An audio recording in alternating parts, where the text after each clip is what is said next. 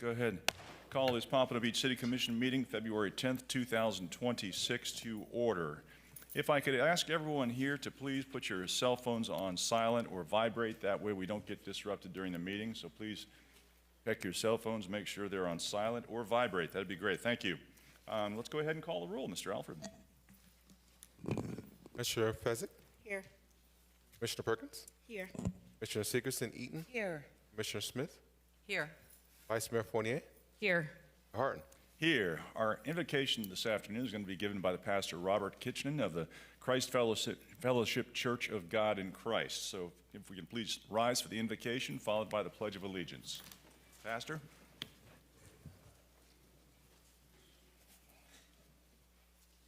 Mayor, Vice Mayors, Commissioners, thank you. Heavenly Father, we come to say thank you for this opportunity to stand before this office of people, this selective group that come to do the business of our city and our citizens. We ask that you would allow peace, that you would allow togetherness, and that you would allow camaraderie to be the order of the day. In Jesus' name we pray. Amen. Amen. Pledge allegiance to the flag of the United States of America and to the republic for which it stands, one nation, under God, indivisible, with liberty and justice for all. Thank you. Let's see, Mr. Harrison, any changes to our agenda this afternoon?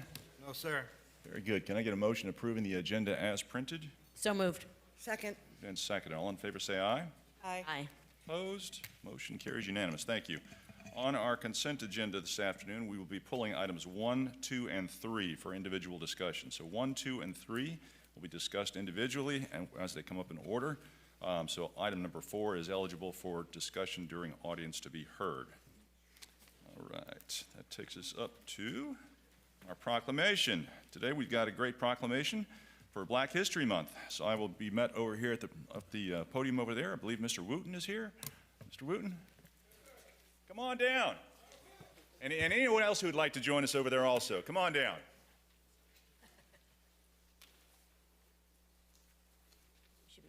You should read it.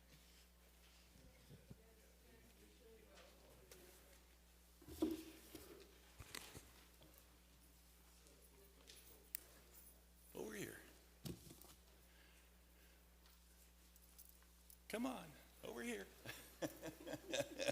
Hey, Pastor.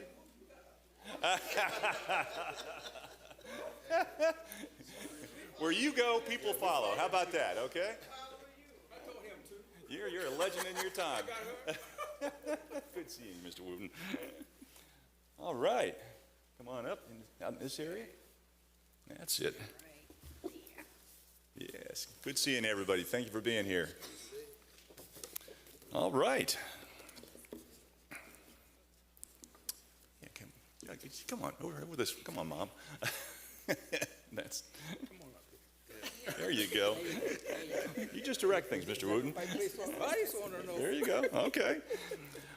Whereas Black History Month is observed annually in February 2026 marks the 100th anniversary of this important national commemoration, providing an opportunity for the city of Pompano Beach to recognize, honor, and celebrate the rich history, culture, and contributions of African Americans to our community, our state, and our nation. And whereas African Americans have played a vital role in shaping the foundation of the United States, often in the face of profound adversity, injustice, and inequality. And whereas the history of Pompano Beach and South Florida is deeply enriched by the achievements, leadership, entrepreneurship, creativity, and civic engagement of African Americans who have strengthened our neighborhoods, institutions, and shared quality of life.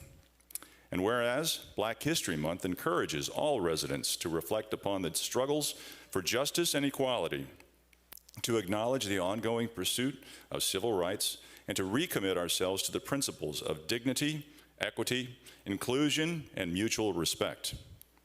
And whereas, by recognizing Black History Month, supports education, understanding, and dialogue across generations and cultures, fostering a more informed, compassionate, and united community. And whereas the City of Pompano Beach is committed to celebrating diversity and advancing opportunities that ensure every resident can thrive and contribute fully to the social, cultural, economic, educational, scientific, military, political, and overall civic life of our city. Now, therefore, I, Rex Harden, Mayor of the City of Pompano Beach, on behalf of the entire City Commission and residents of Pompano Beach, Florida, do hereby proclaim February 2026 as Black History Month in the City of Pompano Beach and encourage all residents, businesses, schools, faith-based organizations, and community groups to observe this month with appropriate programs, activities, and reflections that honor the achievements and continued contributions of African Americans. Done this 10th day of February 2026. Rex Harden, Mayor. Mr. Wooten, on behalf of the entire city, I want to say thank you for all you've done to help our city, our community, and please say a few words. Okay, let me go. Can I leave that? Yeah. He's got to get his notes. No, he's getting his notes.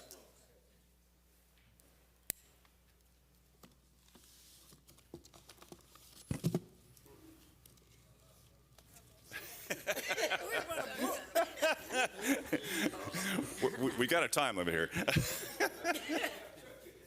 Are you going to pass those out? Well, here, I'll pass them out. You get over here to the microphone.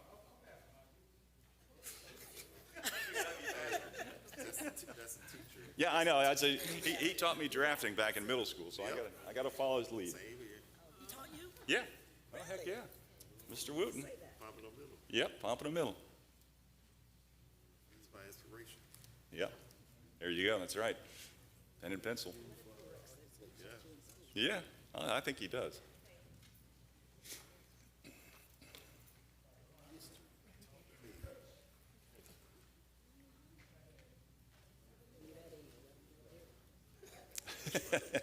That's right. Yep. Everybody won. Thank you.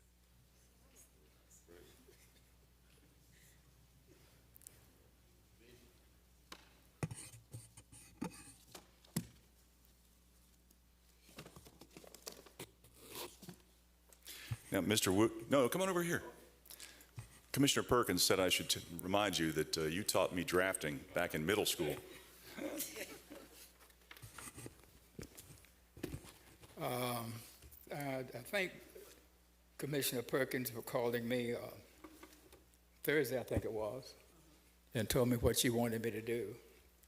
I'm here to ask, inasmuch as this is Black History Month, that I call this to the attention when I discovered it, I guess 2 or 3 years, maybe more than 2 or 3 years ago, in the area that I finished high school. They put a memorial, and it said, Pompano Colored School. I attended that location for 12 years. And I called it to the attention that it should be Blanche Ely General High School. That was also that long. Same teachers, same principal, same students.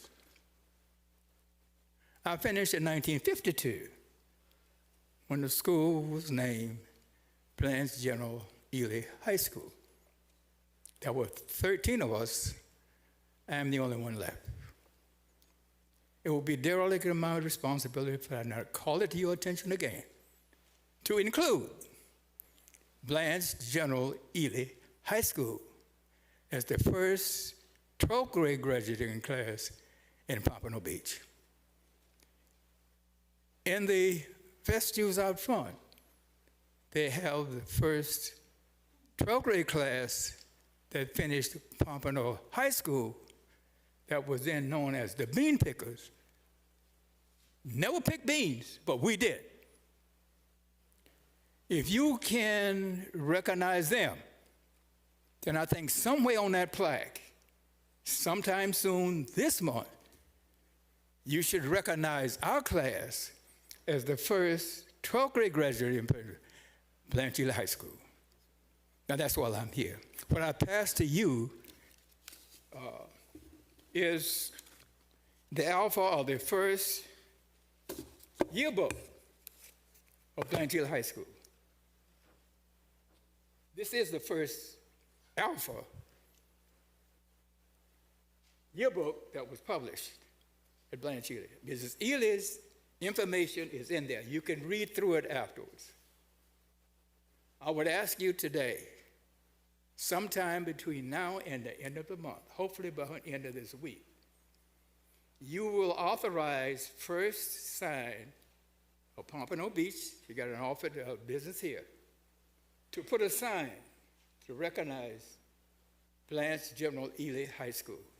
I suggest that you put two signs, one on the west side, one on the east side. That's our dilemma. It's been our dilemma for a long time. I remember the time that we couldn't be caught on this side of the street after 9 o'clock, 6 o'clock. I think we've gotten beyond that. I think we've gotten beyond that. Paul Hunter gave us 15 acres of land for the interment of black people because the diocese said that we could not bury over there anymore. I hope you address that sometime soon. It's in your hands. I might not be here. Another thing that happened to me this year, good and bad, is Thelma. Where is she? Okay, come on up here, honey. Thelma and my sister were classmates. They could not finish school at Blanche Ely, but Pompano High School, they could have gone to Pompano High School, okay, but they could not. They had to go to Dillard High School in Fort Lauderdale, so they had to catch the bus to go to Dillard High School to finish. Annie and my sister, I'm getting all messed up here now. Thelma and my sister went to Bethune-Cookman College. That's where they finished. Thelma and my sister went to Bethune-Cookman College, okay? And Mrs. Ely finished from Florida A&M. That's where I finished from, orange and green. The colors of Blanche Ely is orange and green. I wore this color because hopefully, somehow, those colors will be a part of whatever you decide to do. I spoke with somebody at First Signs, and they said that they could make a sign. And I told them I would pay for it if they make two. I'm asking you to approve it with the approval of somebody from the diocese to go over and look at it to see if it recommends, it follows over your motif of what you have. So that's why I'm here, to receive what you gave me. Hope you receive what I said, what I gave you. In the future, I hope you decide to put that sign over there, if not this week, before the end of February. Also, this is Founders Day for the institution that I attend for church, Bethel AME African American Church. They're having Founders Day in Jacksonville. Richard Allen was the founder. He had to start the church because he was not permitted to kneel at the altar and pray. I do hope sometime, somewhere, we bring the Bible back in our educational system, in our dilemma, because that's the only saving grace we have today. Thank you much. All right, well, you can get the number for them.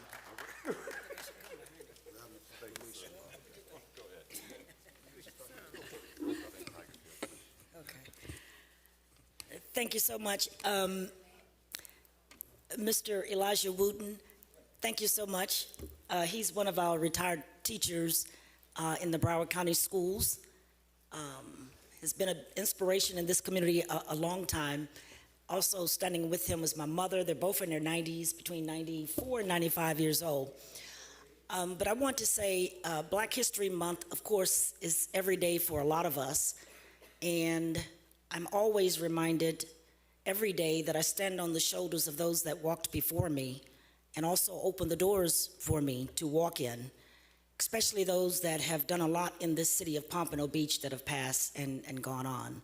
So I would like for everybody to remember that when we're talking about Black history, let's start remembering some of the local people here that did great things in the city before they passed away. But I also want to thank Tigers Trail for carrying the torch and keeping Black history lifted in this great city of Pompano Beach. They're doing a good job, and we'd like for them to continue. The things that Mr.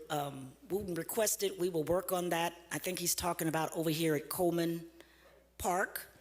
I think the sign says Pompano Beach, I think it says the Colored School, and he wants that changed to Blanche Ely, and we will do that. Okay, and the other two items you mentioned, we will work on that as well as far as Black History. But thank you so much for recognizing Black History Month, and we will continue with the Tigers Trail throughout the end of the month. Thank you.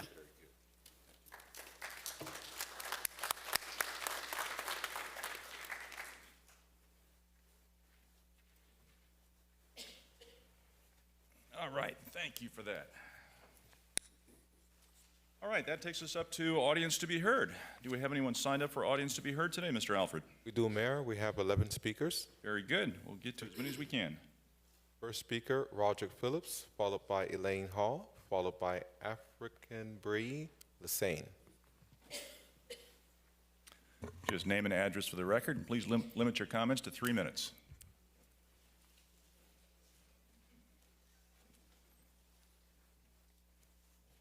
Roderick Phillips, 2620 Northwest 10th Street, Pompano Beach, Florida. District 5, Darlene Smith is my commissioner. I'm here today to remind the commissioner that Tiger Trail is having a cyber security forum at Pompano Beach Activity Center today, not today, on the 12th at 10 a.m. And I'm inviting, or the Tiger Trail Committee is inviting everyone on the dais to attend this cyber security forum. I'm pretty sure BSO probably will be there because it is something for the elderly citizens to know about Scam Likely. How Scam Likely is trying to infiltrate, has infiltrated our cell phones, our homes with all kind of messages to try to take advantage of their finances, take advantage of whatever security they have. Scam Likely has become very, educated, because their technology is way over in another country, and they're able to come here to America and scam our elderly citizens. So we are inviting everyone on the dais to come to a cybersecurity forum Thursday at 10 a.m. And while I'm here, I want to. This morning, I was witnessing the Broward Sheriff Office in action. In front of if insurance, we have a homeless population that comes over there, and Broward Sheriff, they have this core team that comes and see who wants help. And I was able to actually see one of the outreach people and two sheriffs help a homeless person get off the streets. And I was very happy to see that. See, because the Bible says you just help one person. That's all they need to do. If we could do one, if Broward Sheriff Office could do one person a day, or we can help one person a day, then eventually, before we get our $1 billion project going on, we had our homeless situation under control. I want to thank Broward Sheriff Office for what they did this morning. I think it was very commendable. David. Sure. Good afternoon, David Miller, District 5 as well. I just wanted to come up and say publicly that I want to thank you all for coming out on the first day, the ones who was able to make it, of Black History Month. You guys came out as we acknowledged our local businesses and our community servants at the Collier City Trailblazers exhibit. So I appreciate that. There's a whole lot of information. We're up to 60 people in that exhibit. It's going to be a museum soon once we keep going. So thank you all for making it, Mayor, Commissioners. Thank you. Very good. Thank you. Thank you, Tiger Trail, for all the events. Next speaker. Hello, my name's Elaine Hall. I live at 938 Southeast 10th Court, Pompano Beach, Florida. To Mr. Harrison, City Manager, I looked through all the city ordinances and I couldn't find what I was looking for. Since the city is allowing a property owner across from me to build a dock and a boat lift over a city right-of-way, a 10-foot city right-of-way.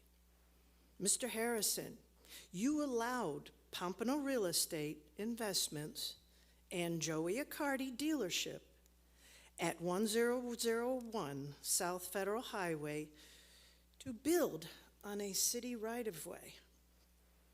Mr. Harrison, I would be grateful if you could ask your staff to help me get information on steps, how to put an ordinance together for all property owners can build on a city right-of-way.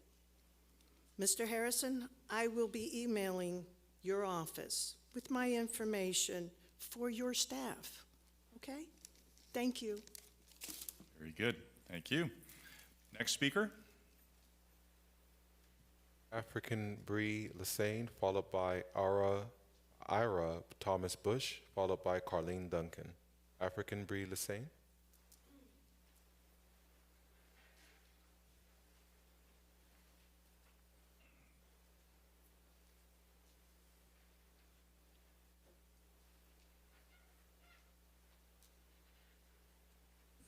Debrisha Lassane, my address is where I stand.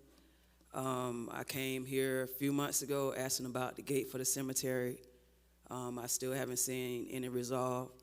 Still haven't been contacted back about anything with it. I know it's contracts that are being thrown away, money being thrown away, but I can't see why we still don't have money for a gate. So I'm hoping today maybe I can get pointed to somebody that got updates. That's the reason I'm here. I can give up my time if somebody ready to answer now, but that's literally what I want, an answer for the gate. Well, Ms. Lassane, I can tell you. You don't have to speak if you don't have the answer for the gate. Is other people up here? Ms. Perkins, you in that district, is there an update on the gate yet? What gate? Excuse me, what gate? The cemetery, Westview Cemetery. Gate that goes around the cemetery? Well, the cemetery have a cemetery board. And I think you would need to speak to the cemetery board. They are aware of the needs of that cemetery. I did have a meeting a few months ago back, and there is a little quarrel between the old board and the new board, and it's always a court situation, so we're waiting on that to be resolved. Right now, we have a board in place, and we can't go over their heads to do what needs to be done at that cemetery. We have to follow the board that's already existing, which there's nothing we can do with that board. If this was an abandoned cemetery, that would be a great answer, but this is a cemetery that we bury people at every weekend. So it's like when we have new construction, we have temporary gates up. I mentioned this last time. We have gates to make sure trash isn't coming to our property. So we got trash coming off a main highway coming to our cemetery. So I'm asking, with y'all resources that y'all already have, can we get a temporary gate until there's a permanent gate? I'm glad you asked that. I've asked the same question because it doesn't look nice when you drive down Copens Road and the cemetery is exposed. I don't know why they move or remove the hedges that were there to cover, but the city can't do anything without the consent of the Westview Cemetery Board. So if the cemetery board asks the city for funding for that fence, maybe the city can help, maybe not, I don't know. But the board has to bring it to the city to say we want fencing there. Because we want a lot of things done there. That's just some of the problems. Right, but this is the same board has been exposed for messing up the money. So it's like, we already said as a community, as a city, that this board isn't effective nor efficient. So we also asked for another response other than that. It's a part of your city, it's a part, all right, if you ran out of answers, it's okay, but all I'm saying is, it shouldn't be going on like this that long. Like the board, whoever took the gate down was wrong. They haven't put it back yet. So what I'm saying is, if you care about every constituent in this city, somebody care about more than their district, we can put up a temporary gate. Right, but you have to understand, there is a board in place, legally in place, and we just can't override that board. Some of those board members are here, and I would suggest you speak to them before you leave. Some of them are here. They always hide. They know they've messed up the But money, they're here, but everybody's very concerned about the cemetery because we all have loved ones there. So at this point, we're just waiting on whatever legally they have going on to be completed before anybody can do anything. So we can't do anything above and beyond the board. All right, so we also need a board for the contracts y'all keep putting out, if that's the case. Because it's a lot of money being moved, and y'all not asking us about it. But now, to get a gate, we got to go through hoops and loops. But when y'all handing out these contracts, it ain't the same type of process. So we see the money being blown, crash and burn budgets. Even the new parks y'all built, we didn't get outlets. We don't have new grills. So the burn budgets are here. We got the money, but y'all spend it the wrong way. It's not directed towards you. It's in your district, but we have other people that should be able to help. Right. Thank you. Okay, and I would love to continue this conversation. Just give me a call. We can talk or email me. Thank you. Very good. Mayor. Vice Mayor. So I actually have a question here that I'd like the city to follow up with. We tend to overregulate everything a homeowner can do, from the height of their fence to their landscaping, their grass, everything. So do we have code in place that dictates a requirement for some kind of fencing at a cemetery? Is that part of our code? Do we? I don't know if you know the answer to that now, but I'd like to look into whether we do have some standards that that would be applied to any cemetery in the city. So, thank you. Very good. Next speaker. Ara Thomas Bush, followed by Carlene Duncan, followed by Deshauna Thomas.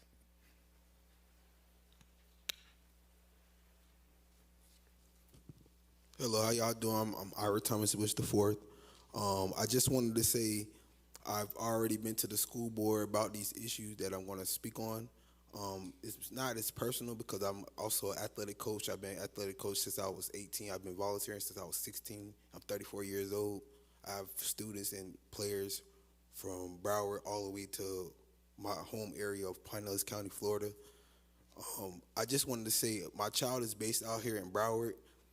This is from personal, but it's an example of why I have community outreach. And I also reached out to someone. I emailed someone in this office or one of y'all, however y'all doing it. Nobody responded back to me about these issues. It was earlier during the summer, right after school ended. My child was probably a year. Someone, I'm not no spiritual, holistic person or nothing like that. I'm a very strong person and speak my mind. I teach my child to do the same thing. This started in the school. There's people who are going through back channels to be associated with me that are trying to be associated with powerful children. I don't agree with how they're being protected. There's a lot of fraud and very weasel-minded police officer and sheriff officers and people that are allowing things to happen that should not happen. And y'all have an opportunity to change that. Y'all have an opportunity to bring people in that already are established in the community like me and other strong men and women. And y'all don't do that. I feel like y'all take y'all time. Y'all do all these things to be in power, and y'all have to figure out how to stop these people and individuals. It's everywhere. It's national news, the pedophilia, and these people that have been propped up for money. And y'all have to figure out how y'all can get in touch base and not allow that stuff to happen anymore. And that's why I came up here to speak on. I have a podcast. I know it's not as big as everybody in the national news, but I speak on this stuff all the time. and I'm going to continue to speak on it. And the people have stopped me from coaching just because I speak like this to my children that I've raised up. I'm here representing Elite Youth Association. There's a lot of people that know, it's the people that's graduating college. There's people that have been the Ivy League, all this throughout this county that I've coached. They know I speak with intelligence, and that's what I'm here to protect my child's intelligence and her intellectual property. And I do not want to, and I don't want to be treated like like I'm not the father, or I can't go in there and speak to my child at school like I was just disrespected a couple months ago at her middle school. Just because I'm not the parent that's watching her, that does not mean I don't have the right to go see her. And I don't want that to be no more issues, because I already reached out to y'all during the summer just in case, and y'all didn't respond. And nobody still, I want people to understand, I don't care. Nobody, my child is brown and black. So nobody who has white skin has the authority over my child to tell me that I can't go in there and speak to her or talk to her. And that's it for me today, and I will be back on the 24th. Thank y'all. Thank you, sir. Next speaker.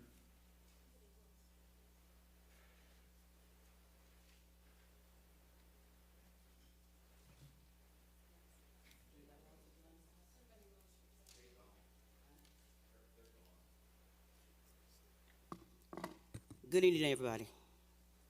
I live in Pompano Beach, Florida. I just want to tell Miss Beverly, happy late birthday. And I want to say, y'all up there is wrong for getting somebody to run against Beverly. Somebody to run against Miss Ellison. Somebody to run against Miss Ellison. Because just like I say, Patricia Williams, she didn't do nothing in Tallahassee. What she gonna do here? All she gonna do is be a house Negro. Next speaker.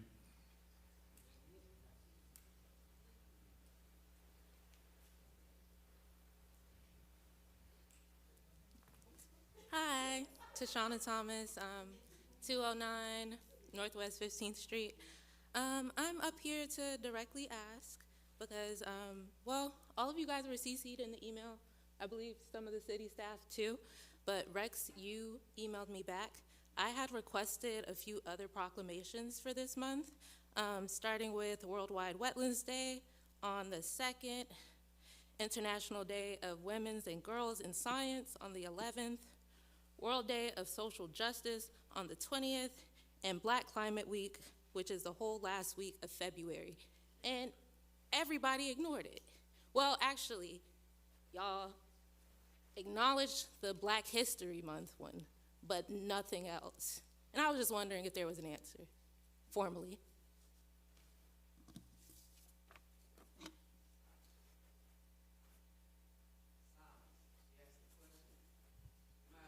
I mean, I'm happy to answer. I don't remember receiving that one, Tashana. I get a lot of your emails. It's okay. I'd just like to say, we have a second email or a second commission meeting coming up towards the end of the month in another 2 weeks.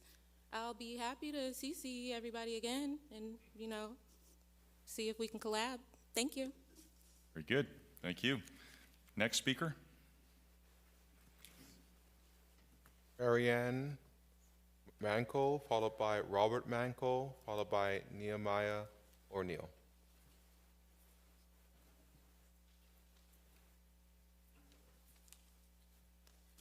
Hello, how are you? Little nervous here, so I'm going to read my notes. I am Marianne Manco. I live at 1830 Northeast 42nd Street. I've lived in this house on the border of Pompano Beach, North Pompano Park for 39 years. And I'm up here to talk about North Pompano Park and the Eagles Football League.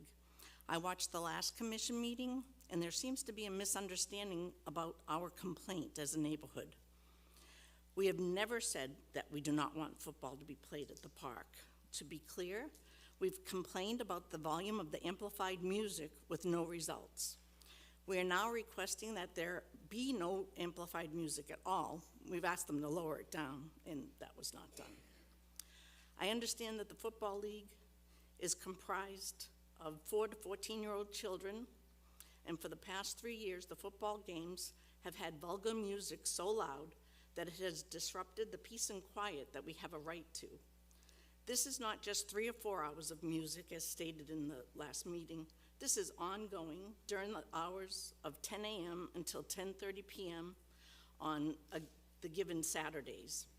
I've measured the decibel levels while the music has been playing, and the World Health Organization has deemed those levels to be unsafe for children's ears. In addition to the music not being safe for the hearing, it has also caused a ripple effect that is detrimental to the children and the community. Some of the ripple effect leads to a party atmosphere that leads us to believe the kids' Little League game is secondary to the following: smoking and marijuana use, along with possible DUIs, tailgating and other social gatherings not related to football, overflow parking into the neighborhood, causing blocked sidewalks and parking on lawns, traffic congestion, speeding cars, etc.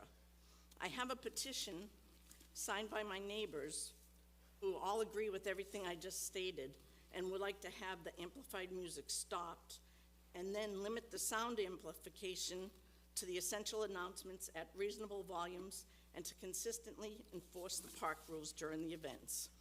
We have heard that other parks the City League are playing have amplified music, and there hasn't been any complaints regarding music there. North Pompano Park is thickly settled and has residential houses that completely surround the park compared to the other parks. We're not a few bad seeds, as implied in the previous commission meeting. We just want our right to have peace and quiet reinstated. We have never complained about the sound of the football game until about 3 years ago, when the rules were loosened due to what we understand is uncompleted renovations to the park. And I hope this clarifies what we're asking for. Thank you very much. Very good, thank you. Appreciate that. Next speaker.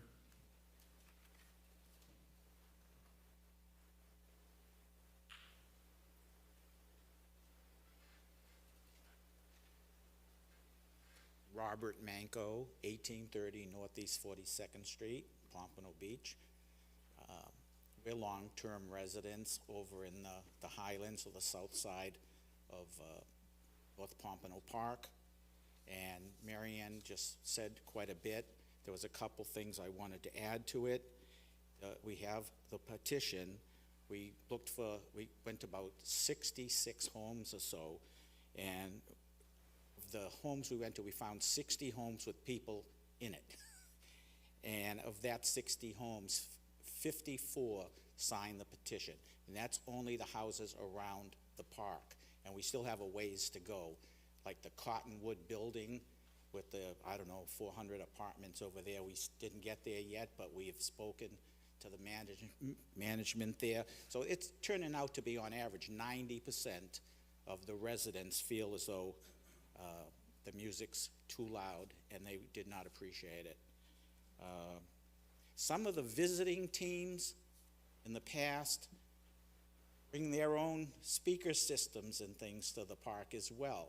So that amplified music even higher. Some might have turned it down, the other ones turned it up. I don't know, but that's just a fact. Let's see.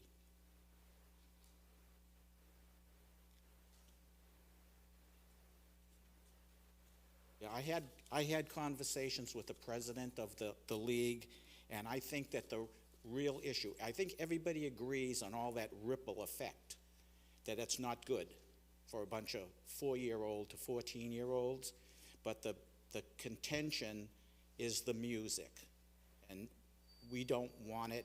The league seems to want to have some music, and it's their football culture that they told me was the reason, but I don't think that the culture is necessarily a reason to be disturbing the entire neighborhood with that very loud music, and we're just opposed to any music at this time. We don't care about public address systems and announcements for the game and all that, but the loud music was just too much, and the neighbors are tired of it.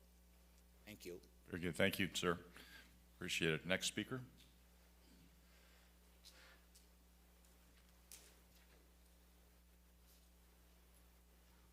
Good afternoon. My name is Nehemiah O'Neill, and my Address is 2621 Northeast 7th Terrace, Pompano Beach, Florida 33064. Okay, I came here on a meeting a couple of weeks ago, maybe, and I have a problem with colorism, okay, and it is Black History Month, but I'm black too, okay? Now, they done kicked me out of that activity center down there because a woman called me a faggot and I called her a bitch. That's the only thing that I ever did down there. And if they sitting there telling lies on me, I want records of it because it's not happening. I'm a nice guy. Everybody knows that I'm a nice guy. And I don't like just being kicked out just for nothing. You know, it's got something to do with my color. Because they don't have a white school over here. They only have a black school, and the people that graduated from there work in the parks, okay? They never seen a white person go to school. Okay, so I need it, man. I need that place because my art is there. I was doing such good art. I was there like over a year, and you know, this is like little by little by little by little, you know, they came up with whatever they came up with, but you know, I'm just like everybody else. You know, I told the lady, I said, apologize for saying it, but you called me that. You know, and that's freedom of speech. Thank you. Very good, thank you. Is Scott Moore, is he here? Scott, oh, there he is. Sir, have you gotten with Scott Moore, sir? Have you gotten with Scott Moore over there at our park? Okay, all right, well, very good. I'd encourage you to get back engaged with him. Next speaker. Frank Russo, followed by Suzanne Leba.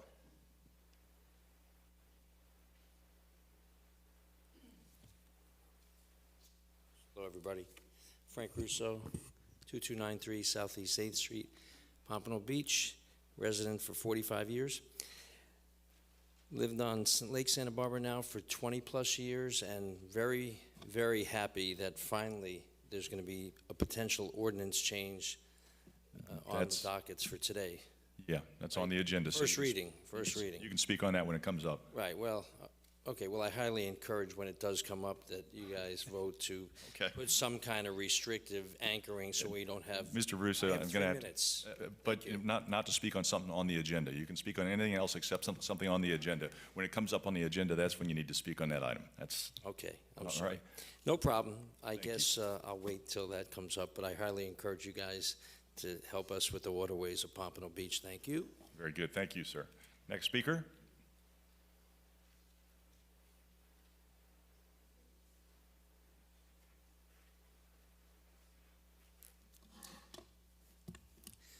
Good afternoon, Mayor and Commissioners. Suzanne LaBelle, I live in Pompano as well.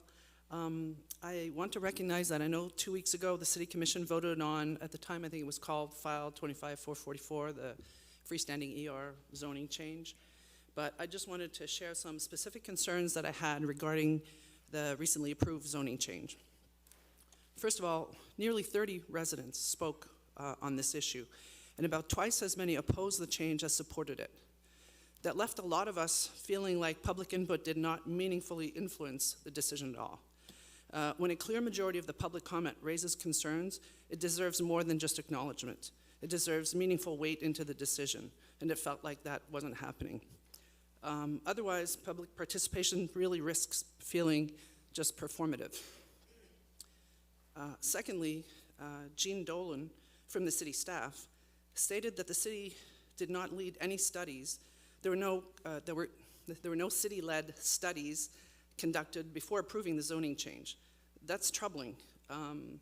Zoning decisions affect safety, land use, and quality of life, and they should be based on objective analysis to ensure those decisions are in the public interest. I'm also concerned that the proposed text didn't come from the city, but rather from an applicant who stands to benefit from it. That raises legitimate concerns about whose interests are being prioritized, residents versus businesses. Third, at the last meeting, again, Ms. Dolan referenced a prior problem involving rehab facilities and fatalities near them and stated that zoning changes were made in response. This raises a serious transparency concern. We should have been informed about these issues beforehand and the resulting zoning actions earlier. I would like clear answers. When was that zoning change enacted? What ordinance authorized it? And what specific circumstances led to it? It was also stated that the 500-foot residential buffer was created for public safety reasons.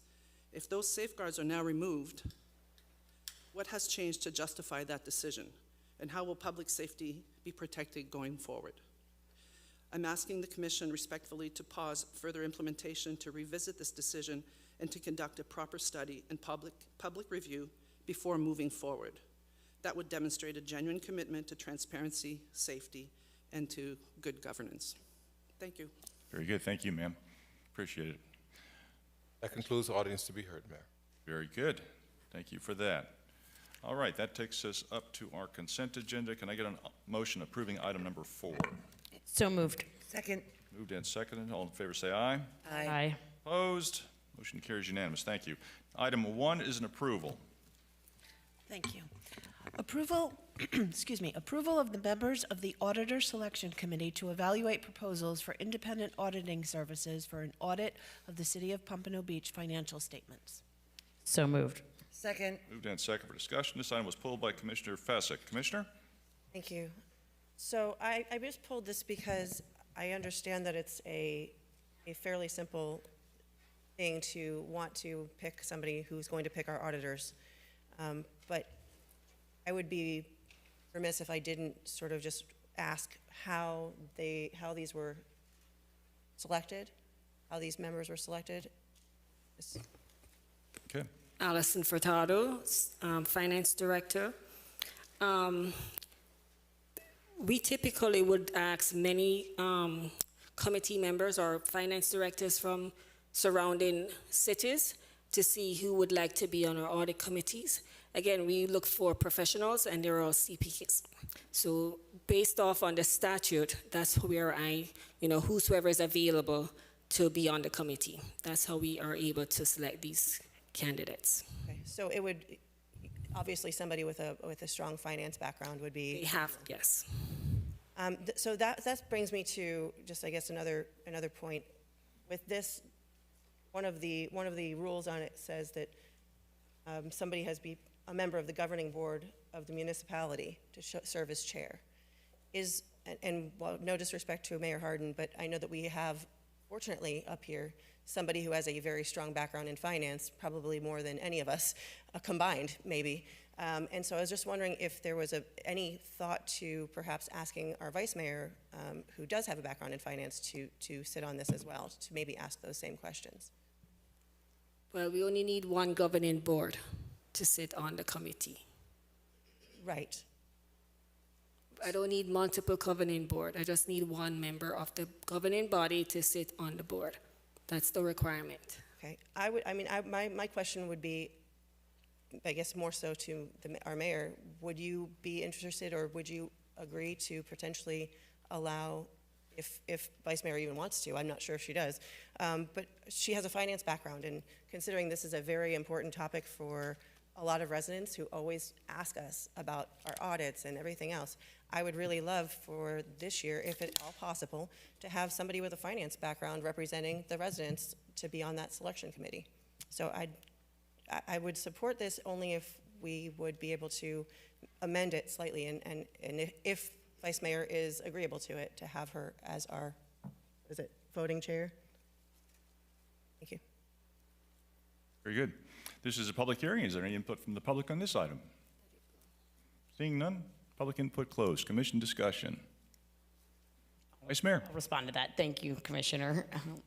I would obviously serve in any capacity I was asked to, and yes, I do have a finance background, as you said, but thank you. Very good. Further commission discussion. Commissioner Fessick. So if you would be interested, then could I make, what would be the process? Should I just make a motion to shift or change this chair to Vice Mayor Hardin? I'm sorry, Vice Mayor Fournier? I'd like to make a motion to amend this, to make have Vice Mayor Fournier serve as the chair. Thank you. Very good. That's a motion. There's been a motion made by Commissioner Fessick to appoint a vice mayor instead of the mayor to the selection committee. Is there a second? Second. Been moved and seconded by Commissioner Perkins. Very good. Discussion on the motion. Let's call the roll. Commissioner Fezzik, Yes. Commissioner Perkins, Yes. Commissioner Sigerson-Eaton, No. Commissioner Smith, No. Vice Mayor Fournier, Yes. Mayor Harden. No. Very good. Commissioner Fezzik, you still have the floor. Thank you. Well, this was actually a thought that I had that I felt very strongly about, because when we go through the rest of this meeting and the rest of this year, as we do all these budget questions and everything else, and we are asked very specific questions about our audit process and how things are done in the city, I would just like to all remember this moment where we had perhaps one of the top brains in our city available and willing to be a member of this audit committee, and some folks decided that that was not worth it to them. So thank you very much. I will not support this moving forward. Very good. Further commission discussion? Seeing none, let's call the roll. Commissioner Fezzik, No. Commissioner Perkins, No. Commissioner Sigerson-Eaton, Yes. Commissioner Smith, Yes. Vice Mayor Fournier, No. Mayor Harden. Yes. Can I say something here? Sure. Regarding the audit committee, members of the dais, this is a very important task. For you having a discrepancy on a governing board member not to be on this committee jeopardize the timing that I have to do our next audit, which this audit is coming up 26. We have all these professionals are from city, they're city governments. We have a very tight line in order to get things done. It's budget season, it's audit season, and the timeline that I have to go and get members to join this committee is not easy. There are at least 29 cities in the Broward County, and for me to get 5 or 6 members to accept the task of being on my audit committee is not that easy. Also, we have to go through an RFP process, which takes at least 45 days for us to get the RFP to return. So I have a very tight timeline in order to get a qualified auditor in here to do our audit for fiscal year 2026. So I would rather you guys to please reconsider this audit committee, because I have to come back to the board in order to select an audit committee. And again, I have a very slim timeline. It's budget, it's audit season.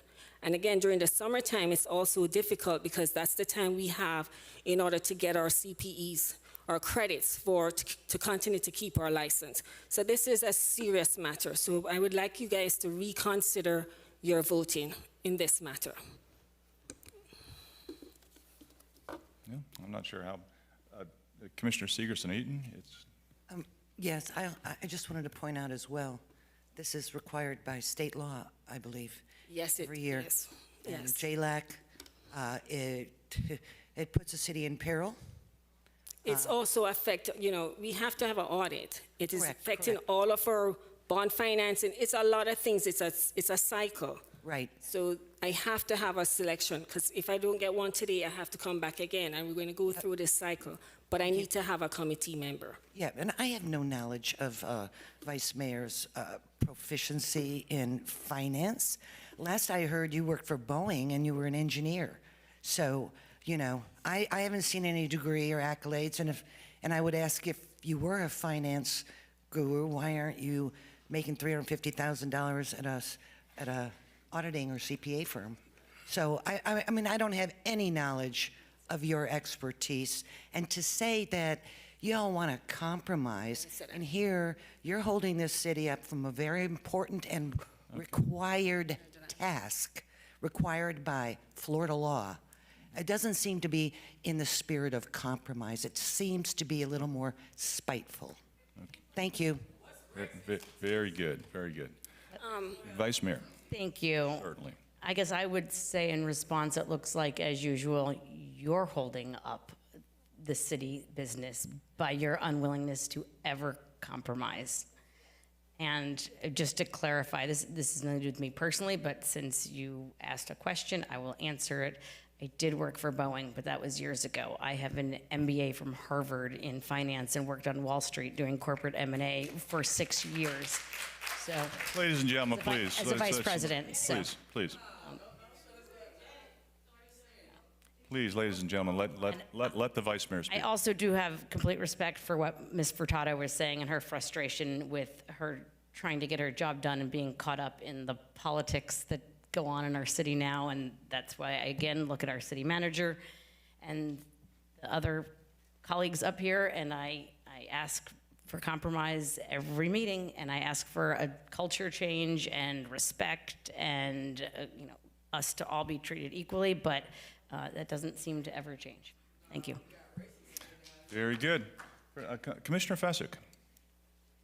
So I would like to just address this. I also, Ms. Furtado, I understand that you have a very difficult job to do, but like you said, it is very difficult for you to find qualified candidates to fill these roles. It's not qualified, it's not difficult, it's timing. It's timing for these professionals to. I'm not finished. Yes, thank you. She was just trying to clarify the Right, position. I can clarify for her. No, she was trying to clarify her position. That's fine. So let's just, maybe we need a manners lesson first about behaving and interruptions. Please stop. Thank you. Management and managing people in general involves putting the right people in the right places to make the right decisions. Mr.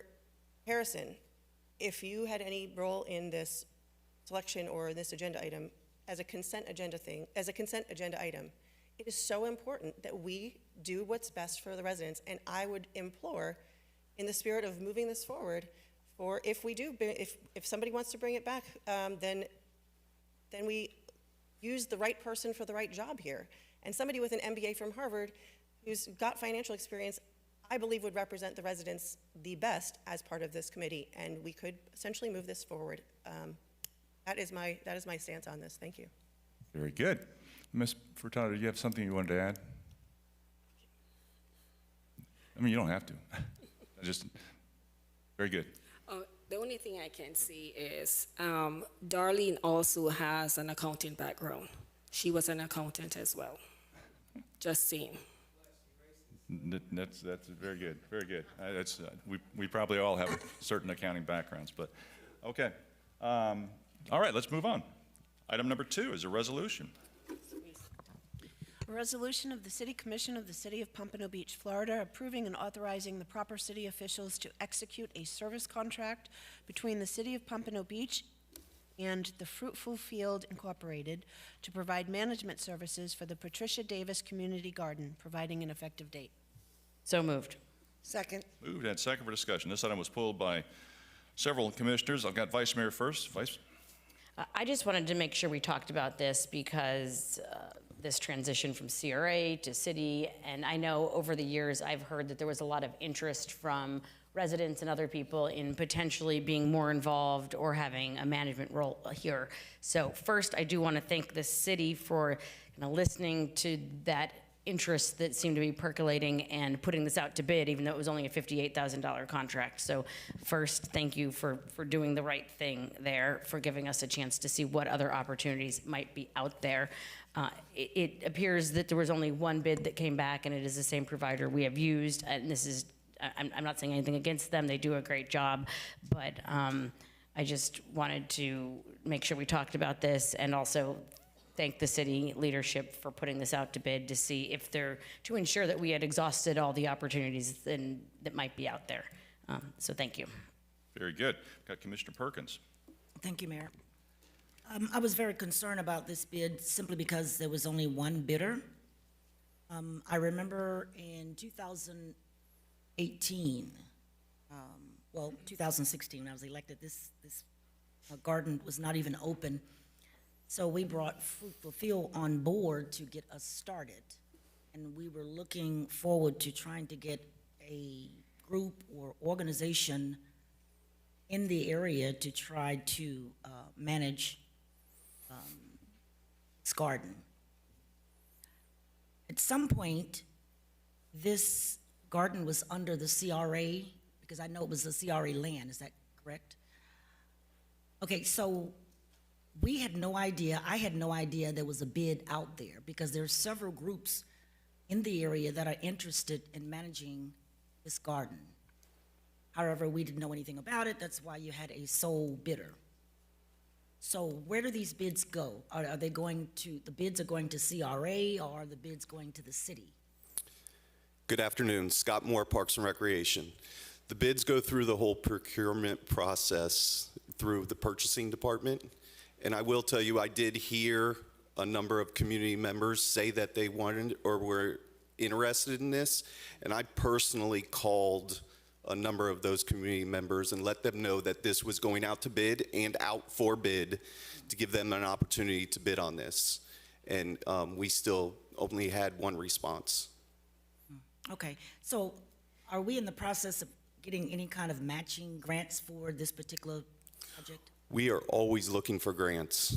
So anytime we can, I don't know of any right now, but we're always looking for grants to do anything at any of our parks or programs. Because I'm concerned about the activities that go on there now. I know about 6 months ago or so, I gave you a list of things that need to be put in place at that particular garden, which was security cameras and the water and all that stuff. I know we had it cleaned up, but I'm still concerned about how we're getting our schools involved in this garden, and I know the seniors are, but how are we getting our schools involved, especially Blanche Ely is right there next to it.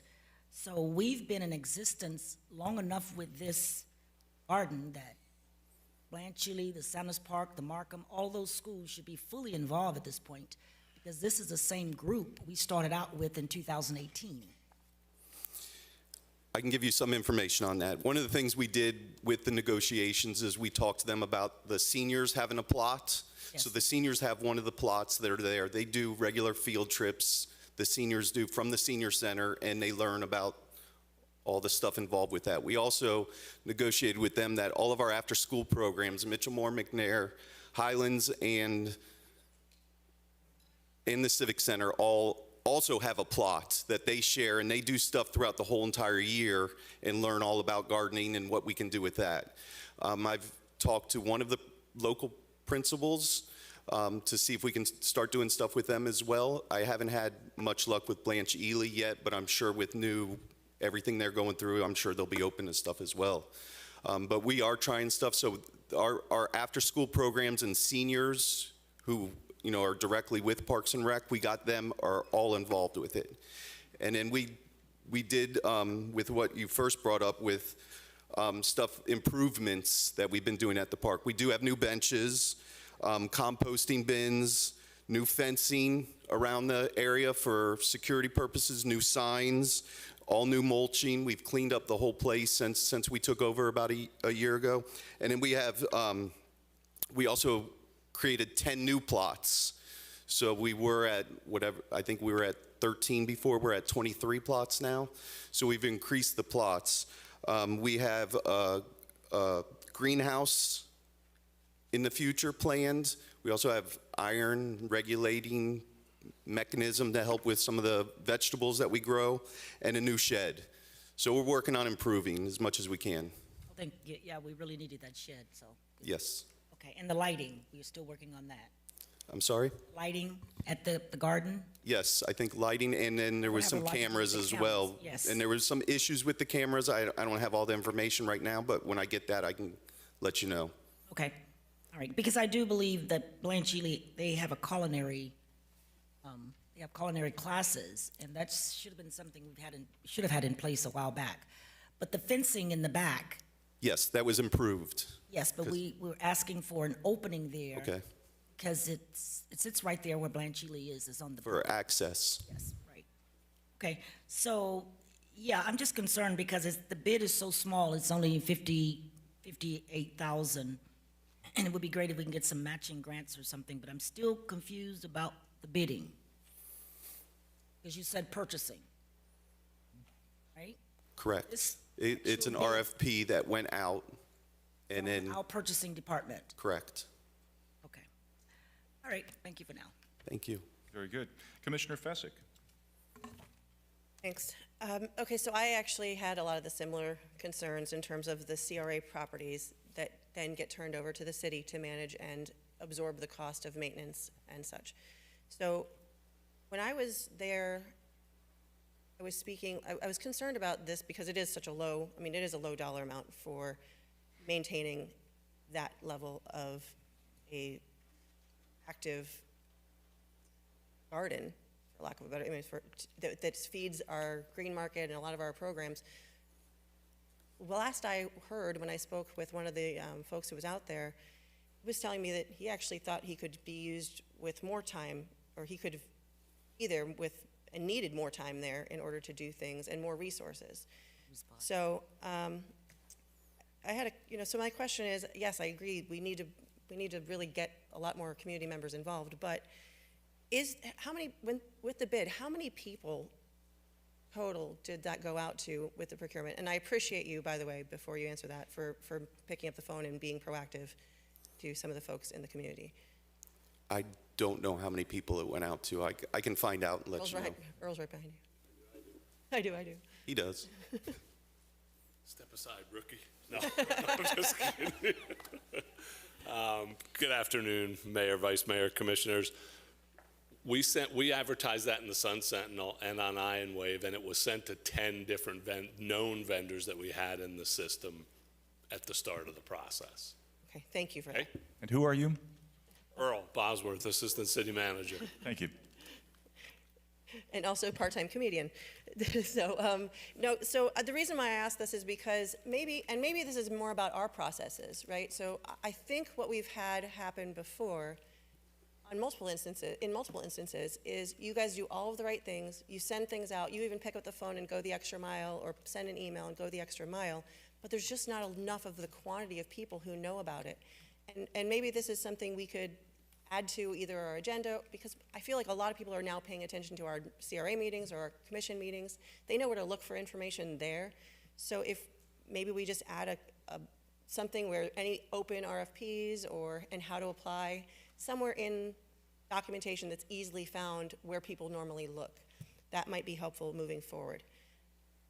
Secondly, I totally respect that this is going to be, we would love to find grants.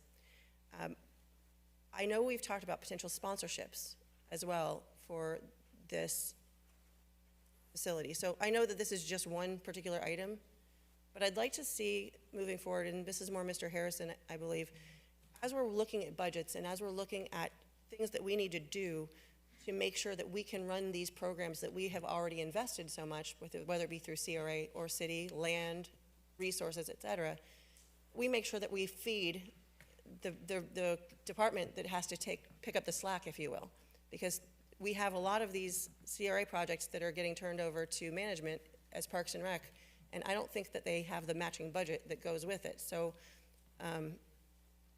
Mr. Moore, you seem that you have to operate at a deficit in most instances, and I'd like to make sure that moving forward, we protect that as these things come across the CRA to city boundary. So are there any opportunities for not just grants, but sponsorship opportunities here where we can not only cover that $58,000, but potentially add any upgrades or anything else we may need? I'm sure I haven't looked into it, so. I'm happy to help you. I'm happy to sit with you because you know that is one of my favorite things, and Earl also knows that I would love to try to find ways that we can work together for the community. This is a great location, by the way, if you've not been. It is a resource that is wonderful. If you go to the green market, you see stuff that has grown there.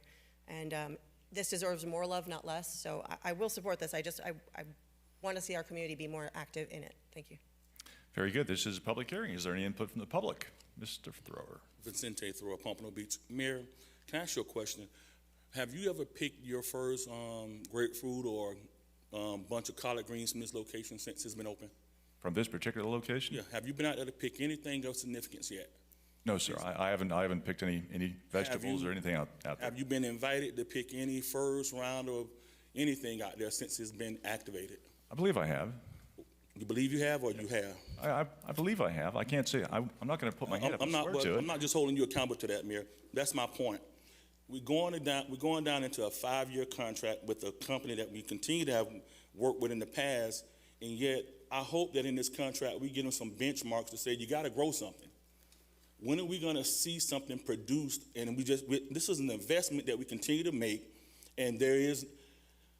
When my grandparents were in their prime, they grew vegetables around their house, and they didn't get paid for that. They did it because it took care of us, just like your parents and everybody else. Why is it taking so long to get this off the ground? And we paying people to do it. It came from the CRA, we paid over there.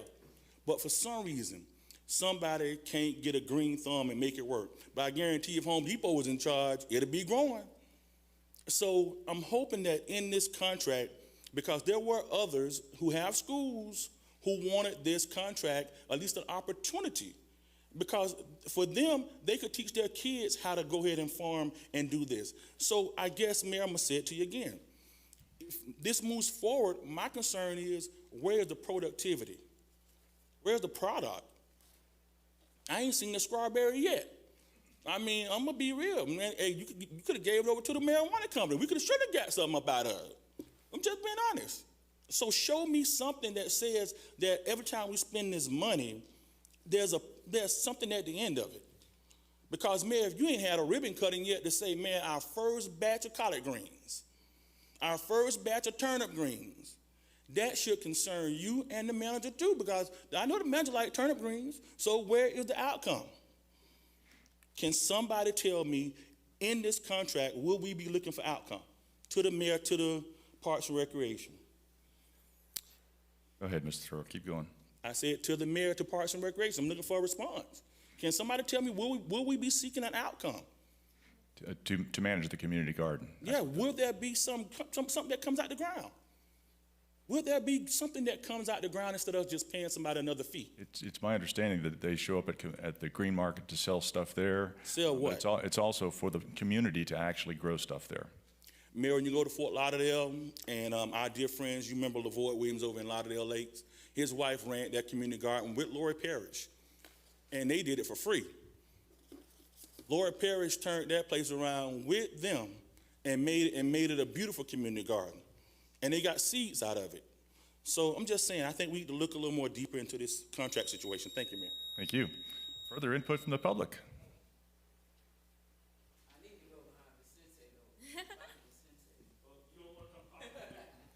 Hi, Tashana Thomas.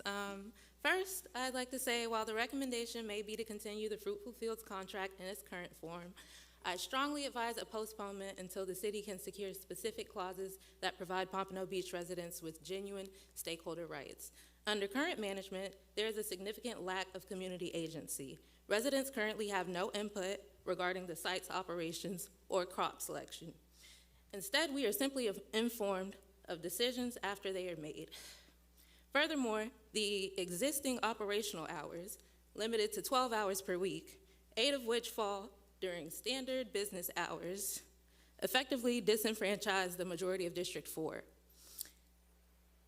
We are also seeing a disconnect in the local engagement. A high percentage of the volunteers reside in neighboring cities. There's a lack of local Pompano employment at the site, and currently parking infrastructure is inadequate for the neighborhood. I urge the city to prioritize a contract that ensures this place is truly accessible, accountable, beneficial to the people of Pompano Beach. Also, I'd like to say that most of the questions that Audrey Fesk was asking should also be directed towards our sustainability coordinator, which we don't have. Thank you. Very good, thank you. Next speaker.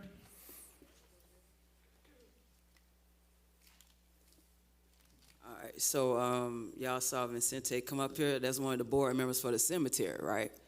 But this is what happens when you give people money under the table. Then in stuff in public, they got to act like they black. So he's trying to act like he's speaking for us, but he's saying what's going on with the productivity, right? But that's the same question we have with the cemetery. So he's projecting that on the garden like he care, but we know he don't care. But what I'm saying to y'all is the same thing he said about the garden. it's the productivity as for the people that we give the contracts to. So don't give Vincente now another contract to represent us, because this is what he gonna do. Come up here and project what he needs to do with the project that he's in charge of. But at the same time, David Miller been running the garden, and it's been going how we need it to go. So I feel like if y'all act like it's something going on with a disconnect, we have the people that's standing up to lead these projects, but y'all overlooking them. So if you got any questions and need any help with the garden, talk to David Miller, not Vincente. Further input from the public. Please come forward. Please come forward. Name and address for the record. David Miller, District 5. Hold on, let me get a second because I hate to put myself out there. But when the CRA was in control of the Patricia Davis Community Garden, Patricia Davis was my friend. Hazel and Bristol, that's my friend. So in honor of the elders, I said, oh, y'all want a garden? Let me see if I can try to get that going, right? So 2018, the inception of it, when it came about, I was site manager to 2020, all right? So during COVID, I done cut my finger, had to use my money, $2,000 to get 7 stitches. Working out there, I found I don't know if I truly want to be a gardener, you know? So, but through that time, we did have programming under the leadership of Chris Reeser and myself. I actually encouraged him to hire a friend of mine who was working at Ely. I don't know if her name want to be mentioned, but she came and we had a program called Grow City Youth. It was a lot of things happening during the time I was there, during my tenure. We grow vegetables, and I personally gave it out to the community and to the senior center. Then it became a thing to sell at the market. Then it became City of Parks and Rec property. So there's a lot of transitions happening. I don't know what's going on with it because, again, back when we was locked down, in COVID, I just saw the change, and I was like, I don't want to wheel wheelbarrows no more. So when new people came, different things started happening. I'm just vouching for myself. And I'm going to say selfishly and personally, if you renew the contract, because I've looked around and I understand that not a lot of people do the garden. Fruitful Field is basically the only ones that do it. Reason why you haven't had no other people stand up for it. And I kind of feel like I failed the community in a sense because I had the opportunity with a nonprofit to bid for it. But again, who wants to do a shovel every day? No, I didn't want to do it. I'm sorry. But I am still there under the banner of arts. So we have benches in there. We have art programs. I bring in the McNair, the Mitchell Moore Center, and we do art on Fridays, okay? So there is some activity happening there. Again, I get such a small stipend, very small stipend to come there and do the works that I do. But I appreciate the garden. I'll end with that. And yeah, don't blame me, but thanks. Very good. Thank you, sir. Further input from the public? Seeing none, public input closed. Commission discussion. Mayor, Commissioner Perkins. I would like to see with the garden more outreach in the community. And something, I remember when the garden first started, I think in 2000, I want to say 18. I think every Saturday we were having like, it was somewhat of a cookout. We would take something from the garden and put on the grill or whatever. I don't know whether that's still taking place, but if we can get like a calendar of events at the garden, what's going to take place? Are they doing anything for Black History Month? Are they doing anything for whatever? We have no idea. Now, I know when Chris was the executive director of the garden, it was totally different. There was more of an outreach, I would say, than now. So what I like to do, I would really like to just table this and sit down and speak with Jamie, who's the executive director, and see what is in place. So in other words, I don't want to continue. I can make it happen real quick because she's here right now, if you'd like to. Oh, yes, come up. Fruitfield, yeah, so they can answer some of your questions regarding programming and all that other stuff that we have going on there. Very good. And there's probably things going on, but I think it's the reach And I've always said there's a different way to reach people, basically in my district, because everybody does not use computers and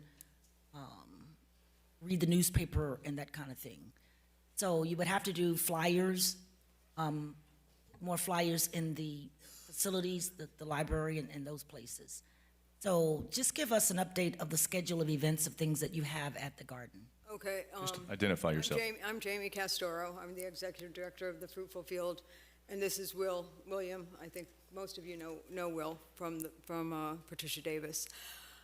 And I'm not a really great public speaker, but I know that we do have a calendar of events.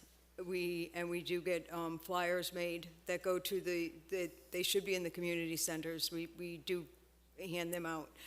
On the first Saturday of the month, we have a tour enticed, where we haven't been cooking as much, but we do, when we get a group of people, which has been very popular, people come and we tour the entire Patricia Davis Garden, and we taste the food. We tell people what the nutritional value is, if it's a medicinal, if some people consider it a medicinal. So it's a very educational tour.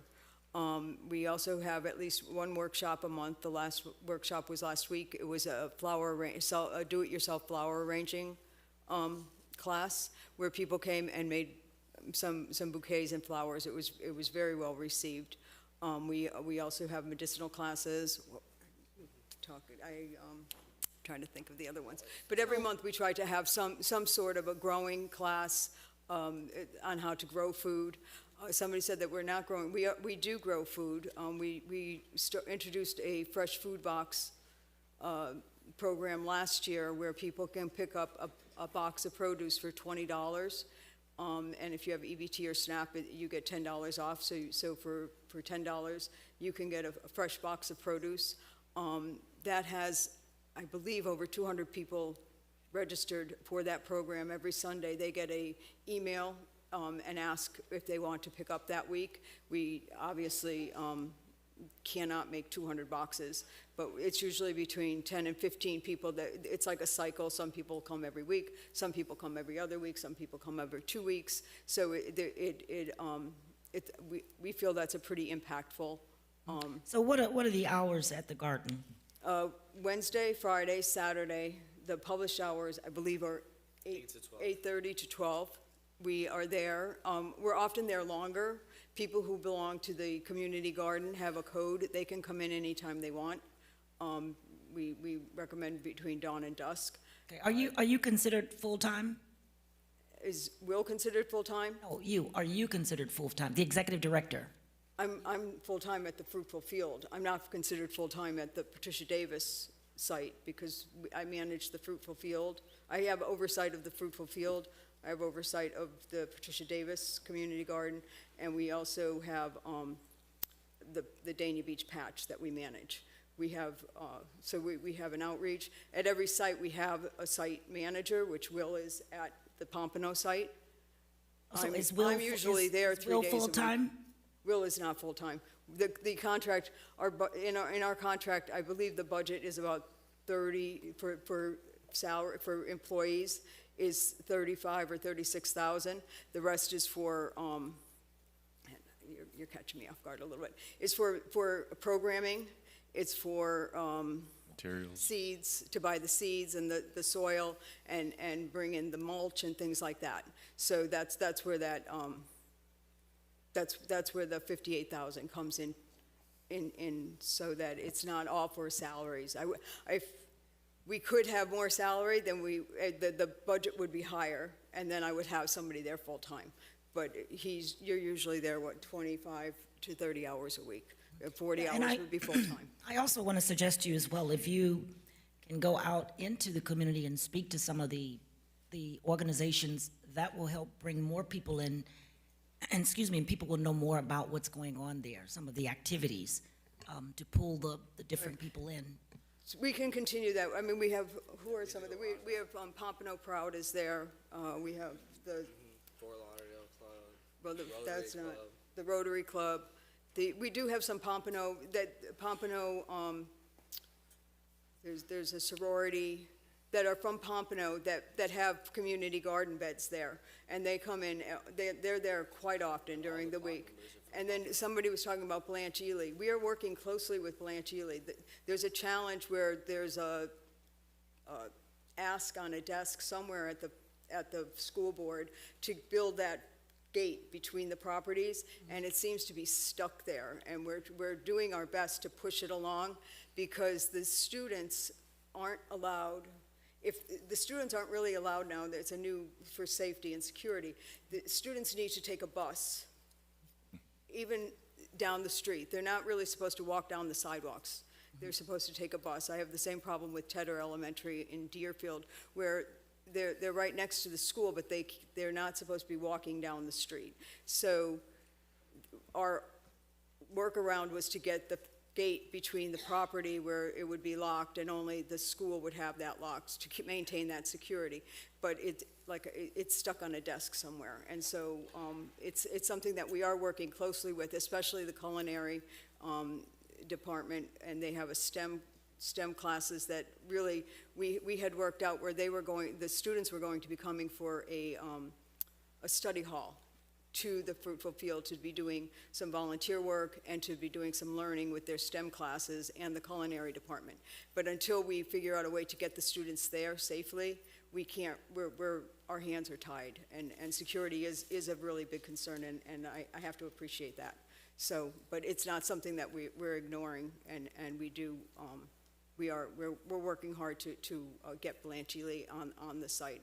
I also work, I don't know if you're familiar with Community-Based Connections, has a health center on the Blanche Ely school site.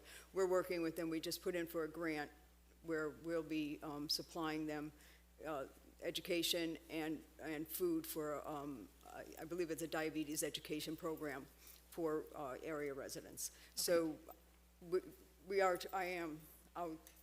maybe I'm not in the same community base, but we are out there actively looking for sponsorships. We're looking for grants, and we always include Patricia Davis when we do a grant ask for in the community with the Community Foundation of Broward or Jim Moran Foundation, the DeLuca Foundation, and we're trying to bring Grove City Youth back as well.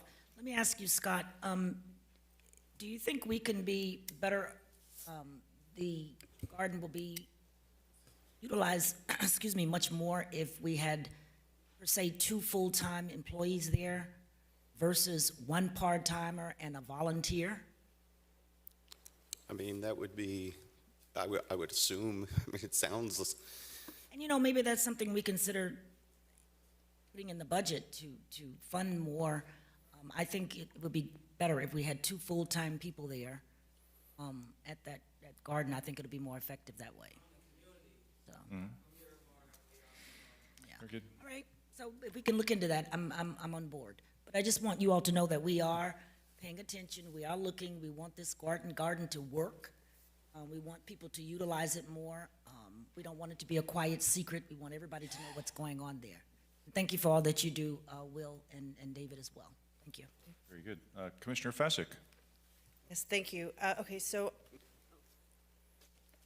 I just thank you for explaining a lot of this. I actually, between what the public has said here and hearing a lot more, I have a few more concerns about maybe how we're managing this. I remember we did this last year, and we sort of it was the 1 year. I think we can do this or have a better plan of how to do this more effectively, and I would also like to potentially table this until we can get with Mr. Moore and see if this is the right fit for what is needed here. I know it's been working, but it's not been working as well as we'd hoped. So I think, one of the things when I was going through the backup, it was on page 69 of the backup, is the amount of money per hour we're paying for the service, and it's not enough time and it's not enough money. And Mr. Miller mentioned, for the small amount of money that you get to do this is some backbreaking work that we're paying $22 an hour, and that doesn't seem very fair when the rest of the funding here, the oversight is getting $28.85, farm manager oversight, again, $28, and the person who's doing the bulk of the work is not getting paid this. When I'm bringing up this hourly rate, it's because for somebody doing backbreaking work in the heat, even if they love it, when you compare it to some of our consultant contracts where they're getting paid $150 or more an hour to sit down and talk to people, I understand they have different skill sets, but right now, people could be working at McDonald's, I think, and probably get that plus benefits and maybe a full-time schedule. So it's going to be hard to get quality people who want to come and participate if we don't treat this the right way and like we do everything else, try to make it the best it can be and really think it through rather than just nickel and dime a contract and continue something. I heard the community. We've been trying to make this work. It's not there yet. I think we can do this better. I would love to have Fruitful Field be a partner of that when we know what we need and how we can do that. So if we can just postpone this until we can get together, and I would absolutely love that. One last thing regarding that postponement is the sponsorships are going to be a big portion of this. And I feel like if this is a community garden that's the city's garden, then we need to be the ones sort of actively managing what that looks like in our community. And the one thing that was a little bit concerning to me was when we were applying for grants, that the Patricia Davis Garden is included in that grant. So I don't know how many other facilities there may be or where else they may be, but if there's grant money coming and the Patricia Davis Garden is part of that grant money ask and win, I'd like to make sure that that money is allocated adequately to being actively redistributed to Patricia Davis Garden itself. So I just would love to table this so we can have that conversation more in depth and make sure we do things the right way. Thank you. Very good. Vice Mayor. Thank you. So first of all, thanks for being here too, to clarify some of that. I hate learning about frustrations with other government entities like this, because I don't know how long it's been sitting on someone's desk, this gate request from Ely, but listening to, I thought that program was working differently. Did not realize there was a bus involved, even though they're adjacent to each other. So put that stuff, This is something put that on us. Put that on us, though, and let us know those things, because we can make calls and we can talk to people to try to make things move in the right direction. So government, sometimes we just can't get out of our own way, but if we know about things, we can try to make things more efficient. So I'm glad we learned about that. And I know that I, for one, will be reaching out to the school board to see what can be done about that. I have spent a decent amount of time at the garden. It's been a while, but Will has given me a tour, and I have residents who have plots over there. And I actually participated in the fresh food box. It was probably last year, maybe 2 years ago. And I stopped participating in it because I couldn't go through all of the fresh food fast enough. It's greens and everything, and my children will only eat so much of that. So the box program is good. I think we suffer from a marketing and outreach problem here. I think the operations of it are good, and I think they're open to feedback and including ideas and open to community input. I just think that we have a little bit of a problem with outreach and making sure people know what's going on, and us in the community giving input as to what they want to see happen there. And that's where I do think that maybe the city needs to play a role in bridging that gap. So maybe someone from Scott's department needs to be more involved in some of the programming there. I'm not telling anyone how to do their jobs. I just feel like we often are too siloed in the world here, and everyone's going about their business doing a good job at it, but no one sees it because there's no collaboration, there's no communication. So I do think that there's a lot of activity out there, but it seems like there are some challenges. So I'm okay supporting this for 1 year while we kind of work through some of these issues, and hopefully we come back in a year and find out, that we are operating better and we hear different feedback from the community. But I think this is the way to bring these issues to light. And that is why I'm appreciative that we put this out to bid and it's on our agenda for us to talk about, because so many things at this dollar amount just get signed off in the dark of night and none of us even know about it. So this is what we're talking about when we say transparency, putting things out to bid, and the importance of that, because it allows us to flesh out the needs of the community and to identify opportunities. So thank you, and I have my email from the weekend about the food box. Maybe I'll sign up for one this week. I don't know. I'll have to ask my kids. Thank you. Very good. Commissioner Smith. I agree. I think we need to move forward for this year and work together in the coming year, and budget's going to start in April. So let's look at how we can increase the budget for this line item, because it seems like there's a lot of great ideas flowing through here tonight. So as the commission, we get to present budget ideas in April. So let's do it, and let's that for the following year. But I think tonight we need to, or this afternoon, we need to go ahead and create the contract so that we can move forward and they have an official contract with the city. Thanks. Very good. Further commission discussion? Seeing none, I've just got a couple of questions. Did we reach out to any schools to see if they wanted to participate out at the garden as far as running the garden?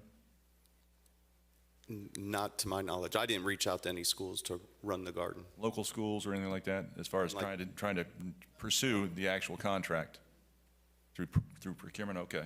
And the hours in the backup, it's specified as 25 per week, correct? Correct. Okay, good. All right, that's it. Thank you. Further commission discussion? Mayor, Commissioner Perkins. I'm going to I'm going to go ahead and vote for this now, knowing that we need to do more marketing and also try to get more funding from the budget and request some grants also for this project. And then we have other businesses in the community that would help sponsor some of the things that are going on there at the garden. So with that, I'm going to go ahead and support it, but I just need you to know we got to do better marketing. If you can give us an update on a regular basis on what is being scheduled, what events or whatever is going on there, so that we can reach out to more people, put it into more churches as well. Thank you. Very good. Vice Mayor. Just quickly to piggyback off of that, I didn't talk about the sponsorship part of it, and I think that is super important. There are a lot of developers making a lot of money in District 4, yes. So maybe the Patricia Davis Garden, sponsored by or in collaboration with someone. So if anyone's listening out there, there's an opportunity. But seriously, we talk about all the time about people making money off our city, and what are they giving back, and how are they participating and helping uplift the community and invest back in the community. Here's an opportunity. Exactly. Thank you for that. Appreciate Very good. Mr. Fessick. Thanks. Yeah, and I will support this. I think it is nice that it is a year and it will be coming back before us. I would like to still make sure that even though I will vote for this, that I still meet with Mr. Moore. And I agree, we need to put together a plan so that next year this can be bigger and better, and we'll have a more community-led program in place for this park. I know I went twice, but I just want to clarify the record. This does not necessarily come back to us in a year, because the city manager can sign a contract without us doing anything at $58,000. Thank you. Well, to clarify. Thank you for clarifying. Very good. Further commission. Oh, wait. Commissioner Perkins.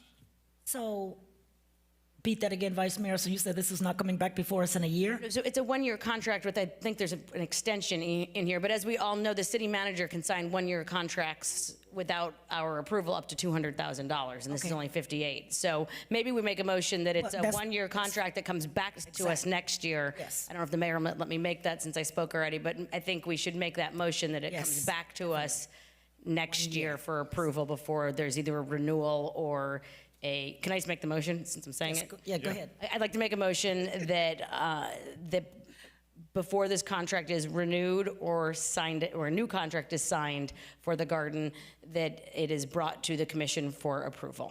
Second. Moved and seconded to bring this contract back before the commission for approval or review. So in 1 year, when this expires, to bring anything back to us, either for renewal or approval of a new contract if there's some other vendor that he's decided to go with. So anything related to the garden in a year, the next contract comes back before this board. Okay, that's the motion. Ms. Lyons, what's before us, though, is a contract for a year plus 4 extensions, I believe, if all terms are met.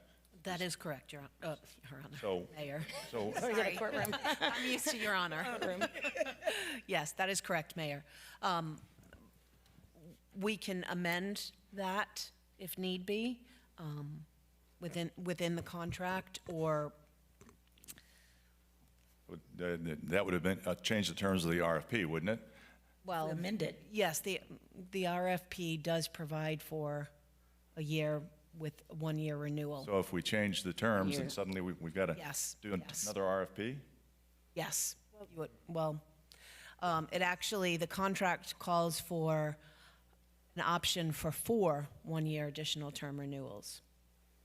I understand that. So if we want to mandate from this body that, okay, it comes back for approval after a year, are we then in violation of what's been agreed to, and do we have to put it out for a new RFP? Well, it reads, then city with city commission approval shall have the option. Do you, That's true. It does. But they bid on it on a certain contract. This is the contract. Right, it would be for this 1-year contract. It could come before the commission for additional approval for 1 year if the motion passes. Okay, and that's not putting in violation of what we currently have. says it? No. Very good, okay, just wanted to clarify that. Very good. Motion on the floor. Second. It's been moved and seconded to bring it back before us for approval. Or any other contract, so related to the community garden. Point is, in a year, if he decides not to extend this for some reason and go with a different vendor, it comes back to us. Exactly. Well, That was part of her motion. okay, sure, that's fine. Okay, been moved and seconded. Yeah, discussion on the motion. This is a public hearing. Is there any input from the public on this item? Seeing none? Public input closed. For the commission discussion. think, Seeing none, let's Mayor, roll on the motion. Mayor, can I make a comment during the public? Sure, if you want to go over there. All right, sure. Just name and address for the record. David Miller, District 5. I'm in full, I want the Fruitful Field to be able to, it's year by year, so yeah, they make the contract right. And I also I was waiting on my chance to say something, but I'm gonna say it now. For Black History Month at the Garden, February 19th, 2:30. Okay. I have a leadership group coming by, and I also invited Rock Road Restoration to come by. So the perfect opportunity for y'all to come see what's happening out there, what they're doing. As a former Fruitful Field employee, I'm now contracted to do little things with them. I just say that my experience, I don't know anybody in Broward County who's better than them. So Patricia Davis Community Garden has gardeners that's better than, you could talk about whatever other city, but they stretch out to those cities as well. So they're managing multiple sites. What Commissioner Perkins said about a full-time position or even 2 people, very smart, because one person out there is not going to take 9,000 square feet and make it something spectacular by itself. Yeah, that's just in their defense. And again, whatever you guys decide, it'll be great, I think. So, yeah. Very good. Further input from the public. Oh, excuse me. What time did you say on February 19th? February 19th, 2:30 p.m. That's coming up really soon. Okay, great. I want to say one last thing. I'm sorry, Mayor. When you guys talking about outreach, the outreach is stellar. I mean, it's in the mail. They got postcards, all kind of stuff. What you guys are dealing with, I'm gonna say this I'm gonna say something that you don't like to hear in the richest way. All right. There's a difference between whites and coloreds. Bottom line, when you use the word residents and locals and they ride by the garden, they looking up, they be like, well, what they doing? They taking over. It'd be a lot of different things happening. But anyway, my constituents, which are the Pompano Proud, Pompano Kiwanis, Senior Citizen Center, I reach out to them. They play a role, but guess what? They call my phone for me to do it, because all of them are elders already. So when you talk about outreach, who are you outreaching to? The community in District 4 is looking like Anyway, I'm gonna leave it with y'all imagination. Thanks. Very good. And give me a call. I'll let you know who the outreach is. Further input from the public, since we reopened public. Sorry. Ann Bosworth, 4015 West Palmyra Drive. I just want to say to anybody who's been out there, it's not the same every day. So sometimes you go and it looks a little puny because things have been picked, things have been harvested. And so part of the education of the community means helping them to understand that this is not just like something you walk into and the whole thing is lush and green and there's carrots and lettuces everywhere all the time. So trying to help help people understand when is a good time to come to really see the fruit of the garden, and fruit in a general term, is really, really important in that outreach, because it's easy to go and especially if it's a dreary day or something like that and people have already picked, or if it's in the middle of the summer and things have dried out, then people don't necessarily see that it's actually a thing. So, thanks. Very good. Further input from the public? Seeing none, public input closed. Final commission discussion on the motion. Commissioner Fesick? Since there was a little bit of confusion related to the contract itself, I just want to make sure that it said under number 5, renewal. In the event that the city determines contractor to be in full compliance with this agreement and contractor's performance thereunder to be satisfactory, then city, with city commission approval, shall have the option to renew this agreement for 4 additional one-year terms. So it's in there. I just want to make sure that that was stated. Right. And clarify with, Tracy. I was trying to find your last name in my head. So, but clarify with Tracy though, just to make sure that is already in there. So we're just asking that the city manager will bring it back to us, or anything else with this property. That is correct, Commissioner. And actually, any amendment, which a term would be an amendment to the contract, has to be adopted the way the initial contract is adopted. So this would be via resolution. Perfect. Thank you. Not back before. Very good. Further commission discussion on the motion. Seeing none, let's call the roll on the motion. Commissioner Fezzik? Yes. Commissioner Perkins? Yes. Commissioner Sigurdsson-Eaton? Yes. Commissioner Smith? Yes. Vice Mayor Fortier? Yes. Mayor Harden? Yes. Now, further discussion on the actual item. Seeing none, let's call the roll. Commissioner Fezzik? Yes. Commissioner Perkins? Yes. Commissioner Sigurdsson-Eaton? Yes. Commissioner Smith? Yes. Vice Mayor Fortier? Yes. Harden? Yes. Item 3 is a resolution.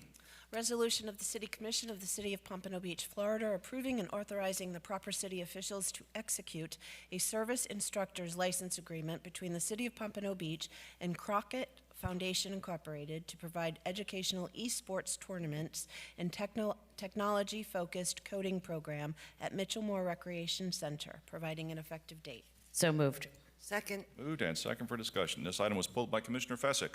Commissioner? Yes, that wasn't me. I was 1 and 2. I pulled it. I'm sorry. Oh, I'm sorry. My apologies. Excuse me. Commissioner Yes, I Perkins. pulled this. Can you explain to us, now this is part of, I guess, my baby, trying to get technology into the community so that our kids will be a little bit more educated about coding and some of the new technology as to how it works. Now, I know there were several people that have applied for this RFP. Am I correct? Good afternoon, Scott Moore, Parks and Recreation. There was 2 responders. Okay. I have the same question with this program as I did with the other one. We have 75,000, which I did speak with Henry Crockett, and I do know they're going to try to get other funding. But of course, with this program to be successful, I know that he does have a full-time staff. But in order for this program to be successful, to help as many kids as we possibly can, we're going to need more than 75,000. So again, we can possibly partner with some of the local businesses and look for other grants so that this program will be very successful starting out. But I think this is great, but can you just introduce to everybody what the program is all about? Yes, the Kroc Foundation is going to run the Tech Rec Center. So if you haven't seen Tech Rec Center, it's a new state-of-the-art building that we built at the old original community center there at Westside Mitchellmore Park. And inside there, it has 18 state-of-the-art computers where the kids will be able to go to learn all the coding and how to do programs. Esports will also be part of it. And one of the things that was very important to us when we did negotiate with the Crockett is that this was about the community, and that we had programs available for the community. And that this was also going to be serving the kids in our after-school program again. So it's not just for everybody out there, but we're really getting into the schools. I believe he already has a relationship with Sanders Park Elementary School, Blanche Ely High School, and a couple of the other local elementary schools to bring stuff in. So again, we really wanted to make sure that our kids that we're with every day, so Mitchellmore, McNair, Highlands, and Civic Center are all going to be participating in after-school and/or summer programs here at the Tech Rec Center. Okay, and I'm glad you explained that. Also, the vision I had for this entire area of West Side, what we call West Side Park back in the day, basically for that area to just be somewhat of a youth development area for our youth. Now, I think the tennis courts, I think I asked them to turn in several tennis courts into pickleball. So we do have the pickleball over there next to this building. And we do have tennis courts that have been newly renovated.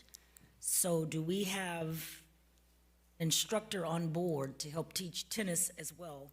Yes, we work with our tennis pro at the tennis center, Eddie Sposa. He has some of his instructors that come over and they offer programs there for the community, and then also the after-school kids at Mitchellmore also get tennis lessons. So we do that as well. Okay, so we will let Pete handle the tennis court portion. Pete will handle, yes. Crockett will handle the coding. Okay. Correct. So, yeah, I'm very pleased with this program. I just think it needs to be a little more funding to reach out a little bit more and have some adults that might want to be interested too, so don't leave us out. Okay, but yeah, I'm very excited about this coding and advancing our students in any way we can, so I strongly support it. We just need a little more funding. Thank you. Very good. This is a public hearing. Is there any input from the public on this item? Please come forward. Just name and address for the record. Shauna Thomas, 209 Northwest 15th Street. I'm so glad that Commissioner Beverly Perkins brought it up, because I feel as though we spend a lot of money on children and our senior community, and I don't hate anybody for that. I feel as though everybody should always have activities, but I think as I stand here as like one of the few people younger than 30 in the room, there doesn't ever really be any much appeal or thought to what we would like.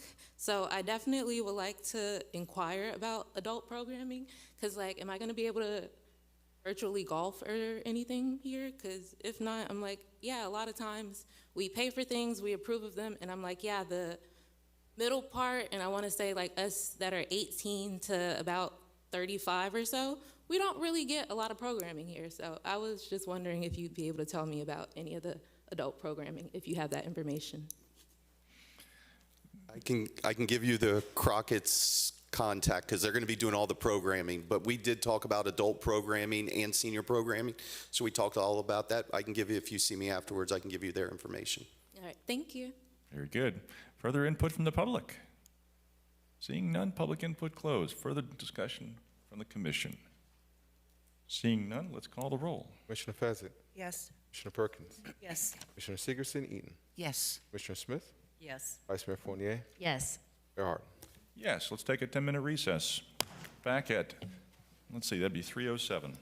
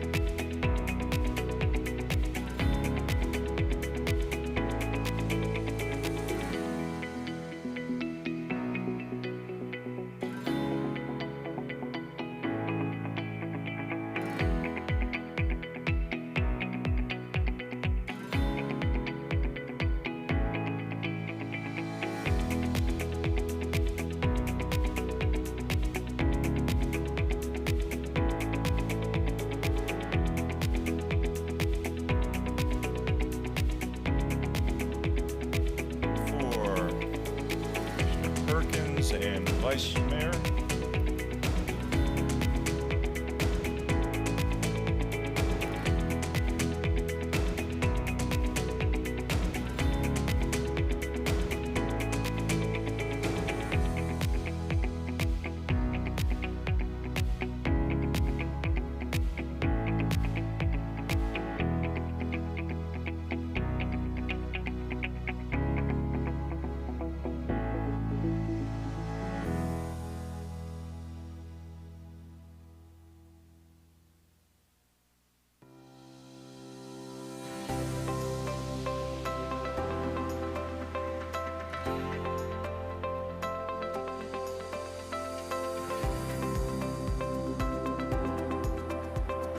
Call this meeting back to order. Pompano Beach City Commission, February 10th, 2026. Takes us up to our regular agenda. Item number 5 is an approval. Approving and authorizing the award of ITB 25-067 for Herb Skolnick Center addition to the lowest responsible bidder, Waypoint Contracting, Inc., in the amount of $939,530, and authorizing the proper city officials to execute the contract as provided in ITB 25-067. So moved. Second. Moved and second for discussion. Good afternoon. Dr. Good. Mayor, Vice Mayor, Commissioners, Tammy Good, CIP Manager. This item is to approve and authorize the award of the invitation to bid for the addition. This is a 2,000 square foot addition, basically an open space that'll be added on to the Skolnick Center to facilitate additional programs and activities at this location. If I'm correct, I believe this is the busiest community center in the city, so it's certainly warranted. We've checked references, and we recommend awarding to the lowest responsive and responsible bidder, Waypoint Contracting. And that concludes my comments. Very good. Thank you for that. This is a public hearing. Is there any input from the public on this item? Please come forward. Just name and address for the record.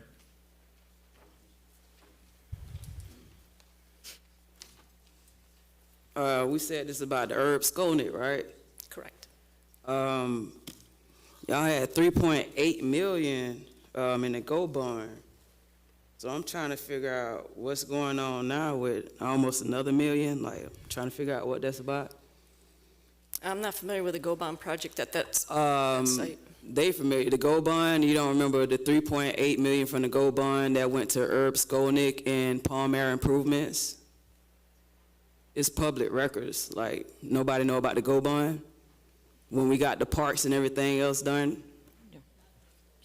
No one knows about the Go Bond? Yes, we do, but it's not for the Skolnick Center. Yeah. Okay, it was for the Skolnick Center.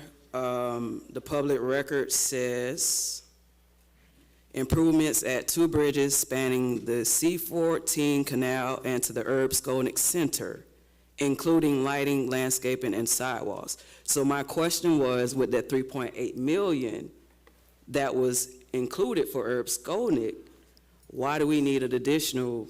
Those were for bridges. That's different than what. Okay, but the bridges had a comma. I can read. Yeah, Ms. Lassane, I Okay, so like I said, at the end of the day, the question was, why are we still adding more money when we just added 3.8 over there? And what I'm saying is, certain districts are being overfunded when certain districts are being left behind. And all I'm saying is, we have these meetings and we see how much money is being spent in each district. We just said that we didn't have enough money for a garden. We don't have enough money for a gate for a cemetery. But we're going to keep feeding to Herb Skolnick, which is a private community at this point, with city dollars.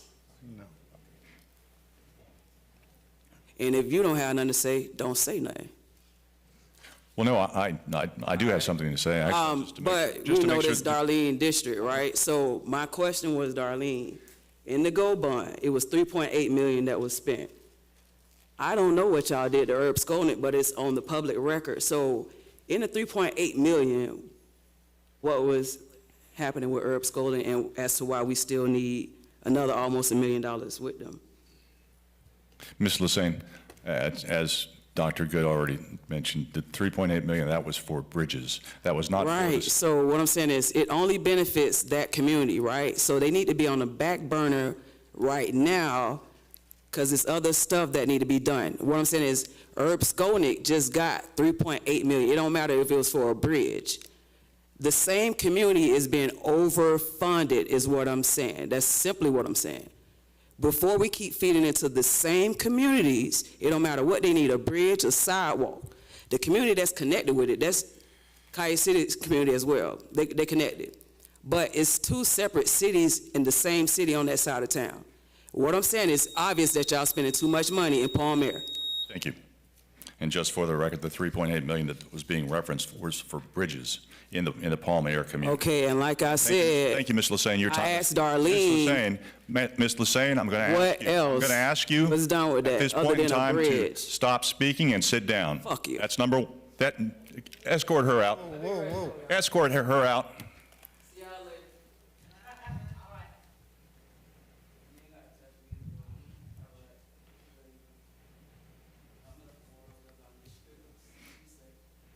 Thank you. Further input from the public? Seeing none, public input closed. Commission discussion. Mayor. Commissioner Perkins. Excuse me, thank you, Mayor. I remember this project being on, well, something about the addition for the Skolnick Center, I guess about a year, maybe less ago. Is this the same project, or is this a new second project? Because I remember something being on the agenda about an addition to the Skolnick building, and that was, I would say, the early part of last year. It may have been when I brought before the design contract, perhaps. I don't recall. Okay. But this has been budgeted, and it's been under design, and I believe on the books for at least a year and a half, so. Okay, so this is the first project of an addition since the building was built? Yes, ma'am. Okay, that's my question. Okay, so we're building a 2,000 square feet meeting room. Correct. Okay. All right, so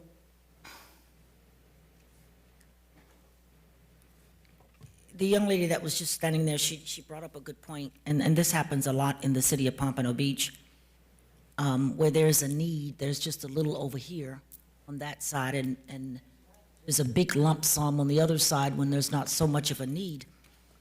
I remember saying to the city manager, when he asked what did I want in the district, and I said, well, we would love to have a top-of-the-line, state-of-the-art senior activity center. Remember that? And no problem. It was built, but it's certainly not state-of-the-art. And it's certainly not top-of-the-line. And the senior center is there, and I'm told that we could do an addition onto the senior center, which everybody is still too small. When it was completed, it was too small. And there are a lot of issues going on over there, and it's somewhat fairly a new building. So I understand that there's funding put aside to expand the senior activity center, but those funds are budgeted for 2027, is that correct? I believe so. Okay. So my point is, but this project here, I'd like to see us do the same thing with the senior activity center that we're doing here. Because when it comes to things, of course, in the Northwest, there's a delay, there's not enough funding, it just doesn't move fast. And then when it's completed, it's not done correctly. Well, we can certainly put it in the CIP, and if everyone votes to approve, then we'll move forward with it. Okay, all right. Thank you. I just want to bring that to the attention for the addition for this building. Now, you said it was most utilized, and I know the E.Pat Larkin Center is utilized a lot. And I think what we're putting in the budget, well, I'll just wait. Yeah, what we're putting in the budget for the this coming year is for the Senior Activity Center to have activities during the weekend or whatever, which was supposed to be there from the beginning. Of course, we were sidetracked again. Just wanted to bring that to your attention so that you know when this comes up for Senior Center, we wanted to push right along like this is going as well. Noted. Thank you. Very good. Further commission discussion? Vice Mayor. I just have a quick question. Dr. Good, do you know offhand how much was budgeted for this addition? We did budget less than what is here. I believe it was 700,000, somewhere in that range. So we were under budget.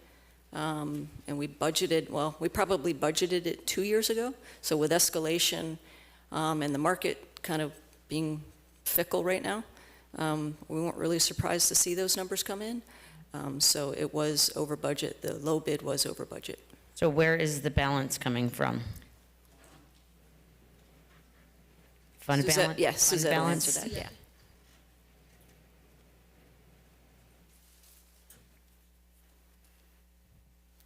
Suzette Sybil, Assistant City Manager. I believe funds were taken from Working Capital Reserve in Fund 302. So when the CIP is prepared, there's usually a line item called Working Capital Reserve. So I believe that's where the bulk of shortage came from. I think some dollars were also taken from maybe another project.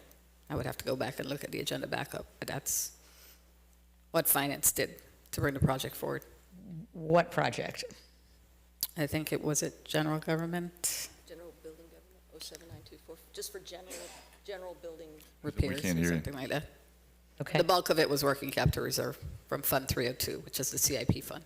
Okay, so this came in 20 to 30% over budget, which didn't surprise you because things cost more than we budget for when we budgeted years ago, and then we bid things out in the future with. You never know. Yep, I mean. Okay, just wanted to get on record that things cost more than we budget for at times, and we find the money for it. Thank you. Very good. For the Commissioner Fessick. Thank you. You mentioned that we had a design. Do you remember offhand how much the cost for design was, or roughly? I think it was right around 100,000. It was by DK Architects. Okay. So they're a very small firm, so it was much less than if we would have hired a much larger firm. Okay. And then,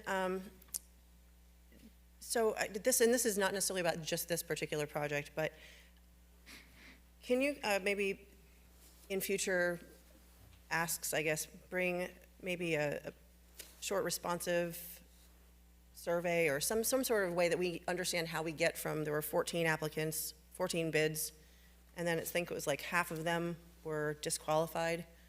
So just so we can see like the visual of how we get from 14 down to one recommended, not just based on, lowest bidder, but lowest qualified bidder. Sure, so if you look in page 2 of the bid tabulation, Right. there were 6 bidders that were deemed non-responsible because they didn't list the qualifications to meet the criteria of the bid package, and they were deemed non-responsible by the purchasing director. Okay, and that was just done within a time frame, or they didn't respond within a time frame, or they didn't respond that They didn't submit the information on their bid when they submitted the bid. Okay. And did they ever have time to cure that, or no? It was just automatically? I believe that the purchasing director automatically deemed them non-responsible.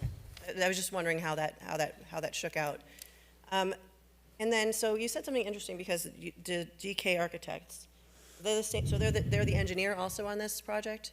No, they're the architect. They hired all of the sub-design consultants under them and under that total amount that I indicated. Okay. I don't recall. I can get that information No, to I'm you. I think it was somewhere around there.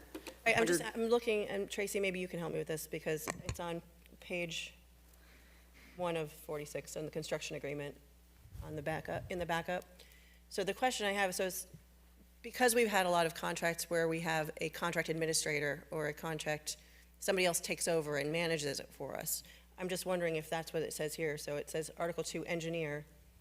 The project has been designed by Design Collaborative Architects Planners Incorporated, hereinafter called Engineer, and who is to act as owner's representative, assume all duties and responsibilities, and have the rights and authority assigned to Engineer in the contract documents in connection with the completion of work. So are they going to be managing the? No. They're only going to be managing it from the reviewing the shop drawings and certifying the project at the end when it's completed, but we'll manage it in-house, all of the construction Okay. activities. So they will have limited oversight, just so that they can certify the project to ensure that it meets the design criteria. And do we have, obviously this is a small firm, have we done a lot of work with this other engineer? We hire them for smaller projects, and that's kind of in their wheelhouse. And they're not really capable or don't have the resources to do and take on larger design projects. So we have various firms that we seek out based on the project size and complexity. And they are indeed a smaller firm. Okay. And yes, we've used it before. Let me just check one more thing before I.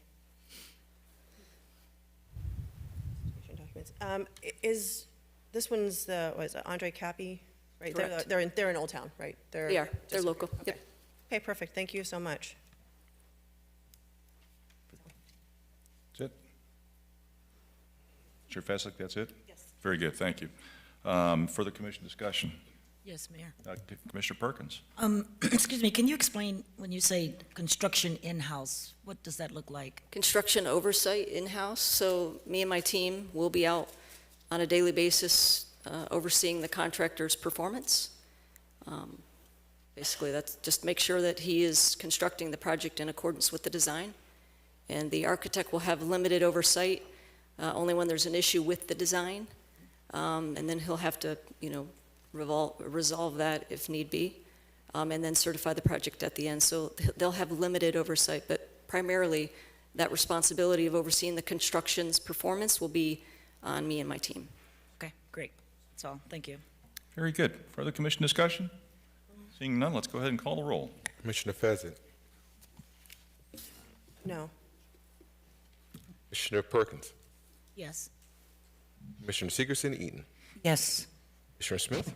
Yes. Vice Mayor Fournier. Yes. Mayor Hart. Yes. Item 6 is a resolution. A resolution of the City Commission of the City of Pompano Beach, Florida, approving and authorizing the proper city officials to execute work authorization number 28 between the City of Pompano Beach and Carullo Engineers Incorporated to update and calibrate the city's wastewater collection system hydraulic model and master plan pursuant to the agreement for continuing engineering services in the amount of $486,922, providing for an effective date. So moved. Second. Moved and second for discussion. Good afternoon, Ms. Mohammed. Good afternoon, Renuka Mohammed, Utilities Director for the City of Pompano Beach. The item before you is a request to approve work authorization number 28 with Carullo Engineers, Inc. for the update of the city's wastewater hydraulic model and master plan under continuing consulting services contract approved under Ordinance 2021-39.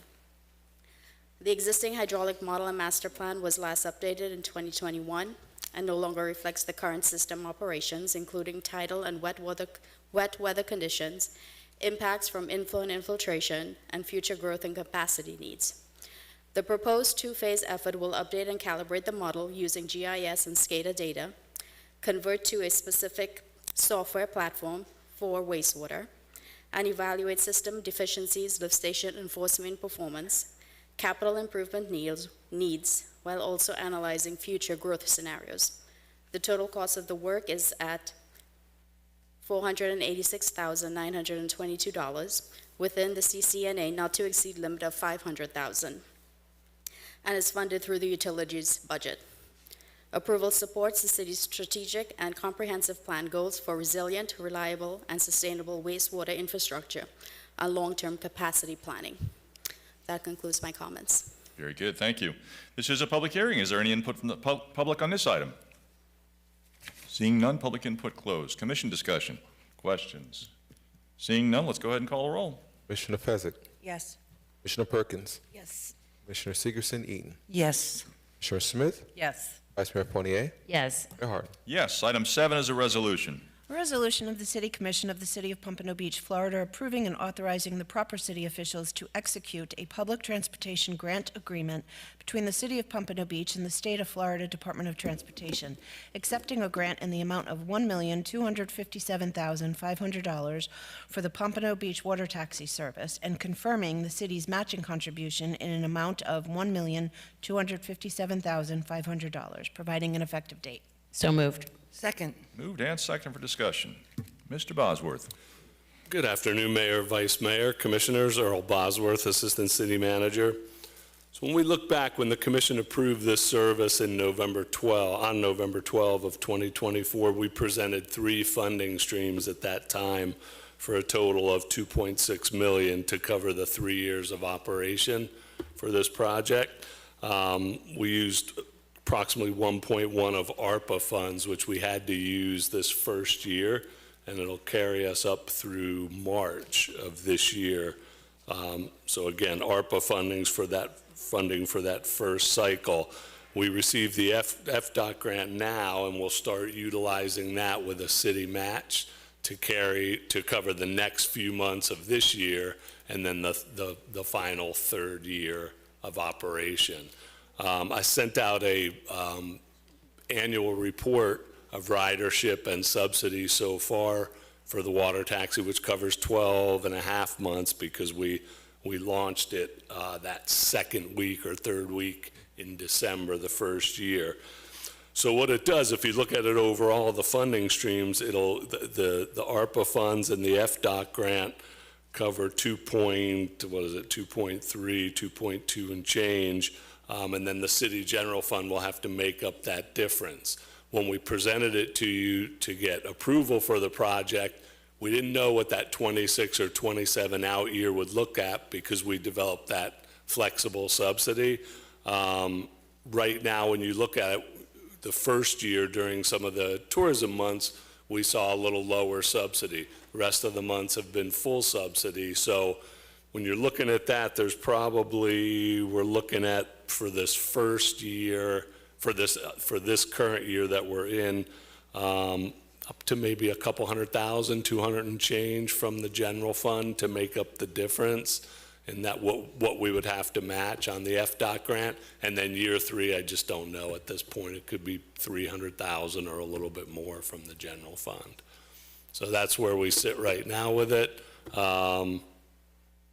Here for any questions, but again, it was a big component for us to get it. The timing, I wish would have worked a little better, where we could have started the clock on both the grant and the ARPA funds at the same time, but we couldn't because of deadlines on the ARPA funds. So, here for any questions. Very good. Thank you for that. This is a public hearing. Is there any input from the public on this item? Anyone? Public input closed. Commission discussion, questions, concerns. Vice Mayor. Thank you. I asked for an update on ridership and everything, and I saw it come through this morning, but I didn't have a chance to look at it before the meeting, so I don't know exactly what that shows. Obviously, the water taxi has done well here. It's very busy, but these are the type of things that make me nervous when I start thinking about what's going on in Tallahassee in terms of any risk to property tax going forward and any pressure on the general fund. So I'm going to support this, but I think it's important for all of us to just keep in mind that this is general. Some of this is general fund money, and if something happens to impact our ability to levy taxes or increased homestead exemptions, we're going to have to find opportunities, and these are some of the places we'd have to look, sadly. Thank you. Very good. Further commission discussion? Seeing none, let's go ahead and call the roll. Commissioner Fezzik? Yes. Commissioner Perkins? Yes. Commissioner Seeger, City Eden? Yes. Commissioner Smith? Yes. Vice Mayor Fournier? Yes. Harden? Yes. Item 8 is the second reading of an ordinance. An ordinance of the City Commission of the City of Pompano Beach, Florida, amending Chapter 90, Animals, by amending Section 90.39, Retail Sales of dogs and cats, to provide additional restrictions for the retail sale of dogs and cats within the city, providing for severability, providing an effective date. So moved. Second. Moved and second for discussion. Mr. McCon. Good afternoon, Mayor, Commission. Rob McCon, Public Works Director. During the first reading of this ordinance, there was discussion regarding the amount of time that the pet stores had to come into compliance with the ordinance. It was initially proposed at 180 days. That was changed to 90 days. That was the only change that was made to the ordinance. That concludes my comments subject to what you have to say. Thank you. Good. Thank you for that. This is a public hearing. Is there any input from the public on this item? Please come forward. Just name and address for the record.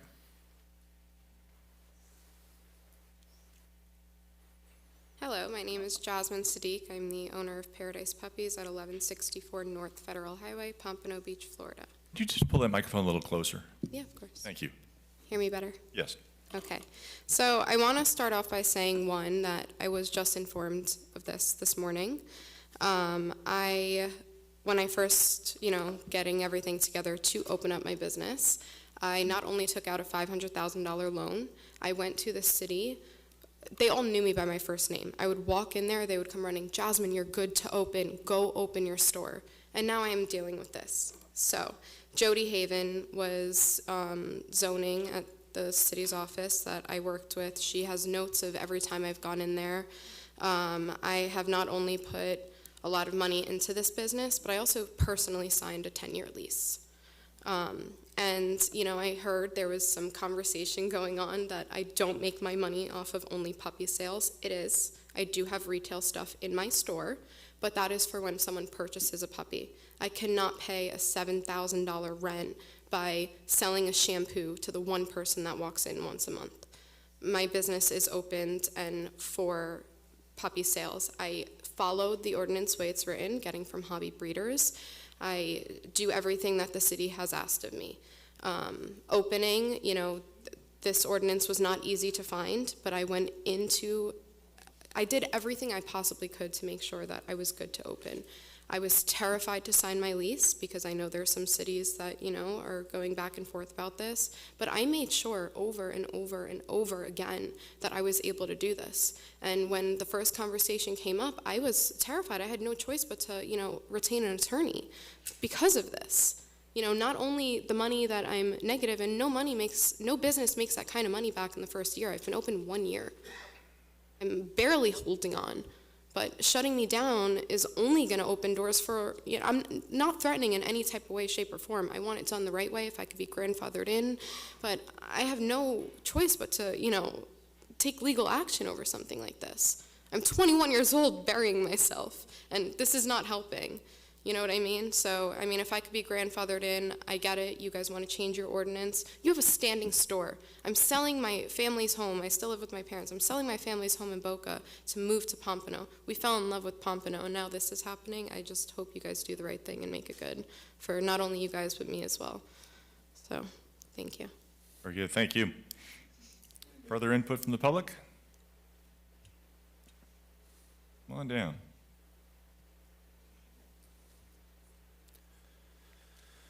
Hello, my name is Alexandra Terakawa. I am an employee at Paradise Puppies, 1164 North Federal Highway. I am a future nurse, and I have always had a true love for animals. Since walking through the doors at Paradise Puppies, I've only seen the best care of the puppies there. Anyone in this community who walks through our doors can see the love and care that every single puppy that we have receives. And like with every business, there are bad players in the industry, unfortunately, that are putting legitimate businesses like us in this position with you guys here today. I'm here to try to convince you that we are doing this business the correct way. We are changing the way puppy stores are run and operated and even thought of. We want to make sure there's an honorable and safe way for the community of Pompano Beach to obtain puppies. We protect our community community from having to purchase puppies from unethical breeders who may unfortunately not have the proper training and knowledge to care for and protect the community from buying sick or buying dogs with congenital issues, which is extremely heartbreaking for those owners who truly love their dogs. Again, I want to emphasize our main priority in this business is our puppies and their health and their care. This is not the case for all places. However, at Paradise Puppies here in Pompano, we truly care about our community, and we are pleading you to help us to continue running our puppy store in the correct way. Shutting down the retail of puppies will lead to people having to turn to non-favorable means of obtaining puppies. And as much as we love and respect animal shelters and their mission, that is not always an option for everybody. For those who that is an option, we always can encourage that, because there's no one who loves dogs more than us at the core of all of this. But for anyone who does choose to get a puppy, every single person who leaves our store can see the quality and the care that our puppies received during their time with us. I am there almost every day because although I am just an employee, this store is a second home to me. And so I really just plead with you to help us in our mission to change the reputation of puppy stores and to continue to provide the people of Pompano with their new best friends. Very good. Thank you. Thank you. Appreciate it. Next speaker.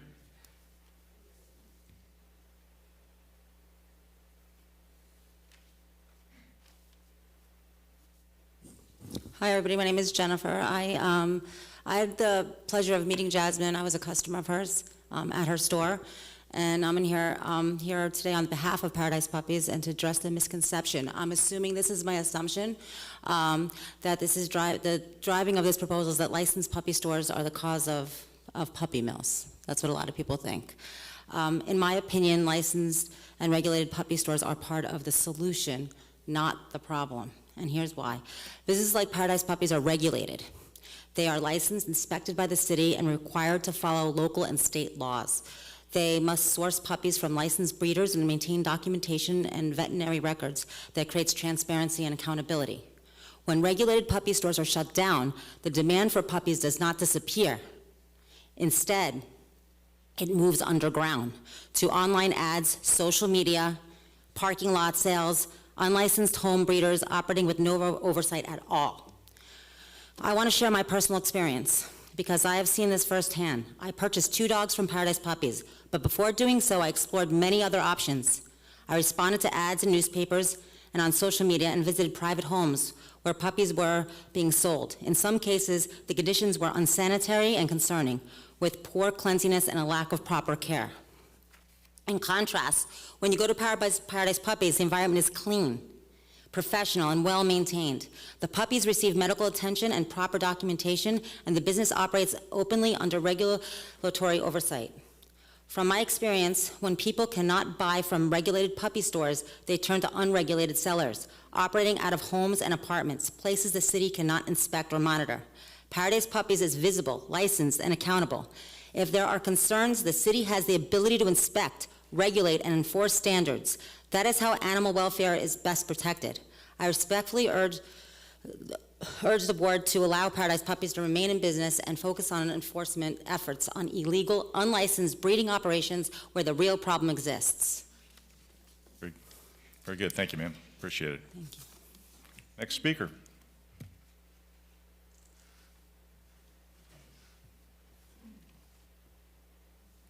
Good afternoon. My name's Cole. I'm also a customer of Paradise Puppies. I have 2 dogs myself.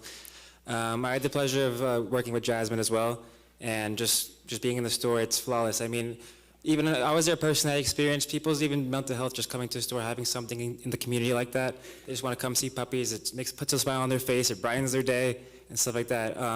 Of course, it opens the door for, without this, people in their backyard, unsanitary issues. There's a bunch of issues that will arise from getting rid of something like this. I was there, the vet's there constantly. There's only maybe 10 puppies max at a time. They're treated very well. The cribs are massive. I mean, I've been to other stores in like Fort Lauderdale and South Florida where like they're in boxes and just terrible conditions. But unfortunately, that's why stuff like this is happening. But Paradise Puppies is on point, and I think it's great for the community, and it needs to remain. Thank you very much. Appreciate it.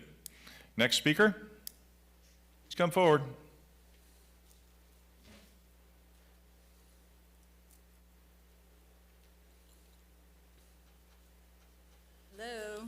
Michelle Lazaro, 2621 Northeast 10th Street. Wow. I'm not going to be able to undo all that in 3 minutes, but there's been 3 prior hearings, and unfortunately, they just found out today, and we're able to bring speakers with them. And I feel that we would have liked the same opportunity, because we did not bring people because we didn't think we had to. So Humane Society of the United States, consumers, advocates, taxpayers would also like to be here, but we did not realize that we were going to need to do that. So we would like the opportunity to be able to hear the other side of this story, because I will tell you now that when you have a situation like this, you will have a room full of taxpayers talking about this item. There will be 100 people coming out to speak in its defense. They can bring however many people they want as well. The one argument that they didn't make, which is if they had gone back maybe and watched the 3 meetings, is that we did prove where their dogs came from. I gave all of this information to you in the initial meeting. We know exactly where they buy their dogs, and those breeders have USDA violations, egregious ones, and state documents show the same thing. Some of those farms having up to 200 dogs on the premises. I'm not going to go into the violations. You can go back and read them yourself. Nobody's questioning the condition of the store. It can be beautiful inside. That's not what we're talking about. When your Director of Public Works says they have no violations, they have no violations locally. That's not what we're talking about. We're talking about the sourcing of the store. So if we're going to now consider this side, I'm going to ask for another reading or another hearing, because obviously there's other people that are going to weigh in on this, unless it's going to pass as it has for the first 3 hearings, because this is unfortunate that this is happening right now. It's hard when somebody comes up and says, you know, I'm going to be out of business and I'm going to be out of business, and all of the arguments that we're giving are all of the arguments we've heard before. We've heard about the lawsuits, we've heard about we're going to go out of business, we've heard from the employees, we've heard, this is not new. It was just waiting until today, which is a great, I mean, if it is intentional, good for them. What a great plan this was, because I can't undo that. So, like I said, there was 3 hearings before this. They were published legally the way that they were supposed to be, and it's unfortunate that this is going to happen at the last minute like this. So we're going to ask that you please postpone this again so we can bring the other side. Thank you. Very good. Further input from the public? Anybody? Seeing none, public input closed. Commission discussion. Commissioner Smith. Thank you, Mayor. I spoke with Jasmine this morning and wanted to see what kind of revenue she and her store gets from the sale of the puppies. And it's 99% of her revenue are the puppy sales. And they take a lot of pride in making sure that their puppies come from good sources, certified sources. And she, as a new business owner in Pompano Beach, she spent a lot of time making sure she was opening a business that was okay in Pompano Beach. She came back multiple times, I believe she told me 10 times. She came back just to make sure everything was okay before she signed a lease in her business. I feel she did her due diligence. I feel she's doing due diligence now in her business. And I feel we, the commission, owe it to her to protect what she's done before she opened up her business, invested in it, and signed a lease. I would like to make a motion that we grandfather in Paradise Puppies as long as her business stays in compliance with our business codes as it is currently written.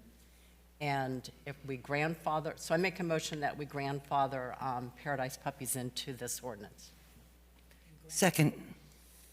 So it's been moved to grandfather in the existing business under our current ordinance, so they would not be subject to any future ordinance change. We can do that, Ms. Lyons? Thank you, Mayor. A grandfathering clause is not included in this particular ordinance for second reading. if the commission were to direct our office to include that, we would have to bring that back because that would be an addition to what's already been advertised. So if the motion passes, we will bring a new ordinance back with that clause within it, Okay. because you're making a change to the ordinance on second reading. Okay. Okay, sure, okay, very good. Okay, it's been moved and seconded to grandfather in the existing business under our current ordinance, so that anything we do on this change would only be subject to new businesses. That's the motion. Mayor? Yes, Mr. Alfred. A question for the attorney. Yeah, that's fine. You go ahead. We did advertise the ordinance. Would this change impact the title of the ordinance that we would have to would it be subject to a re-advertisement?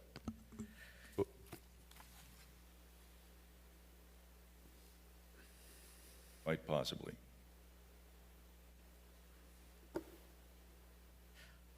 I would be of the opinion no. Okay, thank you. Okay, After reading the heading, I would be of the opinion no. okay, very good. All right, so it's been moved and seconded on the motion. Let's go ahead, this is a public hearing. Is there any input from the public on this motion? Please come forward. Yep, this is a new motion. It's new stuff on the floor. The motion is to grandfather in the existing business, the lone existing business. Yeah, so I just want to say something like this did happen in Boca. I was involved in a puppy store in Boca for 6+ years. They're still up and running. Boca stopped any applications from coming in, but there was 4 standing stores. They let them still be in business, and there was obviously clause to it. They had to be, the same owner as the store's name and everything. They were allowed to move location if needed, but they were grandfathered in. And I feel like that would be the same thing for this. They wanted to change their ordinance. I mean, same thing like we're all doing here, but it's not fair to take away a small business, and they saw that as well. So they grandfathered the 4, stores that were still operating to be able to stay in business without any new applicants coming in, which I think would make everyone happy here. And I have a 10-year lease, and I do have the option of renewal, but as long as I am not personally, I don't want to be responsible for that lease because of something like this. If it makes everyone happy, after my 10-year lease is done, I will wash my hands with it. I'm not going to be okay with taking, a hit for my $500,000 loan plus my 10-year lease, which is even more than that. So thank you, and please definitely have that in mind when you're making. Just for the record, your name and address also. Oh, sorry. Jasmine, 1164 North Federal Highway. Thank you. Further input from the public? Please come forward. This is on the grandfathering motion. Hi, Michelle Lazaro, 2621 Northeast 10th Street.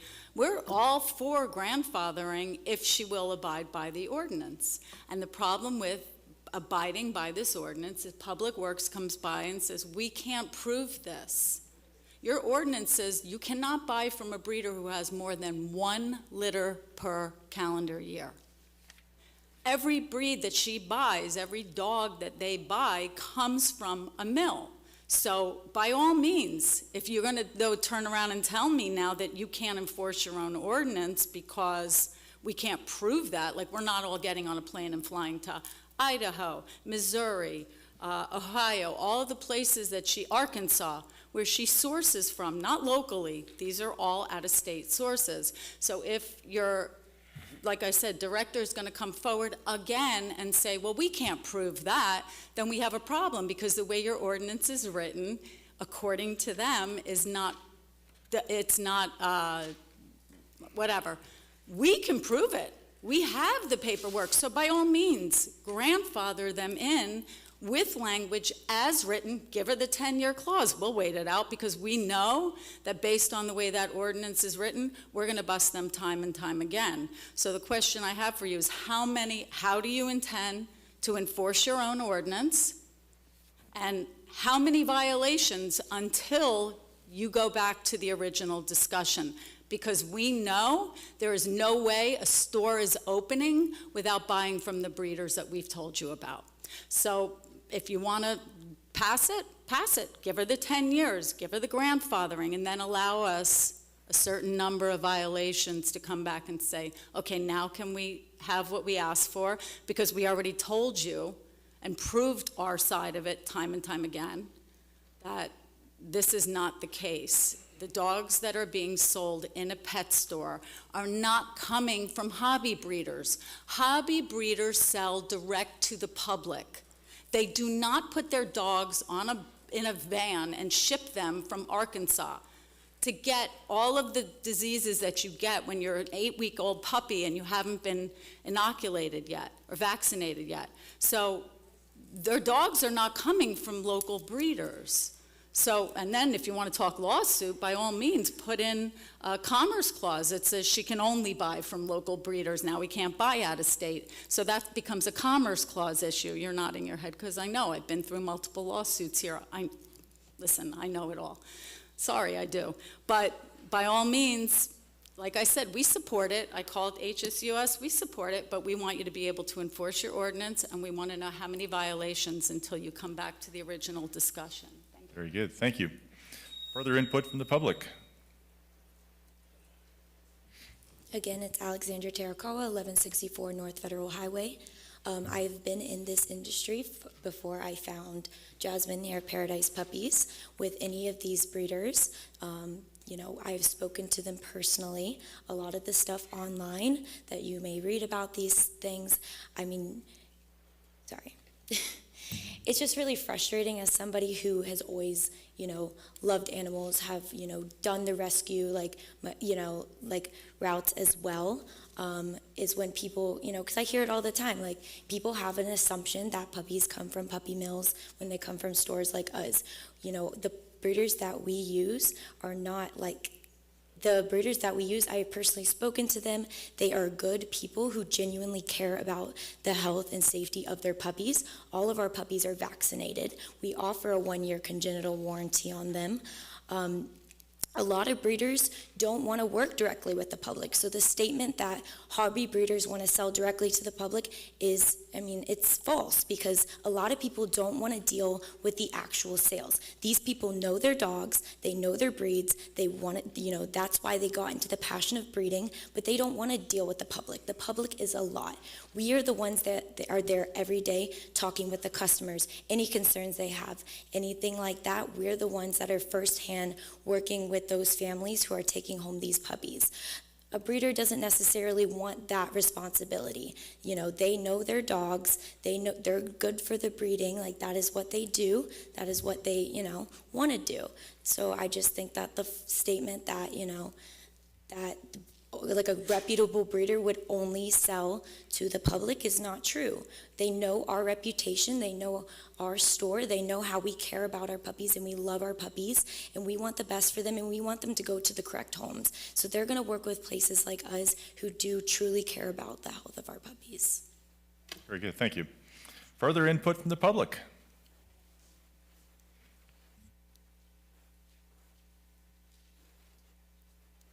Hello, Jennifer again. I just wanted to, because I know that the woman came up and said something about breeders again. I did extensive research when I was buying my puppies. And I went to local, like I said, local homes and everything looking for dogs. My children wanted a specific dog. They wanted a Yorkie. We did try shelters, we did everything like that. It wasn't right for my family. So we did want a smaller dog, and it was important that, you know, we get this full breed Yorkie for allergy reasons or whatever it may be. So when I did go and I spoke with Jasmine, I came to her store, I spoke with her, and I made her show me where these dogs come from because of all the stories that I have heard. And she showed me documentation. These breeders were all certified. They were all hobby breeders. I learned that terminology, where the litter only has one litter a year, and there's no violations. So I don't know what book she's bringing up here and saying. I did the research myself, and if you look at these breeders, none of them, they are all clean, 0 violations from what I saw on my research. I am very happy with the dogs, and the community does need a place to go purchase dogs that are in a safe, clean environment. And I know that there's other cities and all across the country that for some reason have this like notion about puppy stores. But if a city like yourselves are on top of these puppy stores and make sure that they do the proper thing, which they should be inspected, then we'll be buying puppies from proper places, and they're getting the proper care that they need, and from the proper breeders. Because the breeders they have to get certified as well. So, and they're not buying from uncertified breeders. So I did my research, and that's what I have to say. So I don't think people are giving the right information completely. But thank you. Very good. Thank you. Mayor, if I may interrupt. Ms. Lyons? Thank you. In reviewing the ordinance again, particular sections regarding retroactivity, if the motion to amend the ordinance to include the grandfather clause passed, then the ordinance would then be voted on with that clause, and if that passed, it would not have to come back again. So I stand corrected upon further review of the ordinance. Very good. Thank Okay. Next speaker. Please come forward. Just name and address for the record.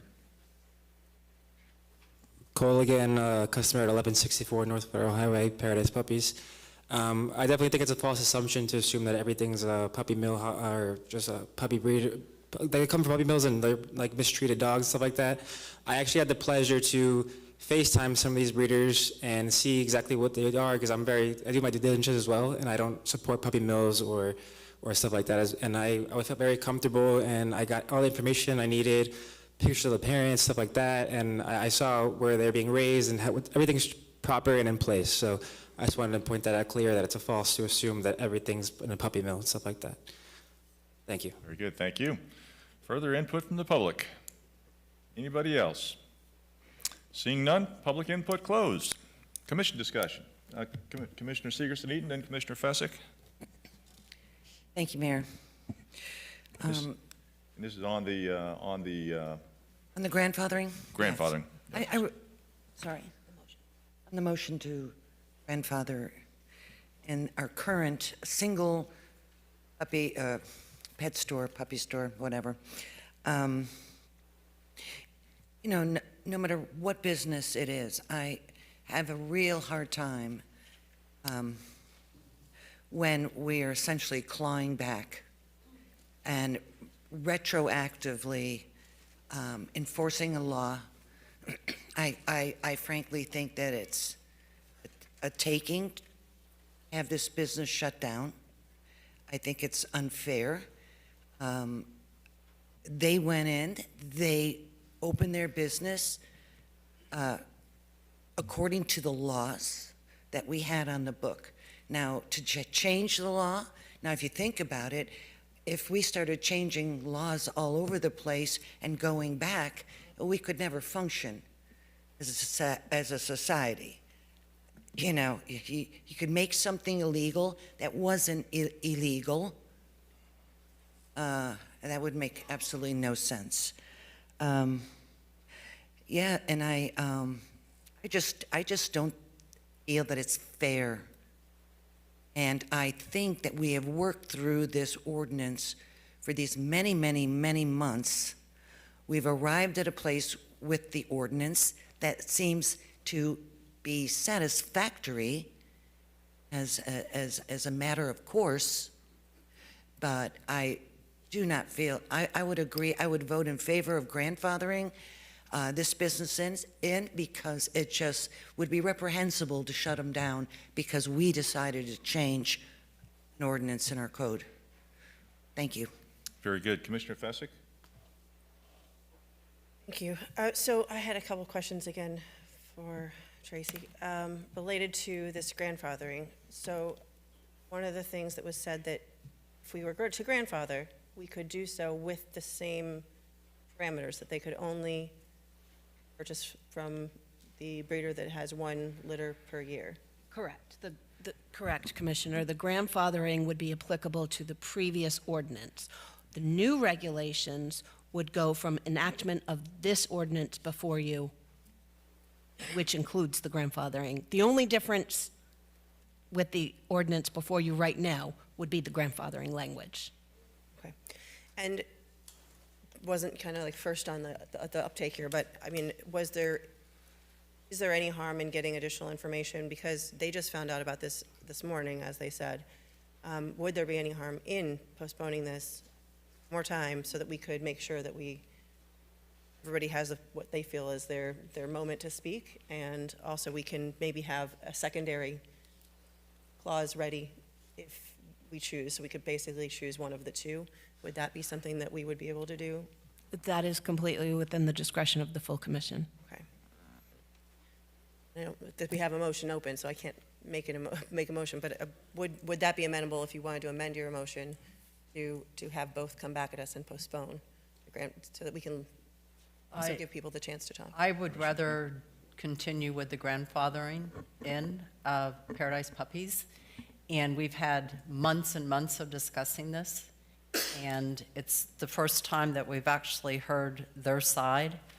And shame on us for not reaching out to them.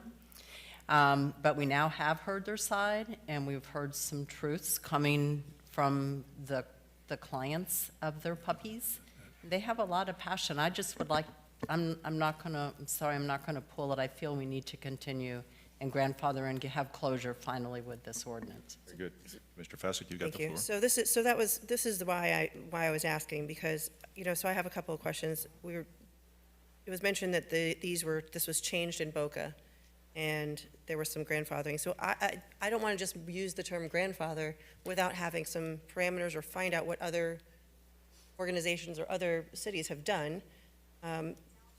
So I'd like to be able to have the time to check that in. I want to protect, obviously, a business owner, but at the same time, I want to make sure that we're doing things the right way and not just doing this as a sort of an afterthought. One thing that was mentioned was that this seems like a taking. Well, we have things like this that go on in our city all the time, right? So people buy their houses near a park or near an air park. God, I've heard that a lot. Or, with zoning in place where they don't have, right-of-way, they expect privacy in the right-of-ways, or they expect not having a building that's going to come up in freestanding emergency rooms, and with a zoning change of now residential to business, right? We change these things all the time on a small level, but that would essentially be a taking that affects a lot more than one person. So I'm not saying that it's a taking. I would say that I'm asking for some due process here to make sure that we can do our due diligence, make sure we have both fully fleshed out the grandfather and what that looks like, the grandfather clause, if that's the direction we would like to go, and also have the other option for additional input and audience to be heard. I agree, we've heard a lot. I'm still concerned. I'd like the opportunity to review some of those documents that I haven't seen recently, to see specifically where those puppies came from. And if they were one a year, then okay, right? Then we have room to move. If we don't, I'm concerned. I'm just concerned that we have discussed this for a while. So we're talking about a decision that affects one person as opposed to a lot more businesses or a lot more people down the line. So I would just like to give this a little bit of pause. Thank you. Very good. Vice Mayor? Thank you. So my questions are also related to the grandfathering. That's a nice word we can use, but there are terms and conditions to that, right? So change of ownership, is that going to be included in there? Because I think it should be. I don't want the LLC to be able to be sold and change of location. I know she has a lease, but let's say something happens and she wants to move it. So any of those standard milestones or things that happen should trigger the end of the grandfather period. And same thing with the violations. We as a board need to decide, is it with no violations? So I'm assuming you need some terms from us that are more specific to just saying grandfathering in, because from my perspective, it would have to be upon change of ownership or change of location or violations that the grandfathering is rescinded. Is that doable today with our feedback to you, Ms. Lyons? With respect to the grandfathering, the language should read that it would be all existing businesses. It's my understanding that this is only one business within the city limits. So it would pertain to this specific business as listed on the Department of Business Regulations. If there were a change in ownership, that would null the grandfather clause as applicable to that business. Well, if Paradise Puppies LLC, if I'm assuming it's an LLC or something, continues and she sells her share of it to Commissioner Smith, I don't know, just the entity Paradise Puppies LLC exists still. Okay, so if you wanted to be specific as to specific rights of existing businesses as they are today under the already existing ordinance, you can make those. You'd have to amend the motion to include those specific parameters. Because Okay. right now, you just have a grandfathered clause for an existing business. Okay, That so being- I can support this if there is additional detail about no change of location, no change of ownership, or including the underlying ownership or sale of shares in the business, which I don't know how you monitor that, and no violations. So, and that would get me there today. Mayor, can I ask a question on that? Sure. I'll agree with the ownership, but perhaps they are successful and they want to relocate somewhere else in Pompano Beach, and when the lease is up, I don't think we should penalize them for the location that they moved to, as long as the ownership stays as the owners. I mean, she did just say, just give me the 10 years anyway, Well, so. Yeah, but she's probably, she's a young business owner, and I hope her success. For sure, but that's where I'm at. Change of location, change of ownership, that to me would trigger the end of a grandfathering clause. Would location be in there, Ms. Lyons? If you amend the motion to include it, you may. I have a question. Wait, it's advice, you're done? That and the number of violations would also need to be, I think, explicitly spelled out in any kind of grandfathering clause. Those are the three things that I think we need to get more detail on. But again, the motion would have to be amended. For sure, and so I guess I'm If it's looking at not Commissioner amended, Smith. then- Right, I'm looking at Commissioner Smith and saying I could agree with your strategy of getting it all done today and being done with this, but we have to flush out the grandfathering clause in a way that I'm comfortable with right here, right now. Otherwise, I would, I guess, need to postpone it. Thank you. Gotcha. Further input from the commission on the Commissioner Segerson-Eaton. I hope you can find language for that, Tracy.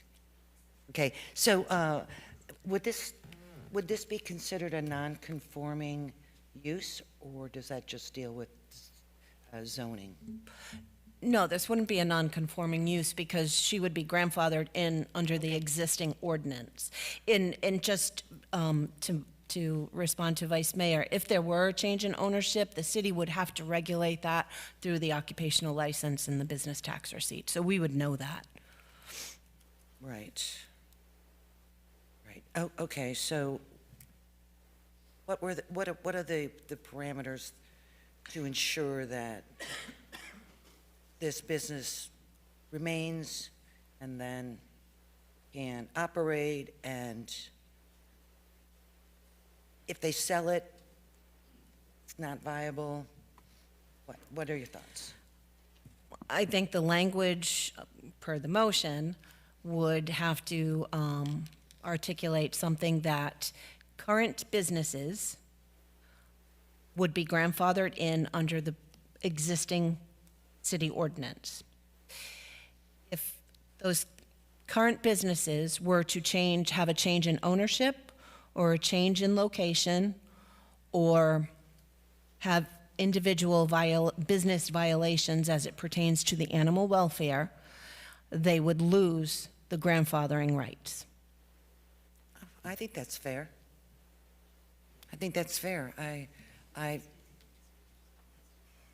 I wouldn't want to be in their shoes and then get the rug just yanked out from underneath. As a small business, as a woman-owned business, that's for any business, but yeah. So can we incorporate that into the ordinance, Commissioner Smith? Would you amend it to incorporate Yes, that language? You're going to withdraw your second, and we'll go ahead and modify it based upon Tracy's wording. I'll withdraw.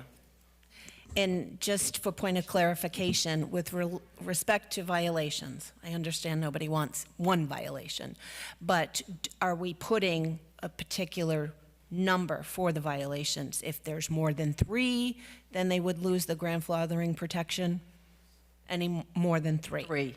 I think that's fair.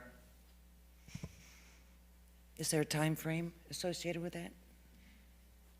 Per year? I'm just trying to flush it out, right? Okay. I would, 3, period. Okay. I've got, One more comment We on have that. a new motion. yeah, there's. I add second to it that before we make motion. the motion. I have one question. It's a- Clarifying question Okay, here. clarifying question. Thank you. With respect to when you said location, can we ensure that that language means no additional locations also? Because then they could become a franchisor of this business, and they would end up holding a lot of value in our city because they have the only license that can do this in our city. So I understand that we want this business to continue, but if her business tomorrow becomes franchising puppy stores in Pompano, that's a problem. That undermines what we're attempting to do here. A singular business, yes. So just that location, no other locations. Okay. Further commission? I'm good. So you've. Yeah, all of that. Oh, okay, you need to modify your motion. Well, All right. come up with your motion wording. All right, well, Ms. Lyons stated it correctly, the way that I would state it. Could you just restate that for me? I would be happy to, Commissioner. Thank you. So the motion would be to create a grandfathering clause to allow all existing businesses prior to the date of the passage of this new ordinance before the commission today to have the grandfathering protection.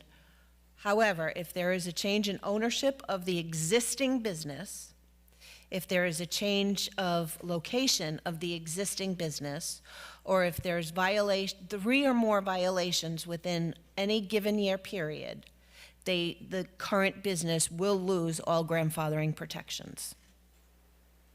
So moved. Second. Moved and seconded. Okay, so that's how the motion now reads. Okay. Question. I have 2 questions. Okay. Number 1, does that address what I mentioned about, because you said at existing location, but how does that mean they can't have another location? So, because even if they're at existing location, like only at existing location, the existing location. Existing location. It would be existing location. A new location, in my opinion, would be a new business. Well, what if it's under the LLC Paradise Puppies? It's a new LLC? location. It would be a new location, a new business Okay. that would be governed under the new ordinance if it's passed. Okay. And I thought it was 3 violations. I didn't think that we were doing that per year. I guess I misunderstood. So what was the consensus? There was 3 per year? I thought it was just 3. I mean, 3 per year seems like an awful lot, especially since it seems impossible to prove a violation anyway. I mean, I think if they have 3 violations, that cumulative, that should be sufficient. Okay. All right. Okay, so then the motion has been changed. Ms. Lyons? 3 or more violations. Delete the 1-year period. Ever. And Yes. 3 or more violations ever. one more clarification before we kind of Okay. go crazy. So you're done with your Yeah, no, question? I just thought that's what Commissioner Seegerson-Eaton was saying, so I wanted to make sure that got in there. Thank you. Okay. Commissioner Fasick? Thank you. So just to kind of make this a nice, pretty package, if they do have 3 violations, would there be a timeline? You know, like that, yes, they would have to cease to exist, but we would, in everything else, we have a timeline of which things get undone. Is that going to be part of the ordinance as well? A reasonable notice would be required for due process purposes. So we can add that language in, a reasonable notice of the deletion of the grandfathering clause applicable to the existing business. Okay, I just wanted to make sure that if that was the case, that we had a clear delineation of if this, then that, and there's a protocol that we follow. Thank you. Commissioner Seegerson-Eaton? Just a clarification. So this is 3 violations for animal welfare. Correct. Thank you. Okay. Any further discussion on the motion to amend? Seeing none, let's go ahead and call the roll. Commissioner Fezzik? Yes. Commissioner Perkins? Oh, that's true. We already did. We already had it We open. amended the Already did. motion. It's an amended motion. Okay, that's an amended motion. Let's open it up to the public, sure. Amended motion, yes. Any input from the public on this item now? Thanks, Frank. Sure. Frank Russo, 2293 Southeast 8th Street.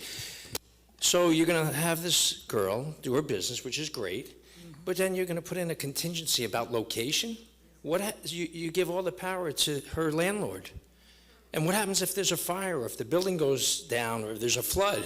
You can't restrict somebody to run a business. You guys are putting yourself in harm's way. You can't restrict their business based on location if something happens and it has nothing to do with them. Not only that, think about that. If you had a lease and you were restricted and the landlord found out that you couldn't open your business anywhere else in Pompano Beach, you're screwed. So you guys better rethink this. There's no way you can restrict the place of business. I think he makes a good point. Very good. Further input from the public? She made the point, she's a 10-year lease. I mean, I agree with him. God forbid, let's just say something happens to my store and I have to leave that store, then what? That could happen tomorrow. That could happen in a month, in a year. You don't know. And, I mean, that's not necessarily fair. And two, is there some language we can put that, I mean, right now my LLC is in my father's name. Again, I'm 21. That, you know, it could stay within the family, so God forbid something happens to him. I mean, he travels overseas. Knock on wood, nothing will, but that it could go into my name. Because right now it is not in my name. Right now it's in my father. So one location where you can put that this can be the only standing store, yes, but can be moved within Pompano. No other store can open, but this one can be moved. And then if the business itself can stay in the family, cannot be sold, but let's say put down into my name. If that's something that we can work out, I would really appreciate that. Very good. Thank you. Thank you. Further input from the public? Anybody? Come on down. Let's hear. Okay, Commissioner Lazaro. Actually, I'm not here in my official Well, I'm capacity, Mayor. sorry Okay. about that. Listen, You're still a commissioner. thank you. Let her have her 10 years. Let her have moving her store, because let's face it, now she has keys to the kingdom. So there's no ordinance in this city, there's an ordinance in that city for miles and miles. The only place they can buy a dog now is them. So they're rich, they got keys to the kingdom. Let them move. I don't care, we don't care. Because what we're gonna do is we're gonna come back, we're gonna show on the USDA that what's the name? Paradise Puppies bought all these dogs. And so when we show you one document, which should be all that's needed, one document that says the place that they bought has 200 dogs on the farm, which are breeding dogs, in another state, please don't tell us that that's not sufficient information, because this is federal government, this is state government. This is not, hey, I buy from good breeders and there's nothing wrong with our breeders. These are their breeders. If I gave it all to you, please feel free to go back and look at it. So my question is, how are you going to enforce it when we bring you documents that show that, because that's why we're okay with everything that you're saying. Let them move, let them have 10 years, let them keep the LLC in their family name. We don't care. We just want to know when they violate. That's how sure we are. We want to know when they violate what's going to happen and how are you going to let us, not your Department of Public Works director who says, sorry, it's in Iowa, it's in Missouri, it's in Kansas. We can't prove that. We have to get on a plane and fly there. So can you all reassure us? Because we're not going to get up here and be like, oh, we took a loan. That's fine. we've heard all this before. It's not the first rodeo. So we just want, like I said, I'm going to keep saying it. You're asking the right questions. You're asking the right questions. Please let us know that when we bring this to you, you're going to honor it. Thank you. Very good. Further input from the public?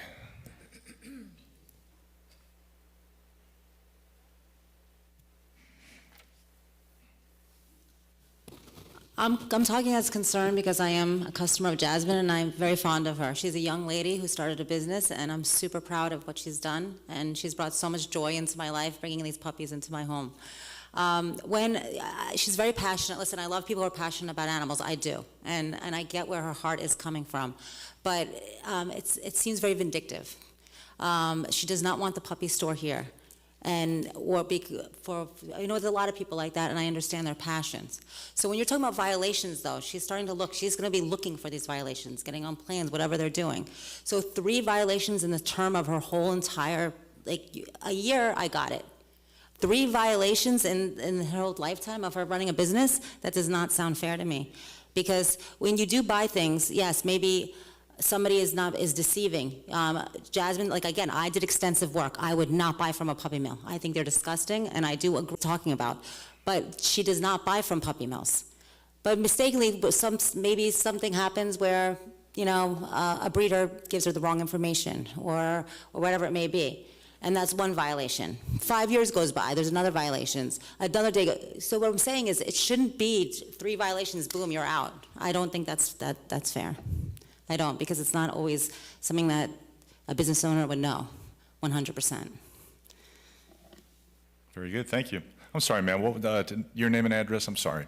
I should have gotten before you left the microphone. Oh. My name is Jennifer Goldberg. I do not live in the city of Pompano. I heard about this, what was happening. I actually called the store to get some information about buying some product, and so I'm here to support Jasmine. Thank you. Very good, thank you. Right, further input from the public? Seeing none, public input closed. Okay, now we're back on the amendment to the original item. So, any further discussion on the amendment to the original item? I got Commissioner Segerson Eaton, then Commissioner Fessick. If we could make it real brief, because we're actually already over the number of times. Yeah, I do agree that it would be difficult if there were a situation where they were not able to operate out of the current location and wanted to move to another location. I think that's fair, so that not to be locked into one specific, but just as a business, we can get the details on the business. Yeah, and so, 3 violations over a 10-year period. I'm not sure how I sort of feel about that, or should it be 3 within a year? You get to restart. I don't know. So I'm still a little up in the air on that, but definitely the location is a good point, and so that's all I have for right now, Mayor. Thanks. Very good, Commissioner Fessick. Yes, thanks. Mine was more a question, legal-wise, because Mr. Russo brought up a great point, right? We have to be careful how we do things. We're trying to do something nice, but in the attempt to try to do something nice and be inclusive and helpful, is it basically a double-edged sword?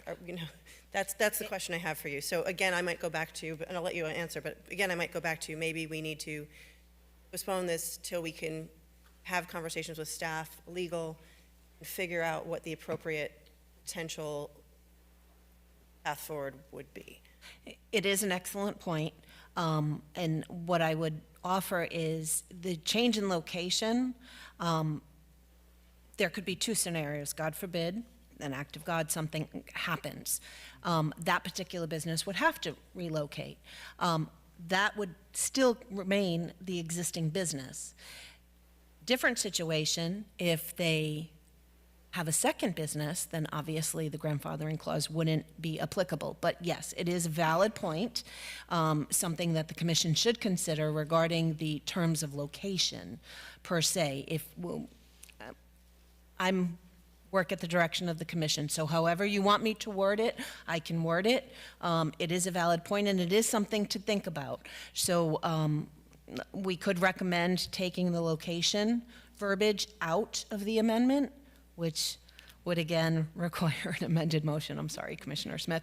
But, and keep the change of ownership or keep the violations, more than 3 violations as it is. And take out the change of location. But again, So that, in your opinion, then legally, if we took out locations and just made it three violations, and let's say we allowed her to move her ownership from, in the family, keep it in the family, something like that, so that you could put it in your name rather than her father's. But we just keep it at 3 violations.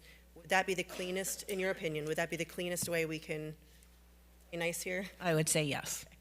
Thank you. The short answer is yes. Perfect, thank you. Very good. Further commission discussion. Commissioner.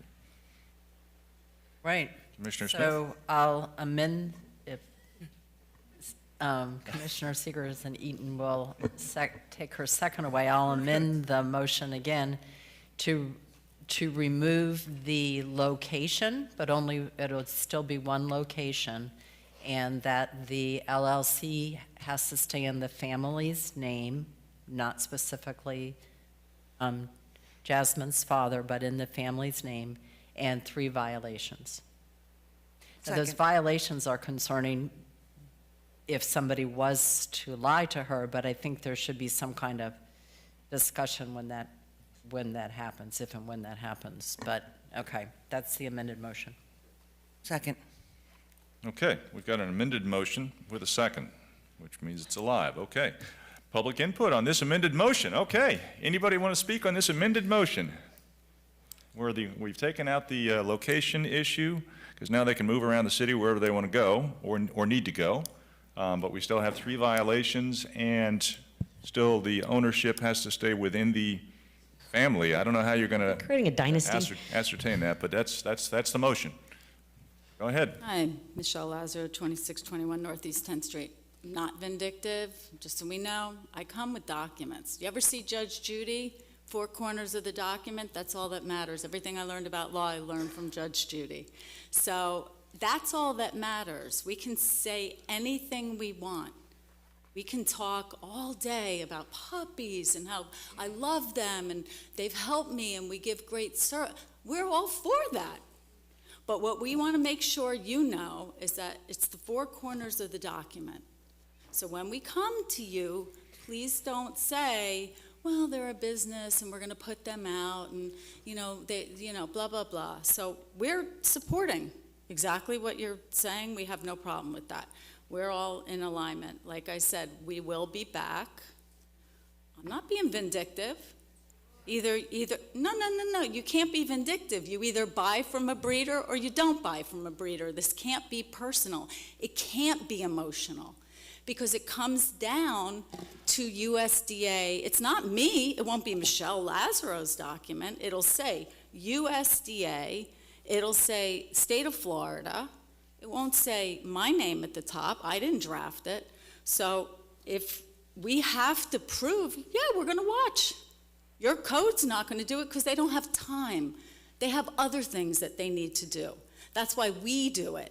So we're the safeguards. We're the watchers. We see what's going on. So all we're saying is we're not being vindictive. We just want to make sure out of emotion that we talk strictly papers and strictly documents. So hopefully that's going to stand. We appreciate your questions. We think you're asking the right questions. And again, that we're not going to be operating out of emotion when we go forward. We're going to be operating out of documentation. Thank you. Very good. Further input from the public? Okay. So to clarify, 3 violations moving forward, correct? Correct. Not for what happened in the past, 3 violations moving forward. Correct. Do your due diligence.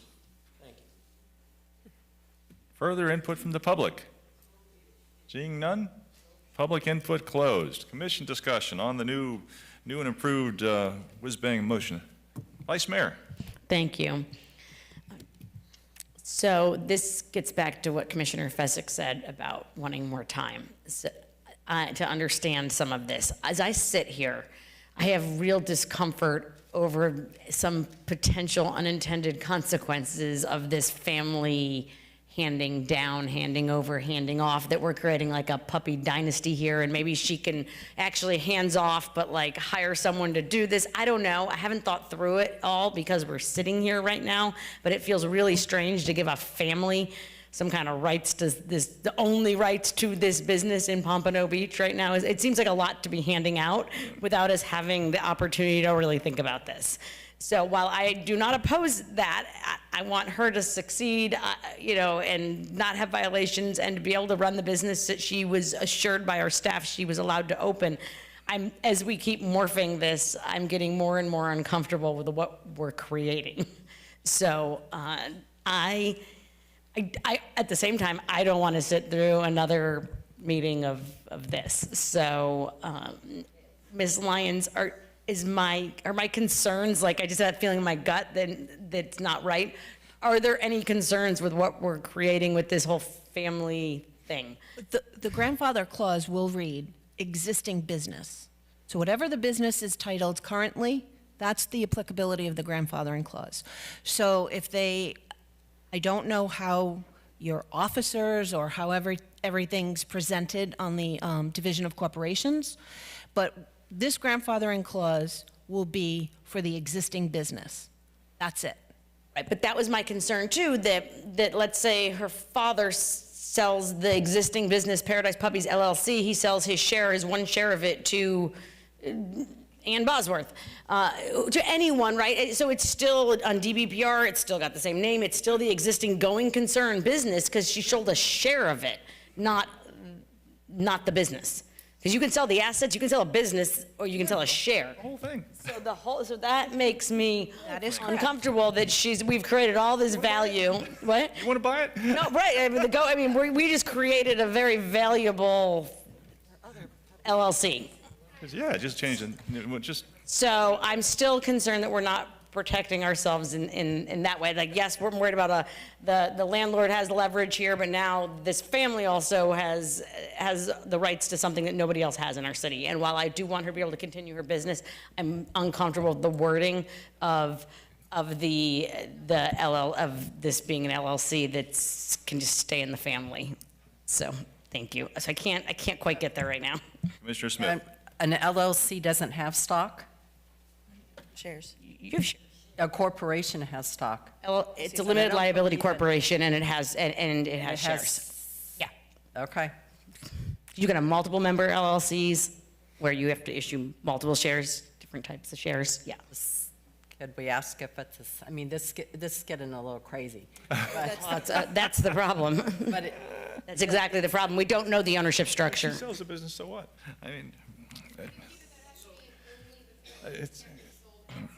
So anyway, further commission discussion. Commissioner Fezzik. I think we already stated it has to be in the family. This has to stay in the family name. We already stated that. Listen, thank you, Mayor. This is where I would have to agree with Vice Mayor. This is the reason why I asked for the pause, and maybe all of us to meet individually with legal, take the time to do some research, maybe take some time and understand what the parameters are, so that we can actually understand if the grandfathering clause is the way to go, what parameters work best for the one business that we're trying to bend over backwards for, that we can't do in a public forum, and while we're trying to figure it out on the fly. This is not the right way to do things. So I'd like to be able to take the time to meet with attorneys, to meet with both parties, and to meet with staff, and have us come up with, one or two option that is then presented. So I would have to go back to, let's postpone this item and move on and get through this agenda. Thank you. Okay, further commission discussion.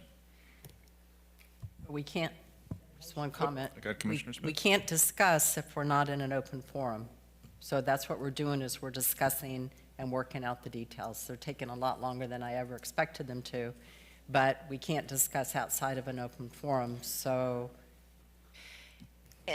True, but we can, each of us can go to the city attorney's office and talk about, what's important to us, and the city attorney's office can either get a consensus or say, whoop, that's it, and then they can bring it up during their reports and say, folks, I want to do our best for you, but I can't really get consensus, so what do you want to do about the animal ordinance?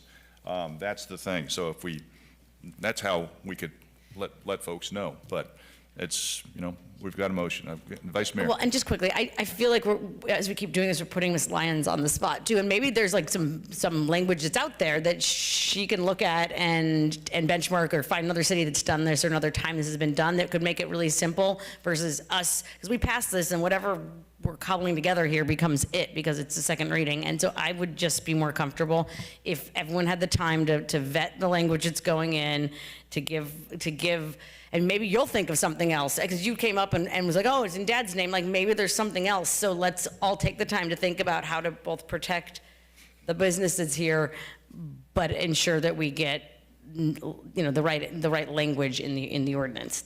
So I would like to postpone it also. Thank you.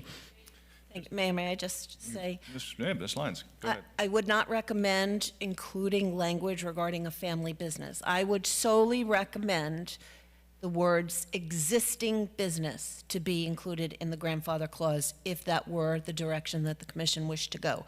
It would become too convoluted and too specific to talk about if there's a change in ownership within the family. That should not, it's not proper for an ordinance. I would recommend to you all that it would be existing business and nothing more.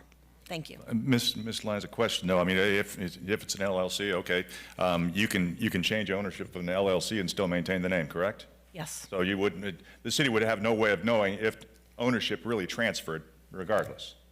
That is true, unless there's a DBA or anything like Right, that. but if it's just, okay, I'm selling my business to you, boom, it's, the Puppy Pals just suddenly changed hands, and they gotta do it, change it with the state, but they don't have to change it with us at You're all. correct. And so that would still be the existing business, which, yeah, I mean, I don't understand why we wouldn't allow that, to be honest with you.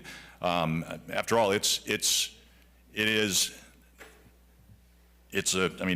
an asset, and I hope they do well in their business and follow all the rules. I don't know why we'd want to say, well, you can't, no, you can run it until it's dead, but that's it. You have no asset to sell. But that's just me. I'm just talking.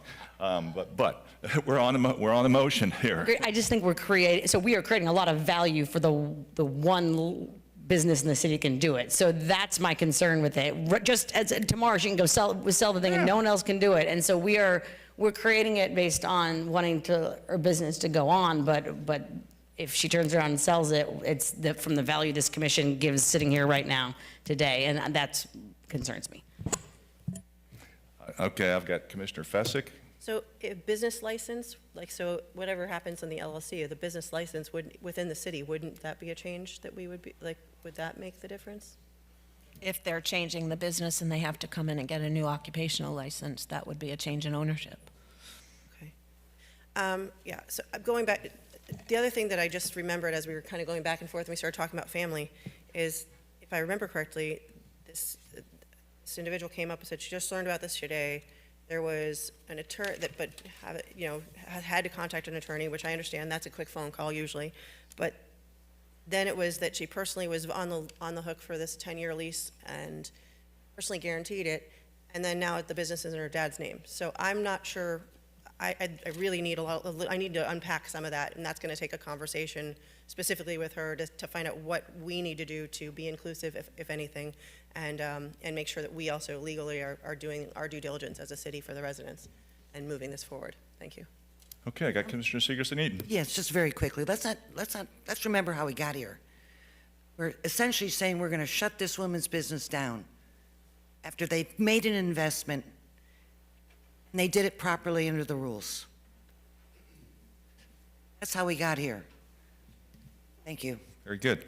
So we've still got Commissioner Smith. Your motion is still the live motion right now. It is, and I feel exactly as Commissioner Segerson-Eaton does, that we're here discussing one business that's drastically affected by the ordinance of, I'm not even sure who "we" is when when they speak about it, that we're going to come and do this. I'm not sure who that is.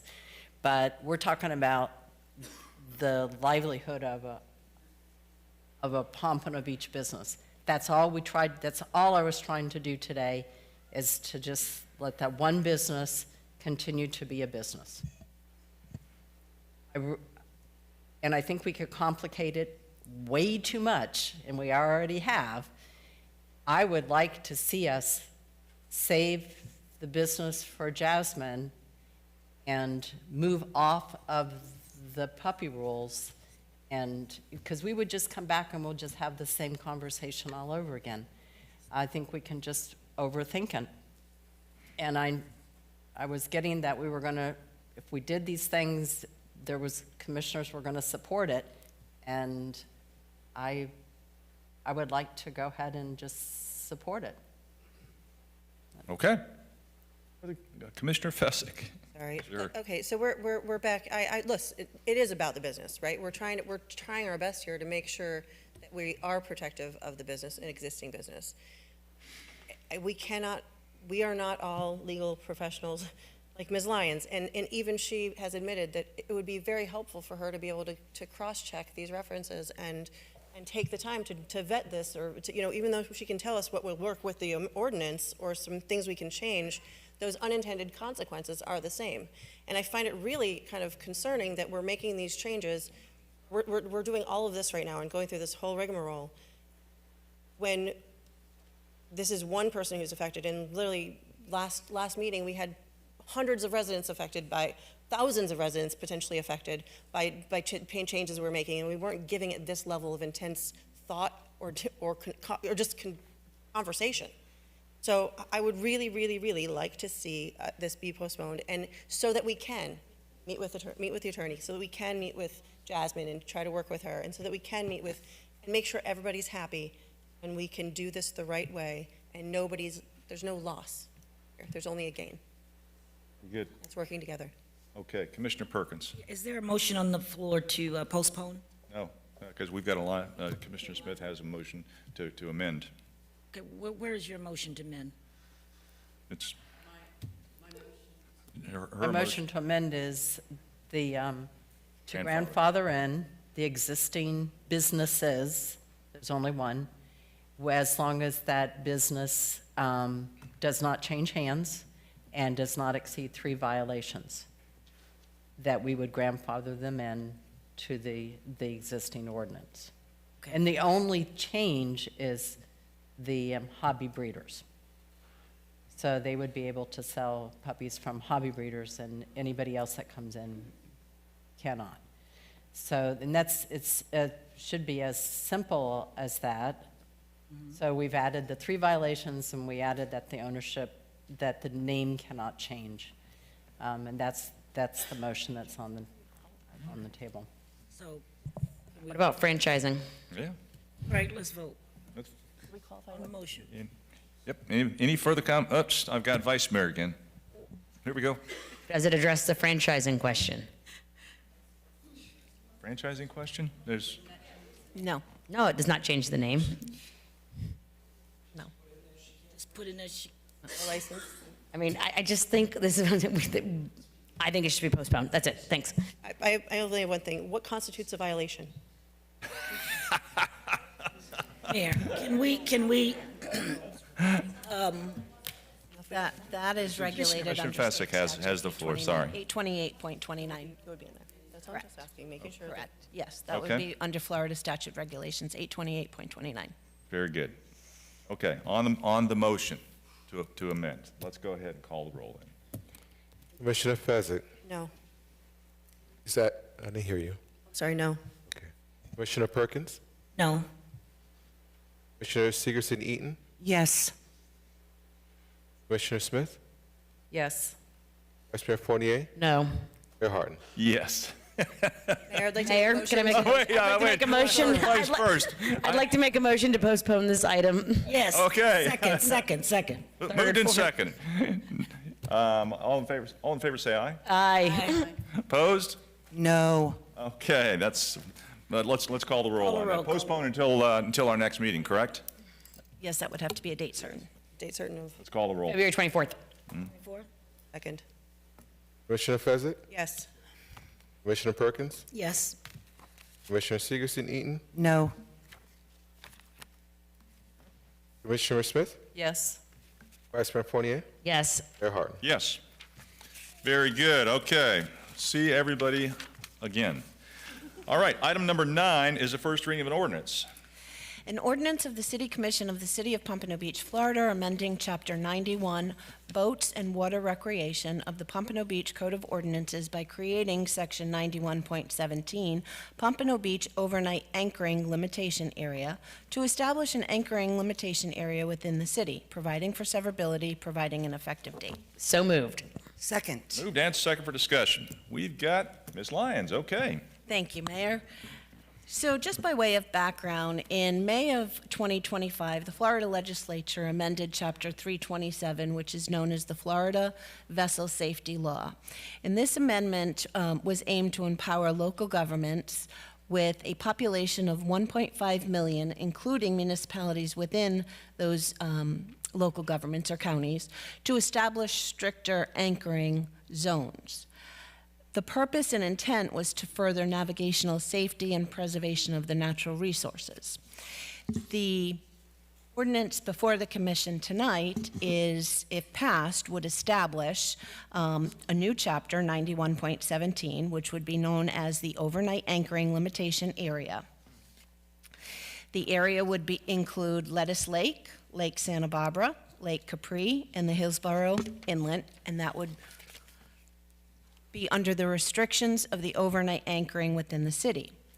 The restrictions mandate that no vessel shall be anchored anywhere within the City of Pompano Beach overnight anchoring limitation area for a period of 1 hour or more between 1/2 hour after sunset and 1/2 hour before sunrise for a period of more than 30 days in any 6-month period.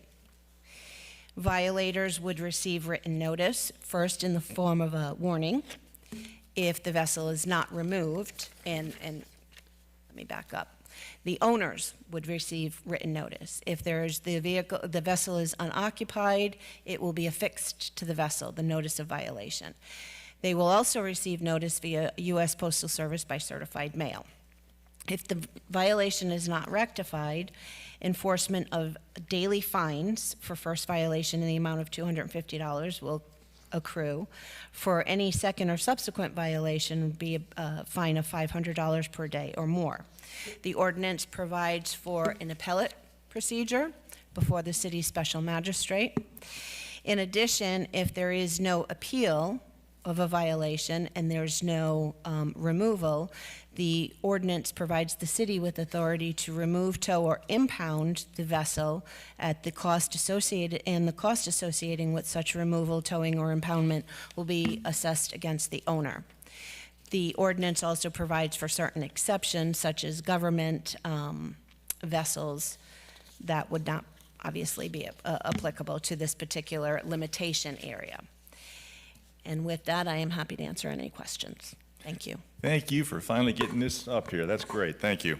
This is a public hearing. Is there any input from the public on this item? Mr. Waited long enough. No one warned you to come late. Hey, listen, I'm Frank Russo, 2293 Southeast 8th Street, and I'm a business owner, and I plan on giving my business to my kids when I'm ready to retire. And there's no city and no municipality on the planet Earth that's going to restrict that. So be careful. Okay, Lake Santa Barbara, the inlet, you and I have had these conversations. Greg, we've had these, Earl. I've lived on Lake Santa Barbara for 20 years and had to deal with all these derelict, abandoned boats that people buy that they don't want to pay dockage, so they leave them in Lake Santa Barbara. We've had 2 sink. A lot of them are abandoned. Some we've had gypsies living on them for 2, 3, 4 years. As a matter of fact, the boat that sunk, the name was Gypsy. Okay, these people, all their human waste is going into the water. Okay, the oil, the gas, all of it. So Lake Santa Barbara is definitely your prime spot. Lake Capri, the inlet. I would hope that you guys look at this. This is 20 years of me making phone calls and bugging everybody. Also, there were no wake signs on the east side of Lake Santa Barbara. There were two, when you come in from the north, when you come in from the south. There was one no wake sign when you come in from Garden Isles, when you're coming under the bridge of Federal Highway. Somebody took those no wake signs down, and now it's like a speedway. So you have wave runners, water skiers, kids in boats racing each other. So not only if you pass this ordinance, you really need to put the no wake signs back up. There needs to be a no wake zone on the north and south side as you enter from the east side into Lake Santa Barbara, and then on the west side of Lake Santa Barbara as you're coming under the Federal Highway Bridge. Otherwise, you're going to see a lot of more injuries. It's very dangerous. They come zipping through there at night, and I think I may be the only neighbor here to speak about this, but I'm very passionate about it because we've had 2 people die over 20 years in that lake.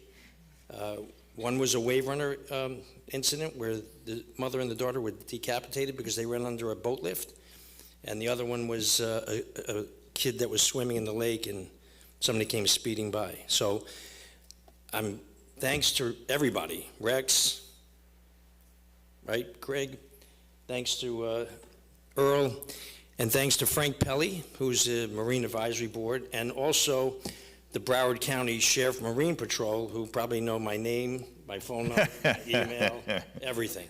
And Jay, he's out there. He's been out there for 20 years. He's, I think he's a lieutenant. So I think that the time has come, and we can fix this, and hopefully this goes through on the first reading and quickly on the second reading. And don't forget about the no wake signs. Thank you. Very good, thank you. Further input from the public? Speaking of Mr. Pelly, thank you for your service on our Marine Advisory Committee. Excuse me, Frank Pelly, Northeast 28th Avenue in Pompano Beach. I'll just quickly go through this. We've been here for quite a while. Basically, the state regulates the waters. All waters of the state of Florida, navigable waters, belongs to the state. And since 1845, this state has developed a very distinctive approach, originally in common law, to manage navigable waters and submerged lands. That resulted in a strict statewide regulation of navigable waters and anchoring. Anchoring has always been treated as a part of navigation. So when you hear the word navigation, in navigation, that includes anchoring. Under the Florida statutes, up until a few years ago, the anchoring laws were very clear. Under the Florida statute, legislators explicitly stated that a county or municipality may not enact, continue in effect, or enforce any ordinance or local regulation regarding the anchoring of vessels. And this applies to all navigable waters of the state. So this new ordinance, or this bill that got passed last year, it's actually quite historical, because this is the first time, other than a mooring field, that a state is allowing a municipality to regulate anchoring.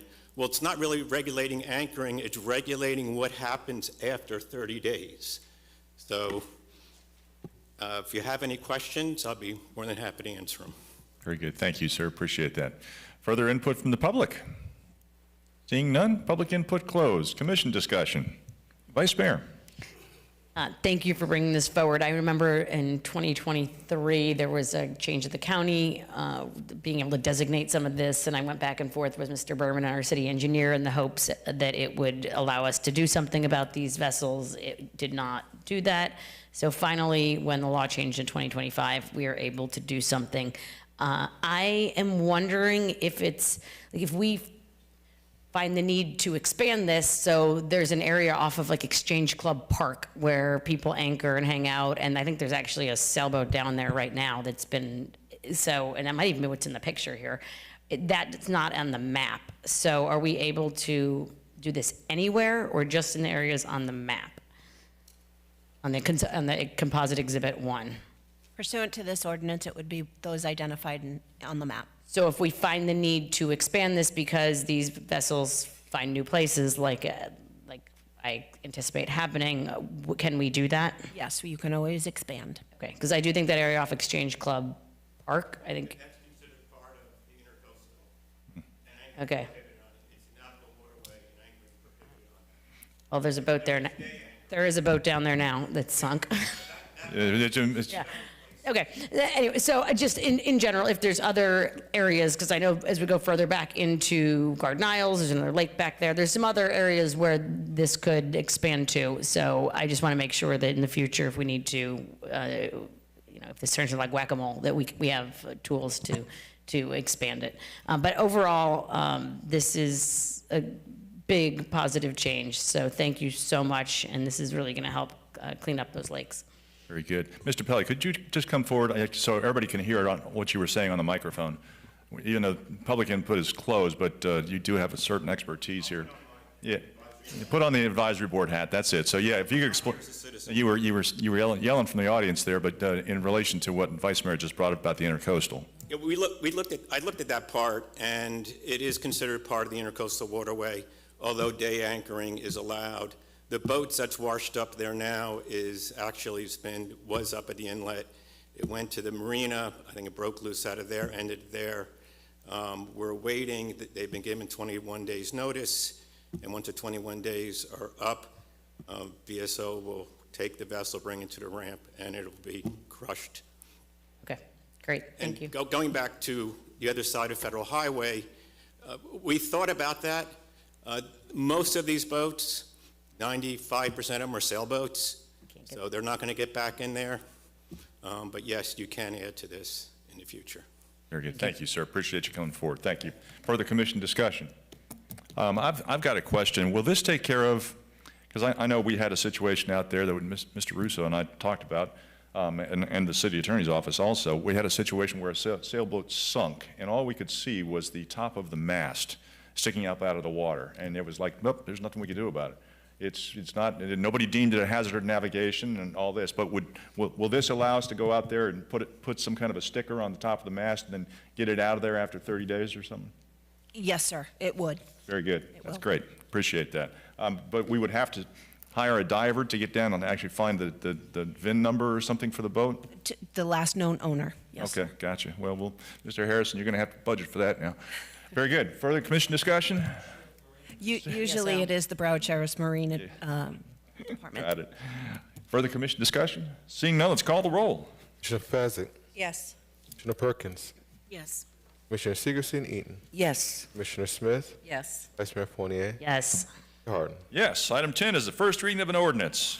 An ordinance of the City Commission of the City of Pompano Beach, Florida, adopting amendments to the potable water sub-element and the conservation element in the city's comprehensive plan as required by Section 163.3177, subsection 6C, Florida statutes, to be consistent with the city's updated water supply facilities work plan prepared as required by the South Florida Water Management District's 2023-24 Lower East Coast Regional Water Supply Plan, providing for determination that a local planning agency hearing was held on January 28, 2026, providing that a transmittal and adoption public hearing will be held, providing for severability, providing for conflicts, providing an effective date. So moved. Second. Moved and seconded for discussion.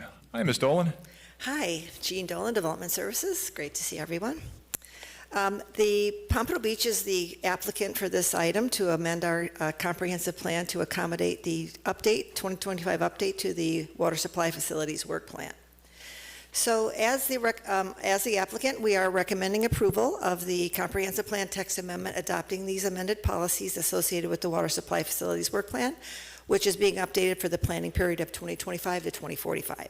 The amended policies are in the two elements, the potable water sub-element and the conservation element. The Water Supply Facilities Work Plan update ensures compliance with Chapter 163.3177, Paragraph 6C of the Florida statute, which requires local government to revise their water supply facility work plan and associated comp plan policies within 18 months after the South Florida Water Management District adopts the update to the Lower East Coast Regional Water Supply Plan, which occurred in September of 2024.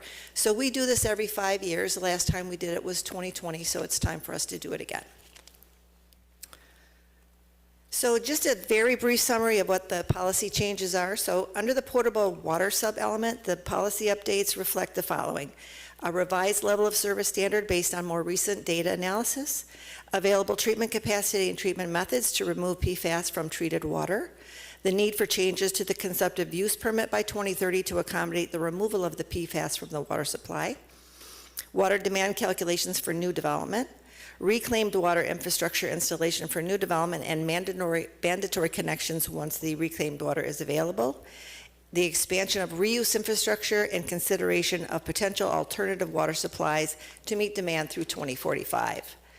The changes to the conservation element focus on the discontinuation of the ocean outfall for wastewater effluent, which actually comes from Broward County, not from the city. That legislation has finally come to the end. 2025 was the last year that could go on. And also to explore the alternative water supply sources that we may be using in the future. So at this point, I was going to turn it over to our Utilities Director, Ranuka Mohammed, to give you an overview of what's in the Water Supply Facilities Work Plan. Very good. Thank you. Ranuka Mohammed, Utilities Director. So I just want to give you a little bit of perspective on this and how this process works with South Florida Water Management District.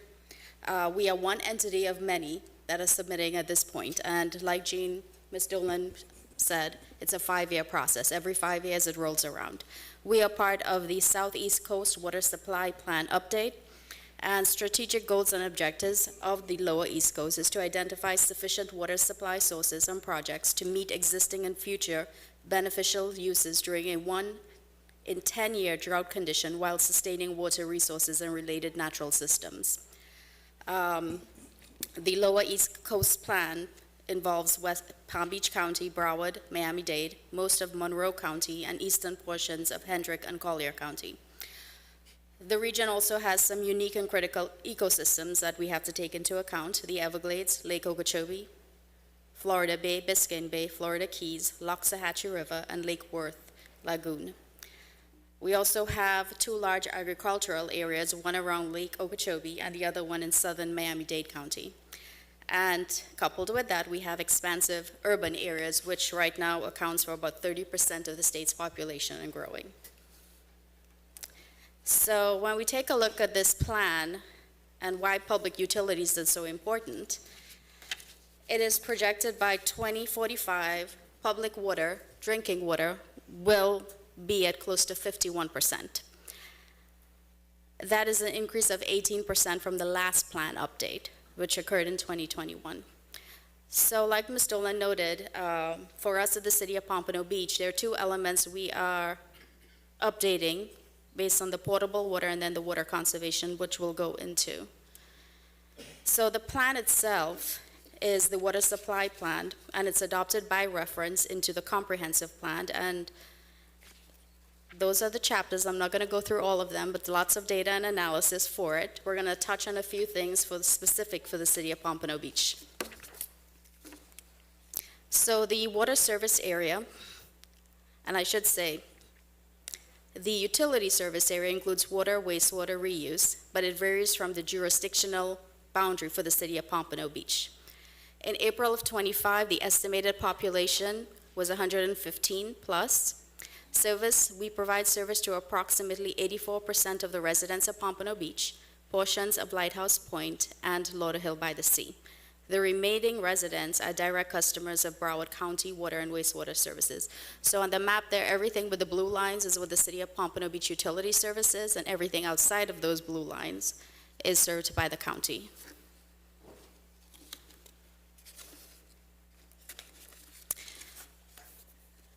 I'm just going to recap this because most of you know this. Potable water supply, we have 2 well fields, the eastern well field and the western well field.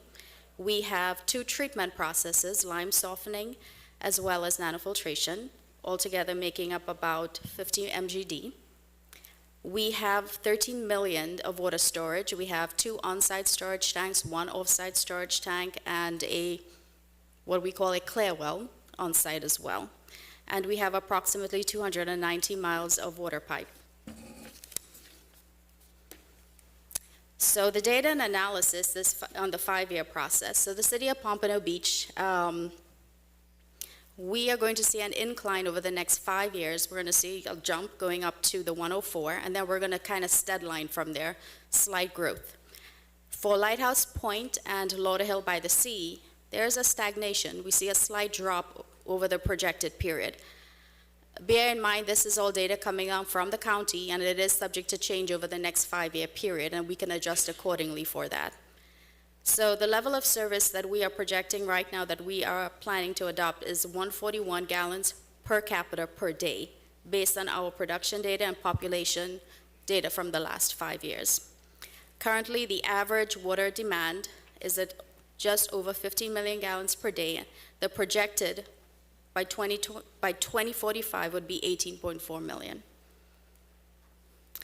So I don't have a clicker, I think, on this, but the blue block is the water demand, finished water demand over the period of time through 2045. The raw water before PFAS, before we needed to do any treatment change, is the blue line. After PFAS, when we have to change treatment, our raw water demand is going to go up because we have greater losses on the treatment process.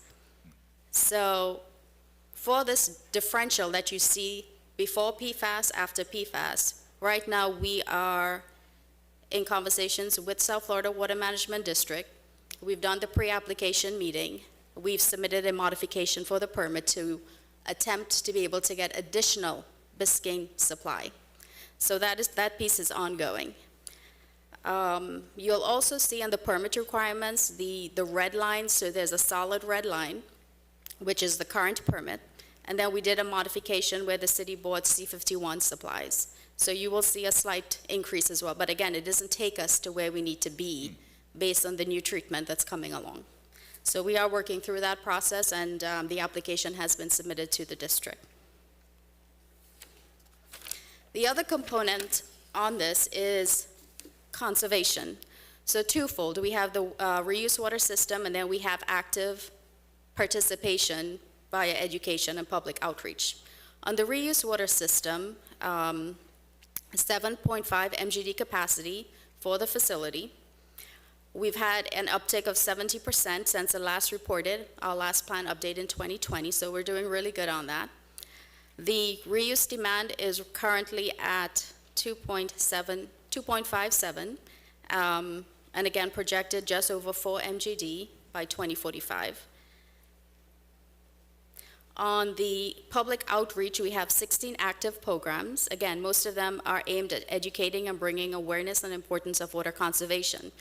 So twofold between the reuse program and public outreach, we've been able to reduce the per capita usage on the potable water side. So we've moved from 170 back in 2015 to 141, which is really great for us. So we're making a lot of progress on this. It's important, I think, to point out that this is part of our permit requirements. We have to have an active program. We have to have all of these things in place in order to bring that number down. So just to recap, the South Florida Water Management District approved the 23-24 Lower East Coast Regional Water Supply Plan back in September of 24. The city has 18 months to adopt the Water Supply Facilities Work Plan and then adopt in the comprehensive plan. We took this to the Planning and Zoning Committee on January 28th, and it was approved. Next steps. Here, obviously, we're seeking approval to take this, to approve the plan, and then once the approval is granted, we take it to the state to review. And once the state adopts this, then we bring this back for a second reading. The final deadline is March 26th by the state. Any questions or concerns? Very good. Thank you for that. We appreciate your presentation. Great job. This is a public hearing. Is there any input from the public on this item? Seeing none, public input closed. Commission discussion, questions. Commissioner Fasick. Yes, I have a question related to your slideshow, but then in our backup on Exhibit A. So you mentioned the lime softening plants, which are really cool, but it says in the Exhibit A, page 3, of 16. It says that here they're to be decommissioned. Yes, so eventually the lime softening plants will be commissioned because it does not remove PFAS. So the change that the city is going through right now, everything is predicated on PFAS. So yes, as the new treatment becomes available, there will be a plan to decommission the lime softening. Okay. Is there any harm in, I know that when I went through the whole tour, there was quite a bit of sort of finding that balance, but there was, if one goes down, we still have this. If there was, Right. that was the methodology, or that was sort of the sense of security, somewhat, that I had from your staff. So is there something that we can do to not decommission it, but then perhaps run it through a secondary system, or? So currently, lime softening traditionally, again, has not been used to remove PFAS. The PFAS regulation becomes effective in 29, it may be set back to 30. In between now and then, there's lots of exploratory technologies that are happening right now. The city has moved forward with expanding its nanofiltration. That is a tried and true method, but I think we are also open to taking a look and see what is going to be developed between now and then, because if there is a cost associated with nanofiltration, any membrane, there's going to be a higher cost. There's also the higher loss, which is why we're seeking the additional raw water capacity from the district. So I think we're very open to seeing what available technologies are out there, and if we have to pilot, we'll pilot. I think we have time to do that, and if we can hold on to a little bit more of the lime softening, yes. It is tried and true technology also here in South Florida. It has served the industry very well, so. Than that, I know you have a tough job to do at the moment, so I hats off to you, I guess. Thank you. Very good. Vice Mayor. Thank you. I had some concerns when I read through the staff report, and then your presentation kind of bolstered those. I mean, this kind of is what it is, right? You're updating the situation, but can you go back to your slide on the one further back? Okay, so Pompano in the next 5 years is expected to grow, I don't know, 10%-ish. But the other cities we service are remaining flat or going down. Is that? So again, this is on the data we're getting from the district, from planning and zoning, and Ms. Dola may be able to speak to this a little bit more, but again, a lot of this is projected data based on there are assumptions built into this. So when the plan is updated, we don't know if this is a true trend yet. We will have to monitor this, and when we come back to update the plan again in the next cycle, this will be adjusted if it needs to be adjusted. It's Understood. very difficult to plan out to Population. 2045, yes. I understand, but this is to the point that a lot of us sit up here and talk about the growth in Pompano relative to other parts of South Florida or the county or our neighbors like Lighthouse Point and Lauderdale by the Sea. This shows that we are outpacing them dramatically, and I always talk about it. There will be impacts on our infrastructure, and this is what from roads to water to waste, all of it. So this is one of the ways I think we can see this, because the combination of the increased demand and us potentially losing our more efficient method for filtering water is with the lime, So that the lime softening is, that change in treatment is triggered by a different that is triggered by, I understand that's for PFAS, but we have multiple factors here Yes. that are putting some pressure on the system. We are growing. We have regulations that we need to comply with, so we need to either phase out or find a new technology to keep our plant going. And the technology that will work to filter PFAS is less efficient. So we need more raw water to create the potable, drinkable water. So there seems to be a lot of pressures on this, and I always think about who's going to pay for this, because we come and get utility bill hikes and things like that. But this new growth is development.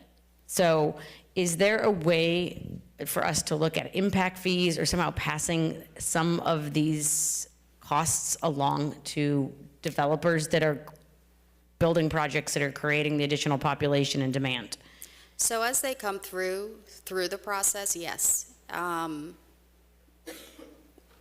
I believe we have to be a little more stringent in demanding improvements. If you're going to join the system, if you're adding new customers to the system, there's a cost of doing business, and you have to make improvements of the system.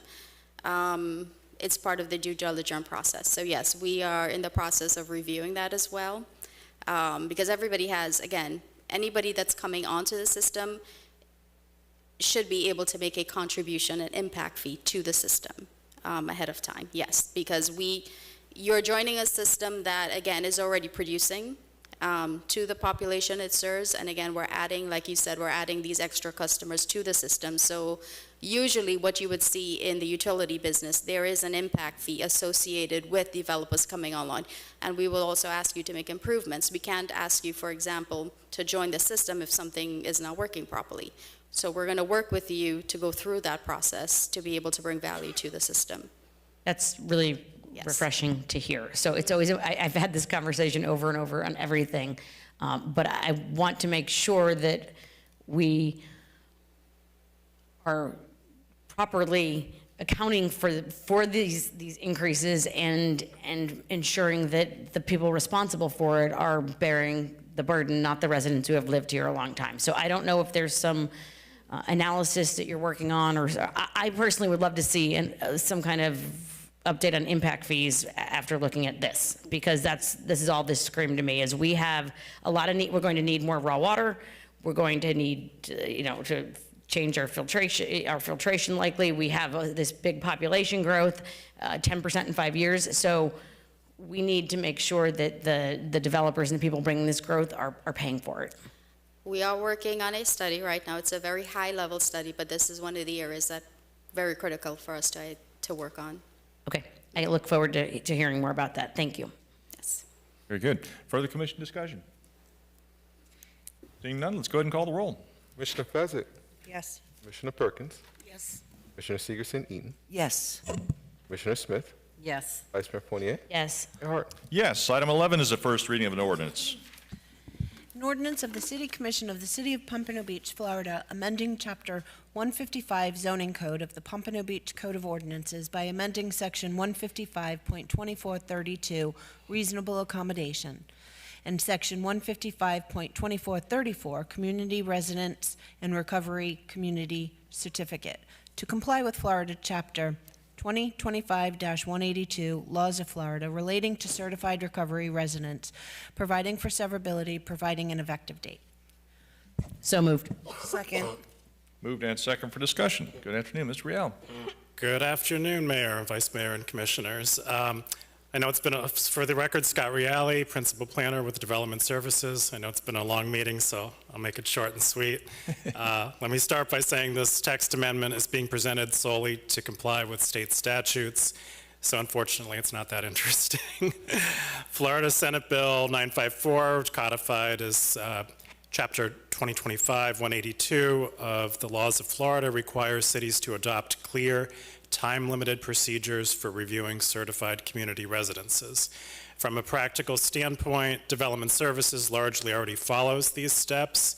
This ordinance, which was prepared by the City Attorney's Office, simply codifies the process, tightens review timelines, and ensures that decisions are issued promptly and in writing. To be clear, the ordinance is procedural only. It does not expand where recovery residences are allowed, and it does not change any existing zoning standards. What the ordinance does is establish clear review timelines. Applications for community residents and recovery communities, certificates and associated reasonable accommodations must be now date stamped upon receipt. We actually already do that. If additional information is needed, the city must notify the applicant in writing within 30 days. The applicant then has 30 days to respond. Once an application is deemed complete, the city must issue a decision within 60 days unless both parties agree in writing to an extension. So why are we doing this? Well, without these procedural updates, the city risks automatic approvals, legal challenges, and potential loss of local control due to noncompliance with state law and federal fair housing requirements. So that's the exciting text change mandated by the state. I'm happy to answer any questions. Very good. Thank you for that. This is a public hearing. Is there any input from the public on this item? Seeing none, public input closed. Commission discussion, questions, concerns? Seeing none, let's go ahead and call the roll. Commissioner Fezzik, Yes. Commissioner Perkins, Yes. Commissioner Seegerson-Eaton, Yes. Commissioner Smith, Yes. Vice Mayor Fournier, Yes. Mayor Harton. Yes, thank you. Thank you. Takes us up to item 12, discussion and consideration item for the annual performance evaluation for Mr. Kervin Alfred, City Clerk. Very good. Ms. Senego. Hello, Lisa Senego, Human Resources Director. This item is for performance evaluation discussion and any related pay changes. Any changes would be effective 12/1/25. And Mr. Alfred's accomplishments are in the backup materials that you have. Of the 12 comparable regional city clerks, Mr. Alfred's pay is at the 70th percentile. He has 3 years of service as city clerk and 18 years with the city. And as a reminder, there's a 3.5% COLA that was granted to all employees, 10/1/25, including the 4 officials that the commission oversees. And the general employee's merit increase ability is currently anywhere between 2 and 4%. Same thing I do. That's it. Very good. Thank you for that. All right. Well, I'll start off. Mr. Alfred, I think you've been doing a wonderful job. I appreciate everything you're doing and making sure everything gets done over in the city clerk's office. And I just think you're doing a marvelous job. I'd go ahead, let's see. I'd go ahead and make a motion. Let's see there. Because Ms. Senego, you said he's at 70% amongst peers right now, right? Yes, he currently sits right at the 75th Right at percentile 70%, of the 12, so there's 13 altogether, including our city. Right. I'd go ahead and make the motion for a 4% merit. I think we need to try and stay at that 75%. I think that's a good spot for us to be at. So I'd make a motion for a 4% increase for Mr. Alfred. I'll second that. Second. Sorry. Okay, well, we got a motion with a second. Okay, it's been moved and seconded. All right. Discussion, commission discussion. Yes, Mayor. So I've got Commissioner Smith first, then I got Commissioner Perkins. I just want to say what a pleasure it is to work with Mr. Alfred.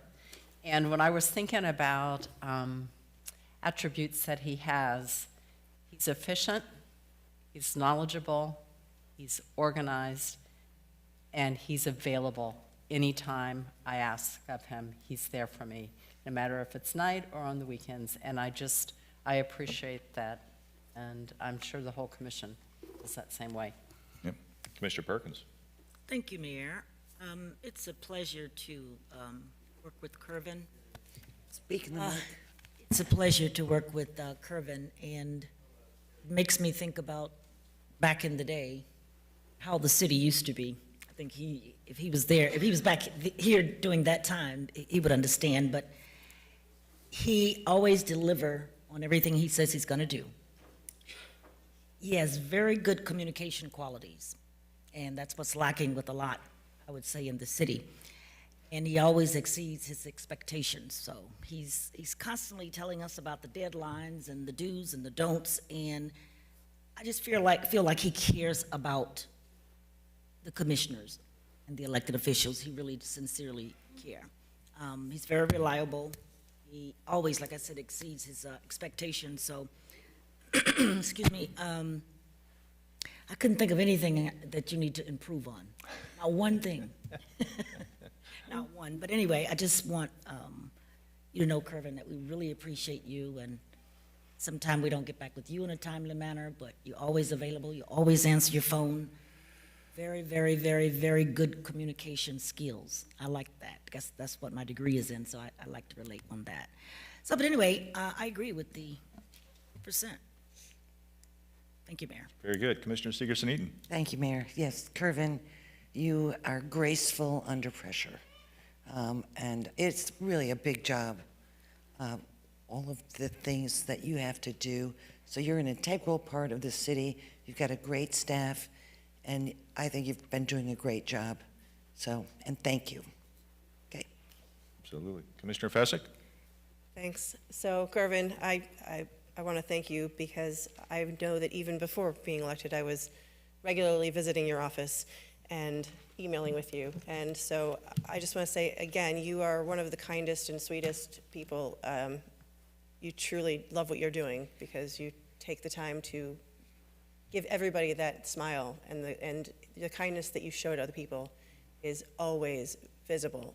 I don't think anybody in the city has ever been like, oh man, that Gervin, like everybody has said, he's such a nice guy. And so you not only are responsive to us, but you're responsive to the residents, and that makes our job easier, so thank you for that. I know I regularly work with you on lots of different requests of all kinds, and your staff, and I want to say thank you also for some very complex asks on my end, to really working with me, and the volume of some of those things to find ways to work together to get information to me. So I do appreciate that. I told Gervin, when I spoke with him earlier today, it's a regular conversation, that I want to make sure that I support the continued use of whatever you and your office needs in terms of technology and efforts to modernize when I looked through your accomplishments and your list of accomplishments, a lot of what you've been doing, especially lately, is bringing us into the 21st century here in the city. And I just want to say I understand how much work that entails over and above what you're doing right now. So I want to make sure that you know that you have my continued support, you and your team, to see what we can do to make sure that you have the use of technology and efforts to modernize not just our system, but to bring our city into public records requests or online meetings, anything to make it easier for not just you to do your job, but for the public to access that information in a way that is less stressful on you and your office. Overall, just want to say you're the best. I'm so happy you're able to enjoy La Spada's sub for the first time. I'm sorry for hooking you on it. And if I would give you one piece of advice is to maybe not have as many 11 p.m. nights at the office. so Gervin, we're gonna work on your work-life balance soon, but you're doing a fantastic job. Thank you. Very good. Further, Commissioner, Vice Mayor. Thank you. I think everyone pretty much said it. Yes, you are kind, Gervin. But more important than that, you are thorough and competent and qualified and do your job in a way that shows your commitment to us and to our city and to doing things the right way. And for that, I really do appreciate it. It is a heavy load. I know there's a lot of asks. There's probably been a lot of public record requests and other things. And we appreciate you doing that. And I will support this. Thank you. Very good. Further commission discussion? Seeing none, let's call the roll. Commissioner Fezzik? Yes. Commissioner Perkins? Yes. Commissioner Segerson-Eaton? Yes. Commissioner Smith? Yes. Vice Mayor Fournier? Mayor Harton? Yes. All right, that takes us up. Congratulations, and thank you. Thank you. That takes us up to additional audience to be heard. Don't think we have any. No further audience to be heard. Very good. Our next scheduled meeting will be February 24th, 2026 at 6 p.m., a regular City Commission meeting, followed by March 10th, 2026 at 1 p.m., a regular City Commission meeting. That takes us up to reports. Mr. Harrison, our city manager. Yes, sir. We have a couple of birthdays, one day after another. Commissioner Fessick on February 8th, Commissioner Perkins on February 9th. Happy birthday. Yesterday. All right. And Russ gave me this door hanger here. We're going to have clean streets on February 12th in the Highlands area. Oh. Commissioner Eaton. Very good. And Major Elwood has something that I've asked him to come up and share with you all. It's a unusually large seizure that is it's in the process of being awarded to the city. So, okay. Good news. Major? Good afternoon, Mayor, Vice Mayor, Commissioners, and members of the community. Thank you for this opportunity to speak to you this afternoon. I'm going to jump. I had that last Mr. Harrison, but I'll jump to that. I'm going to put that up on the screen. So our BSO Pompano Beach detectives, working with the Broward County Money Laundering Task Force, concluded a year-long nationwide drug diversion investigation involving complex and innovative multi-jurisdictional investigative techniques. There were 8 defendants charged. 5 defendants have already entered guilty pleas. There's 3 cases remaining. In this investigation, it's the largest seizure in the history of the state of Florida. Wow. The funds that our Pompano detectives are bringing back to the city is $2,723,914. Wow, that's nice. Congratulations. Thanks, sir. And we anticipate more just from that case, and then we actually have other cases as well. So we will be over the 3 million mark at some point. Also, Mayor, Vice Mayor, Commissioners, I want to just touch on a couple topics, and I know we're all tired, so I'll move quickly. I had an opportunity this past week to meet directly with Commissioner Perkins and a member of the community at her request, and I appreciate Commissioner Perkins having that meeting with you. I know we talked about a recent use of force, and I think we accomplished a lot in that meeting. We were able to talk about the process. I think it shed light on what the process is, and I'm glad we had that ability to talk about it. And I'm going to get into it for the public so they can understand the process. But I just want to shed some light on part of that. You know, I'm at 2 years now in this position, and it's gone by fast. It's a lot going on in the city. 2 years ago, I stood here. I think it was my second or third day as the chief. And we had a line of people in here because just prior to me coming here, there was several shootings in the city. There was a young man that was shot and killed. I believe he was 16 years old. And I think on my second day, everybody was looking at me and said, "Hey, Major, what are you going to do about it?" And I thought, wow, I haven't even unpacked any boxes yet, but I got the message. Mayor, you leaned over, as you often do, and said, "Major, you need to do something about this." We then, if everybody remembers, we went out within that week and we marched through the neighborhood and with pastors and law enforcement, members of the community, the commissioners, mayor, vice mayor. We were all there and we felt it, and I felt it tremendously as just a new chief here in the city. And I understood that we needed to do something. We really needed to do something about it. So I took that directive, Mayor, that you, the Vice Mayor, the commissioners gave me, and the community gave me, to go back to our deputies and say, we got to stop this violence. We have to do something about it. So here's the good news, and I have this up on the screen. Last year, we decreased crime overall in the city by 13%. Wow, that's great. But more importantly, we decreased shootings by 40% from 2024. That is a significant number. We decreased homicides by 39%.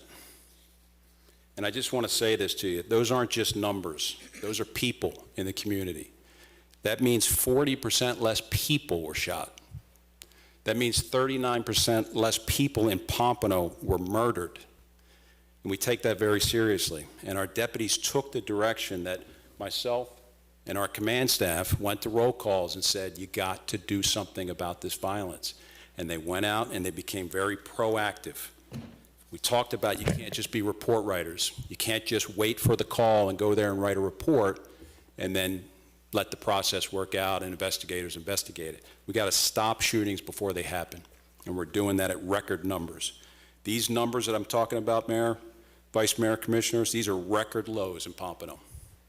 And it's the result of proactive law enforcement. So I want to talk about the incident. We had a shooting the day before the incident where force was used on an individual. That shooting is captured on video. There's lots of people in the area, community members. Our deputies arrive. They interact with the community. They gather information on shooters, evidence, where located. There's a cooperation. You can see it on the video with the community and our law enforcement. There's an individual young man that's shot in both of his legs. Our deputies immediately put tourniquets on his legs and absolutely saved his life. You watch that video and you're proud. You're proud of the community, you're proud of law enforcement, because we work together. The very next day, during a commission meeting, 1:30 in the afternoon, we had another shooting on the exact same street, connected to the one from the night before, probably retaliation. That again is on video, and it's very clear. It's daylight. It's 1:30 in the afternoon. Our deputies raced to the scene. We watched the video. I was able to show Commissioner Perkins all the deputies' body-worn cameras where they're racing to the scene. They get out of their cars. They're running towards where the shooters are. They have rifles. They have handguns. This is what they're trained to do. They're going there because they got the message of being proactive and protecting the community. They're not waiting just to take a report. They want to get there and save people's lives in the community. They interact with the community members there, many of them. Shootings over there, you can see it. They're letting them know where they're at. The deputies are setting up a perimeter. They're protecting the crime scene. It's a full block. This shooting is two individuals shooting back and forth at each other. While they're securing this scene and they're talking to residents, an individual with a hoodie over his head, all black, the exact description of the shooter, one of the shooters that was given out, decides he's going to run full speed, past deputies that are trying to say, hey, don't come into this scene. He runs full speed while deputies are giving verbal commands. Stop. Repeatedly, stop. He ignores those commands. He runs up to a deputy and assaults a deputy. As soon as that happens, the deputies try to take him into custody, rightfully so. He's committed a crime. He's assaulted a deputy. He's disobeyed lawful commands. When they go to take him into custody, he fights them. He's 22 years old. And he gives up unbelievable fight, which happens at times. And it's hard to put somebody into custody when they're determined not to be placed into custody. Force was used on that individual, so I just want to say this for the record. That individual was supposed to be arrested. He had committed a crime.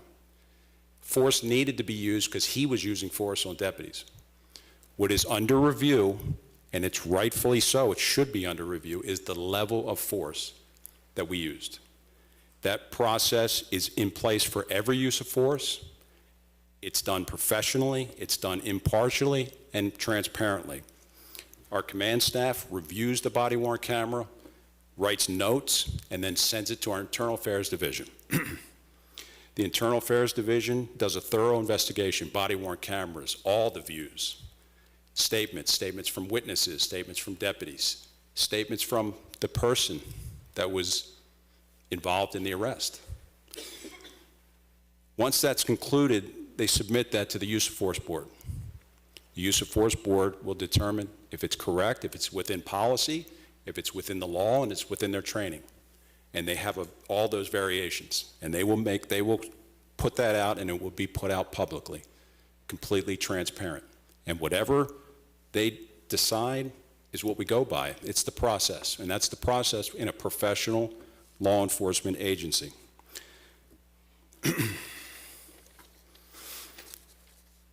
So I just want to talk about that for a second.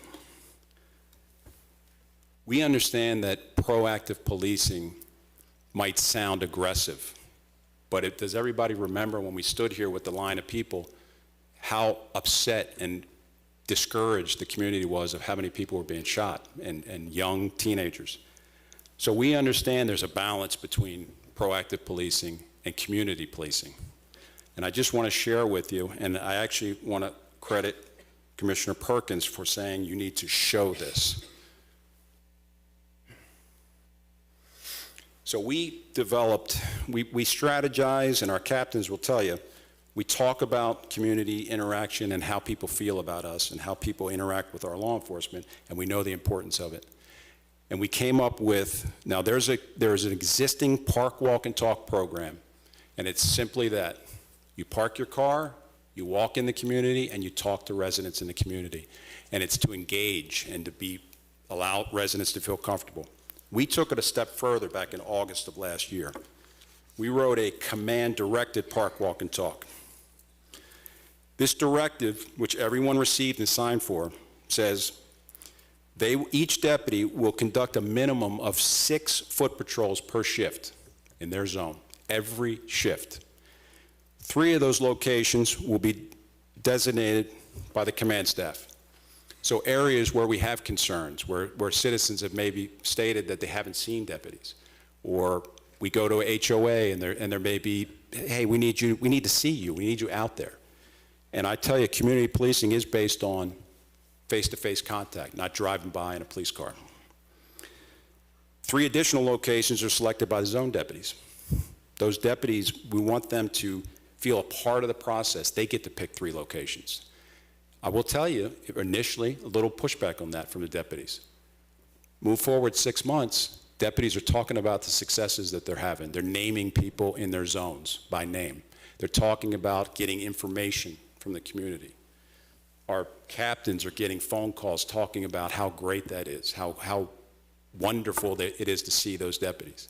I believe we had a commissioner say that her children have seen that deputy walk on her street and was inquiring about it. So it's a success that we have here in the city, and I just want you to understand that I got the message on stopping the shooting, but we also understand that you have to be connected to the community.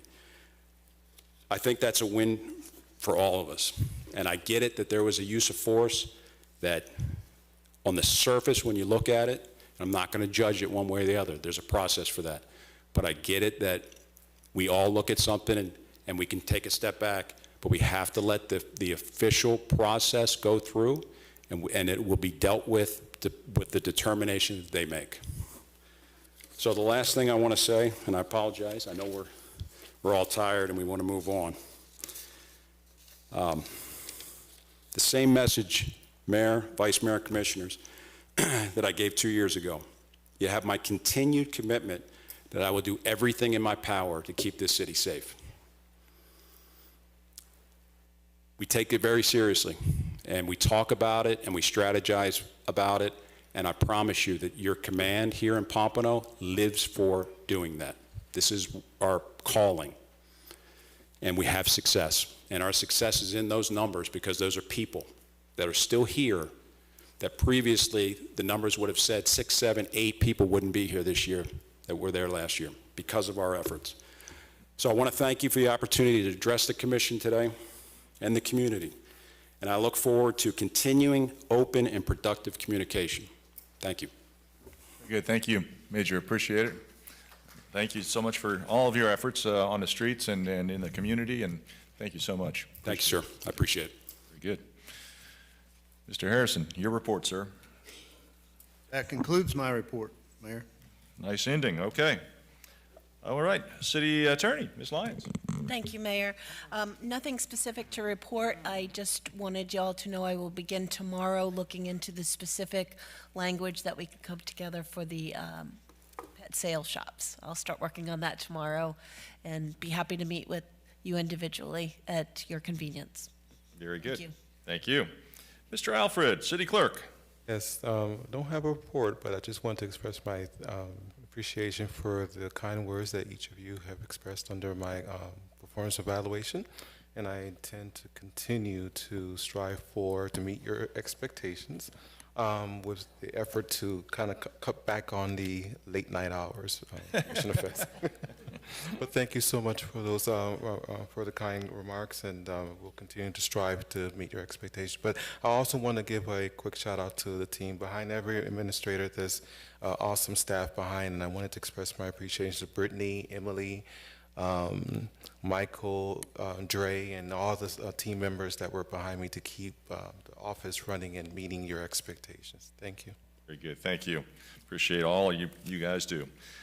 All right, takes us up to the City Commission. Commissioner Fessick. Thank you. So I know it's been a long day, but I do have a few things that I want to address. So I'll do the quick ones first. Don't growl at me. So I got a lot of emails about, over the cold weather, about the livestock, the sheep in the park at Westview Cemetery. And so I just wanted to make sure, I know it probably got forwarded on, but that's a little concerning to me. I think somebody even said that the baby sheep died. And so I know that there's a lot going on over there, but I just want to make sure that that was brought to your attention. That's on Facebook, it's on Instagram, it's on emails that we're getting. We have to make sure we're doing something or whatever we need to do to make sure animal control is out there and ensuring that everybody's being cared for well. So there's that. That was a quick one. There's some residents have been asking me about demolitions. There was a demolition at 552 North Ocean.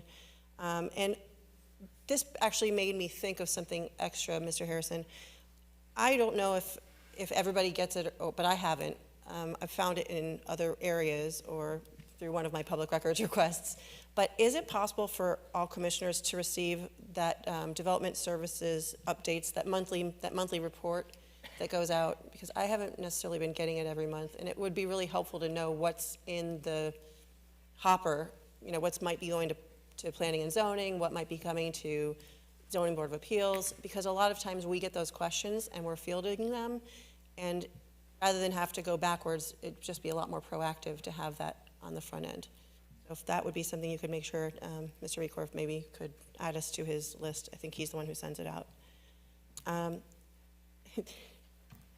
3 are related to paving, 3 real quick topics. There's been a lot of conversation about, obviously, crosswalks.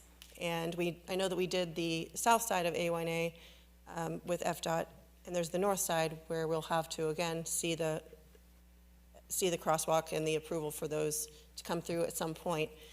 But this is the request more so to have a presentation from staff related to the crosswalks or the FDOT project moving forth, now that we're moving north with it. So just another presentation from staff so every resident can have the most up-to-date information rather than us just trying to do it from a one-off situation. The North Riverside project, I want to thank Fernand and Earl. There was a resident, Mr. Ohanian, among other people that were on that Zoom call meeting. There was a lot of proactive movement, I feel, in terms of helping us understand some of the setbacks we've had. And it was so Senator Pizzo was also on that call, the Zoom call.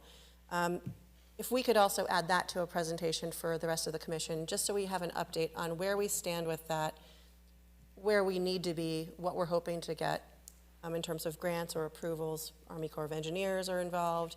It's a complex project. It's been delayed, and residents are really wondering where it stands. So if we could have an update on that from staff. Also, ahead of us having to roll into budget season, it'll help us form our asks or figure out what we might need to do moving forward. And then the third part that's related to paving is I got the email saying that Harbor Village was on the list finally and was supposed to be paved.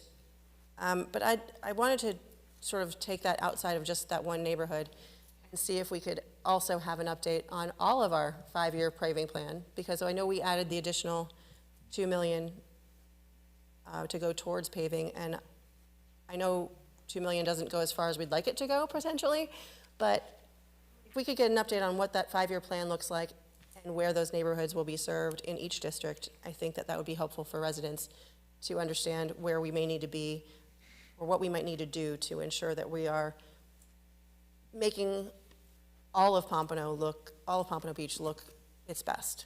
And so I know that a lot of times some of the questions and the heartache can just be answered with a simple presentation and an update for residents. So I would appreciate those things. Moving forward into something different, technology. So I have been looking at other commission meetings and watching a couple other commission meetings in different cities just to kind of see how the dynamics are in different cities and how business is done, whether it be from agenda items or just conversations, presentations, things that might be on your mind or on any commissioner's mind that they'd like to bring forward and be able to discuss in a public forum. But the biggest thing that came and sort of stood out for me was that many cities that are smaller than us are using either Zoom or some other video conferencing software to allow remote attendance for audience to be heard. And so the reason why I felt that this was important to bring up is because we have the meeting at 1 p.m. and I know, especially for the past several agenda items, but really consistently for the entire time that I've been in office, there's a lot of people who send a message and say, I would love to be there for this reading. I just found out about it. It's a second reading. It's a this. I want to say something, but I can't say something. Here's my email. Please put it into the record. I think if we were able to figure out a way, and Mr. Harrison, I'll leave this in your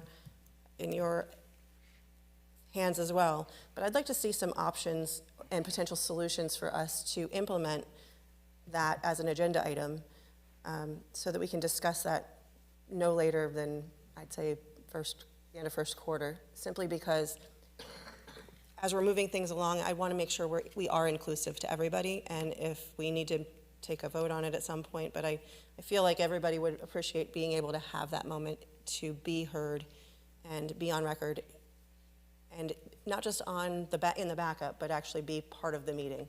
So if you're attending already via YouTube and you're watching live, or you're watching on Granicus and you're watching us live, to be able to make sure you phone in and say your piece for audience to be heard, to speak your opinion, that should also be a part of the process. So, the last major item, sorry, just misspoke. Second to last, there was recently a parking incident that just appeared last night. It was through my social media feeds, and I was tagged in it. And it has to do with Northeast 16th Street near North Ocean Park. And in it, I guess there was either some malfunctioning software, but people had, and I'd just like us to look into it, because there were a bunch of tickets that were all given out between 1:30 and 2 o'clock. And people were trying to explain to the parking ambassador that they had paid and that there was something wrong with the system, that they had already paid once, they were trying to extend their time. And I think almost everybody there got ticketed as I was watching the guy take pictures of the license plate and take pictures. So if we could have staff look into that and make sure that we're not inappropriately ticketing people if it's our software, potentially, because that's a big deal. And of course, more so than the actual ticketing, the mentality and I don't want us to have that. I don't want our staff, I think, or us as a city to have that sort of welcome, if we will, that's not how I want us represented on social media. I really would like to see us adhere to that warmest welcome and have staff interact slightly differently rather than laughing at the people who were explaining that there was a problem.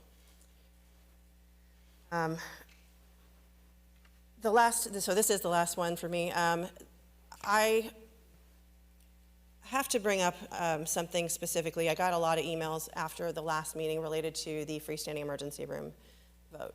And there was a lot of it. There was a lot of information in there, but there were some things that really stood out for me, and I'm not asking anything. I just want to make sure I raise a process and disclosure point related to that agenda item 2025-57. I think somebody else brought it up earlier. And so I reviewed a lot of the backup. Again, I mean, I've gone over it in detail, and somehow I missed one glaringly obvious piece. But the materials before us included in the staff report and analysis, the proposed ordinance language, the Planning and Zoning Board recommendation, and the Economic Development Council letter of support, and even in public comments. So first was Economic Development Council support. I asked Gervin to provide me that letter, and it was dated March of 2025, which was not the same, at the time, the amendment was not the same as we were presented it. So not to say that they wouldn't have continued their support, but it just wasn't an updated piece to match the new ordinance or the new change, the new zoning text amendment change. Also, it was brought up during the meeting, the September 2022 Zoning Board of Appeals denial record.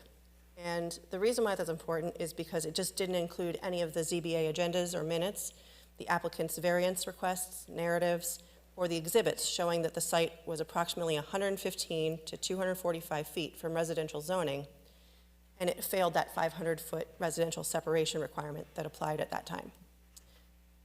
So the reason why that's important is because those 2022 records show that this exact site was previously denied after failing objective zoning standards, and those same standards were later removed or bypassed through the very same zoning text amendment that we adopted at the last meeting. So my concern isn't necessarily the policy goal. Like, my concern is whether we had all of the full and accurate information and context when we voted on that. I know I felt confident trying to explain that to a lot of people. The other thing I have mentioned also is that I think it would be, just given the number of people who have asked us to potentially reconsider, I know I cannot bring it forth, and I'm not asking that, but I'd just ask that, given there's a lot of information and newly surfaced information, that we did not have all of those pieces in our backup. And I'd like to see if there would be any commissioner who did vote in favor of that agenda item, to bring the item back for reconsideration so that it can be evaluated with a full and complete record.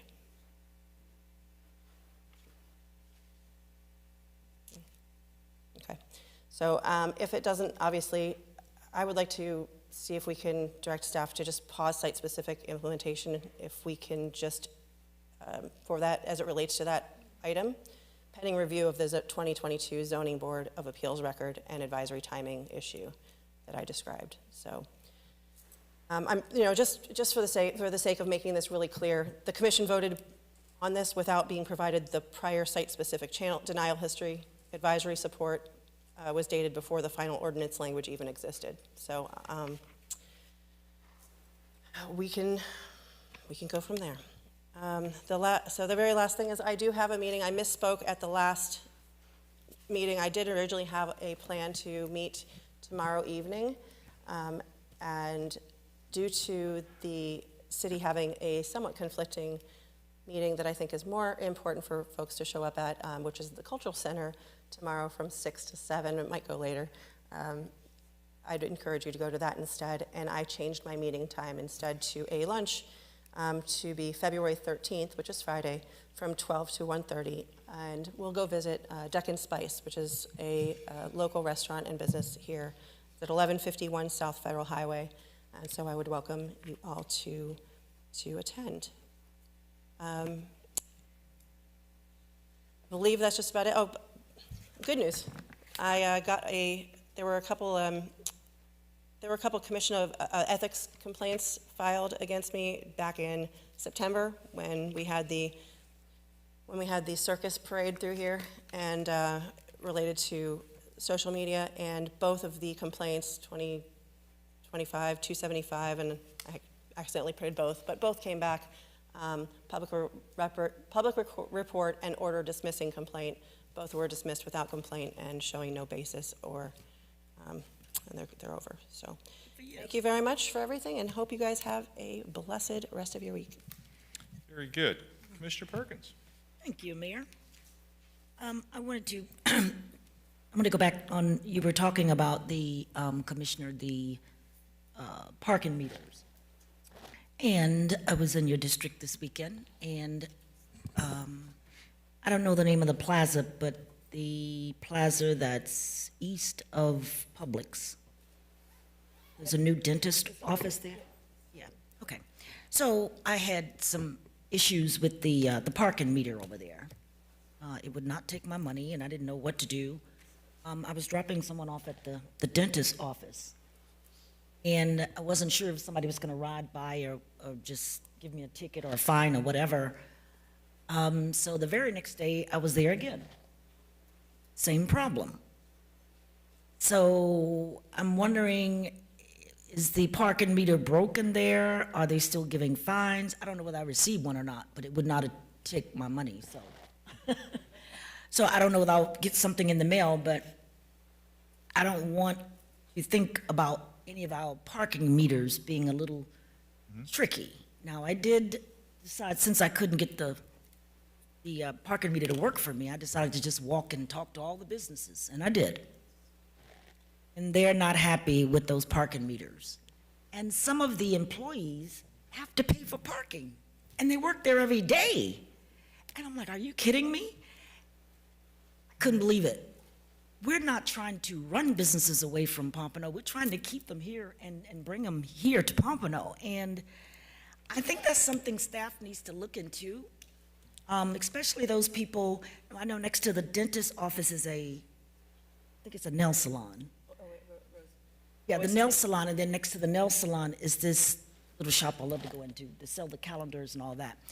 Those businesses, they are not happy with those parking meters, and I don't think it's fair, especially for the employees to have to pay.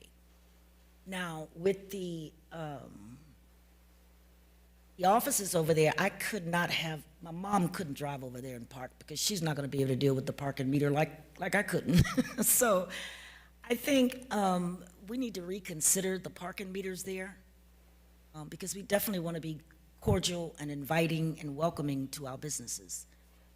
Not so much run them away. I know we do need parking on the beach for the water. Yes, yes, yes, I get that part. But I'm not so sure about this particular plaza because we do not have it across the street where the new furniture store is or whatever. So that's something that we need to consider. Those owners are not happy at all. Let's see what I have here. I want to thank everybody for being so patient with the Northwest 6th Avenue roundabouts being removed.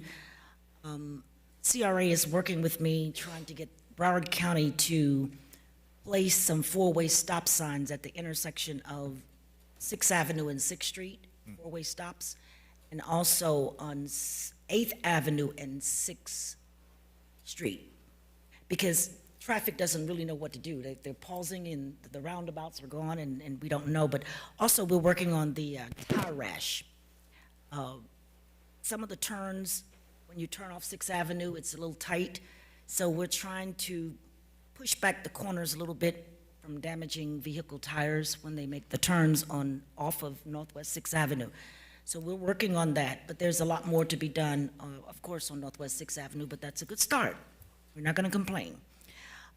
Also, I watched the Planning and Zoning Board meeting, I think it was last week or week after, and several of the residents that live in the Liberty Park subdivision is complaining about low water pressure. And I wanted to have somebody look into that. I don't know whether it's a main valve or it's a pressure regulator. If you could look into Liberty Park, it's an old neighborhood like mine, and several of them were saying that they were on a different issue, but they all complained about the low pressure in the water there. But you don't have to answer. Oh, go ahead. Oh, if you met with them, yes, go ahead. Yeah, I think they showed up at the planning and zoning meeting. Yes.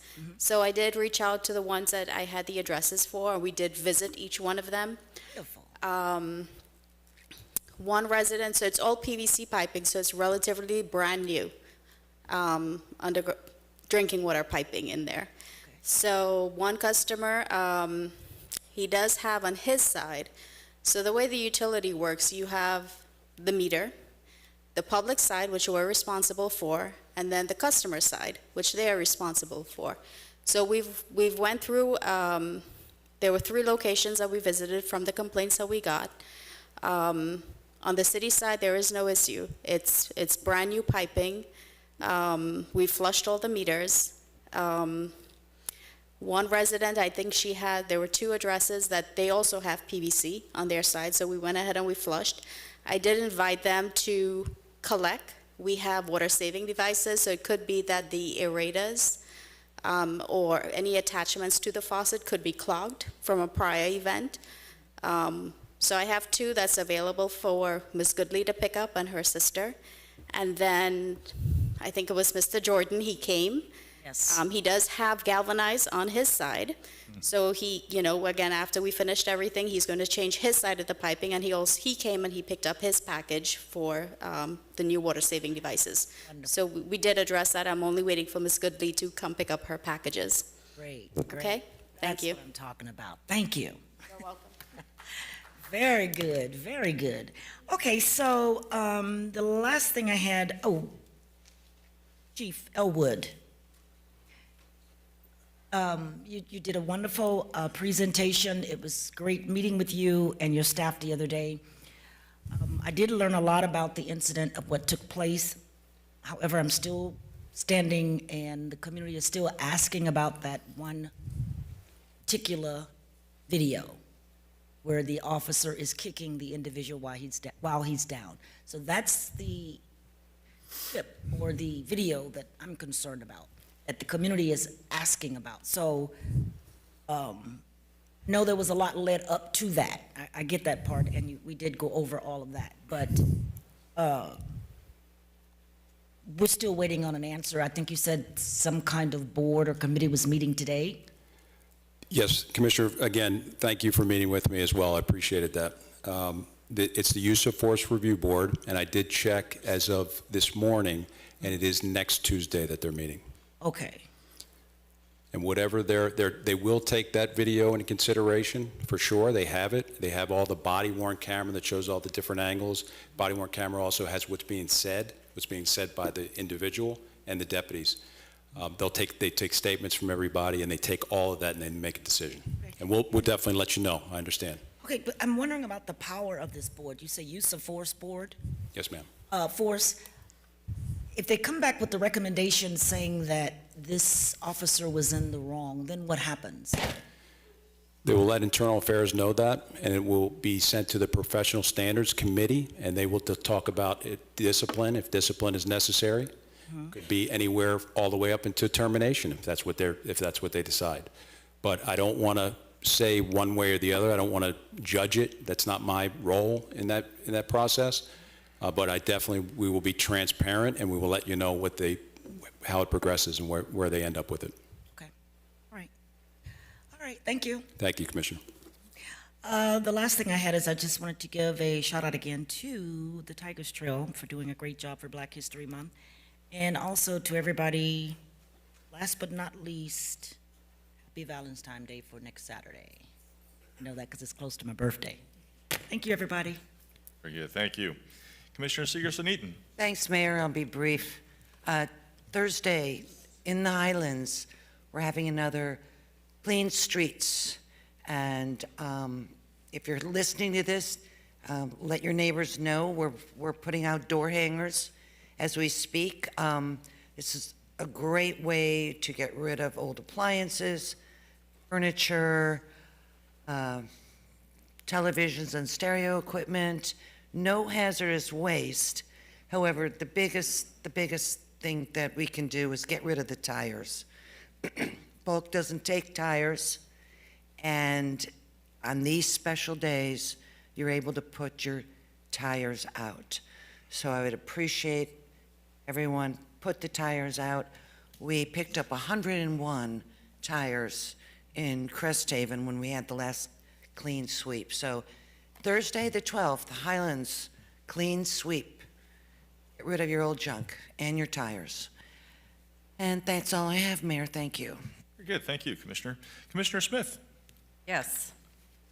Something positive about tonight is $2.7 million BSO got through the last year. That's phenomenal. So thank you for your team, for your efforts to get that done.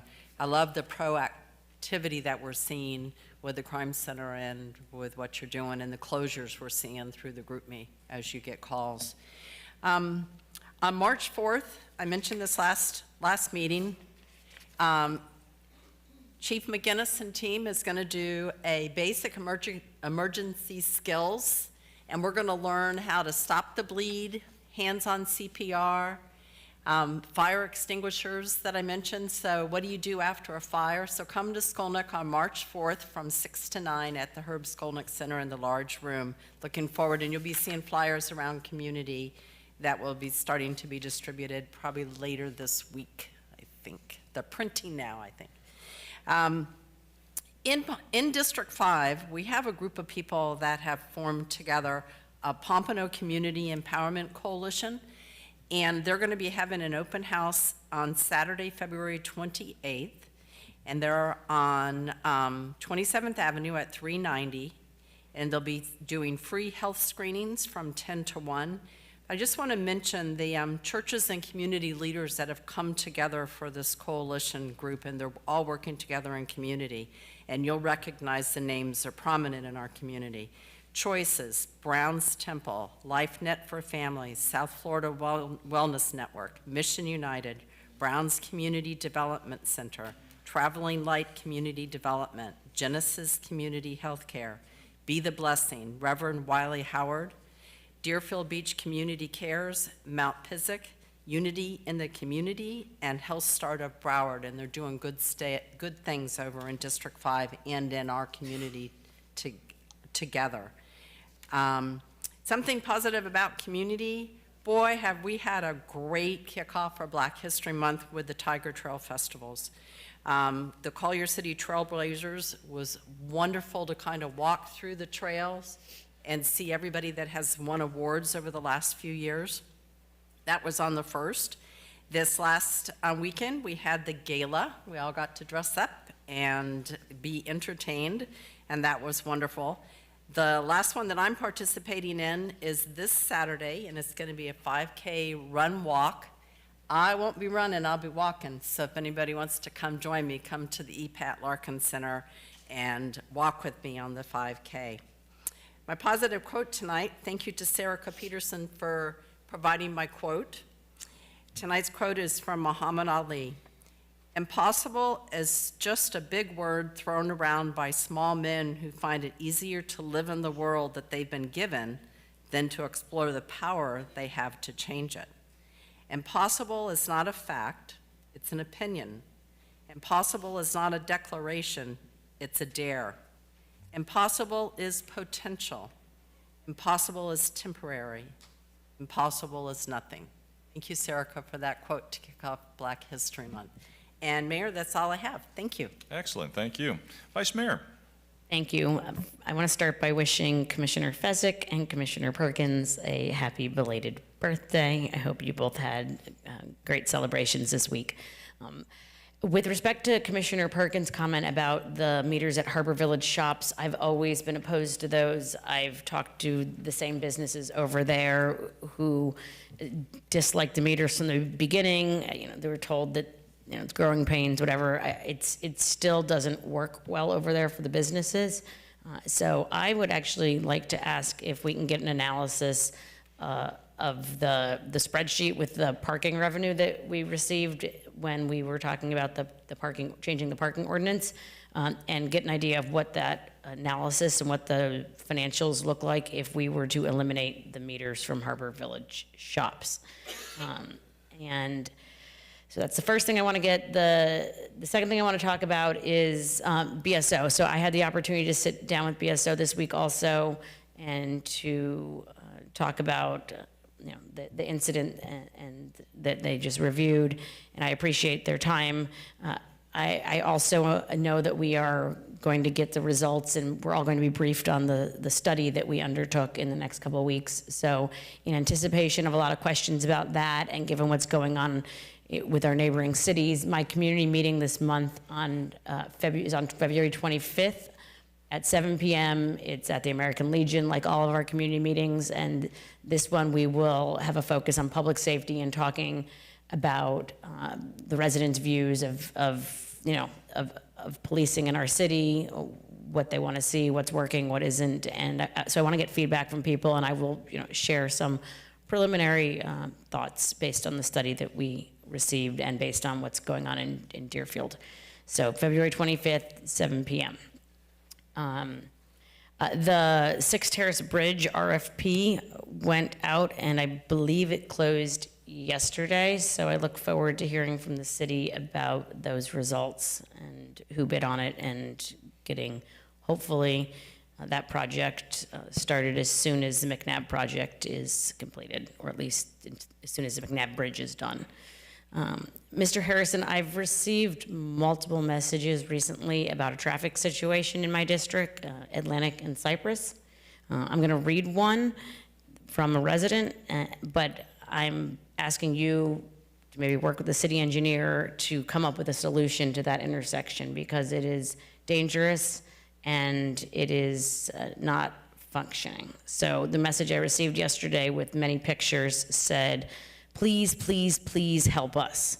This is every single day from 4 to 4:30. I sat through 4 light changes with people blocking the intersection at Atlantic Boulevard and Cypress Road near First Baptist. Something has to change. There used to be a police officer that was here and wrote tickets. Where is that guy? It is very frustrating, but more importantly, so dangerous, because everybody's trying to go around them and it's going to cause a major accident. So at the intersection of Atlantic and 18th, the cars going westbound on Atlantic are blocking the intersection, and if you're trying to get southbound on Cypress, you can't do it. So people undertake crazy moves to try to weave through and navigate that intersection, especially after car line when schools are getting out. So we need help before something bad happens at that intersection. And we need a long-term solution, because the traffic at that intersection is terrible. You said Atlantic and 18th? Yes, Cypress. Cypress. Yes. You said 18th, that's all I was just. Oh, sorry, well, it's 18th when you go further south into Fort Lauderdale, sorry. Atlantic and Cypress. So, you know the intersection I'm talking about. Perfect, thank you. So I look forward to hearing about what we're going to do to finally resolve the traffic congestion at that intersection.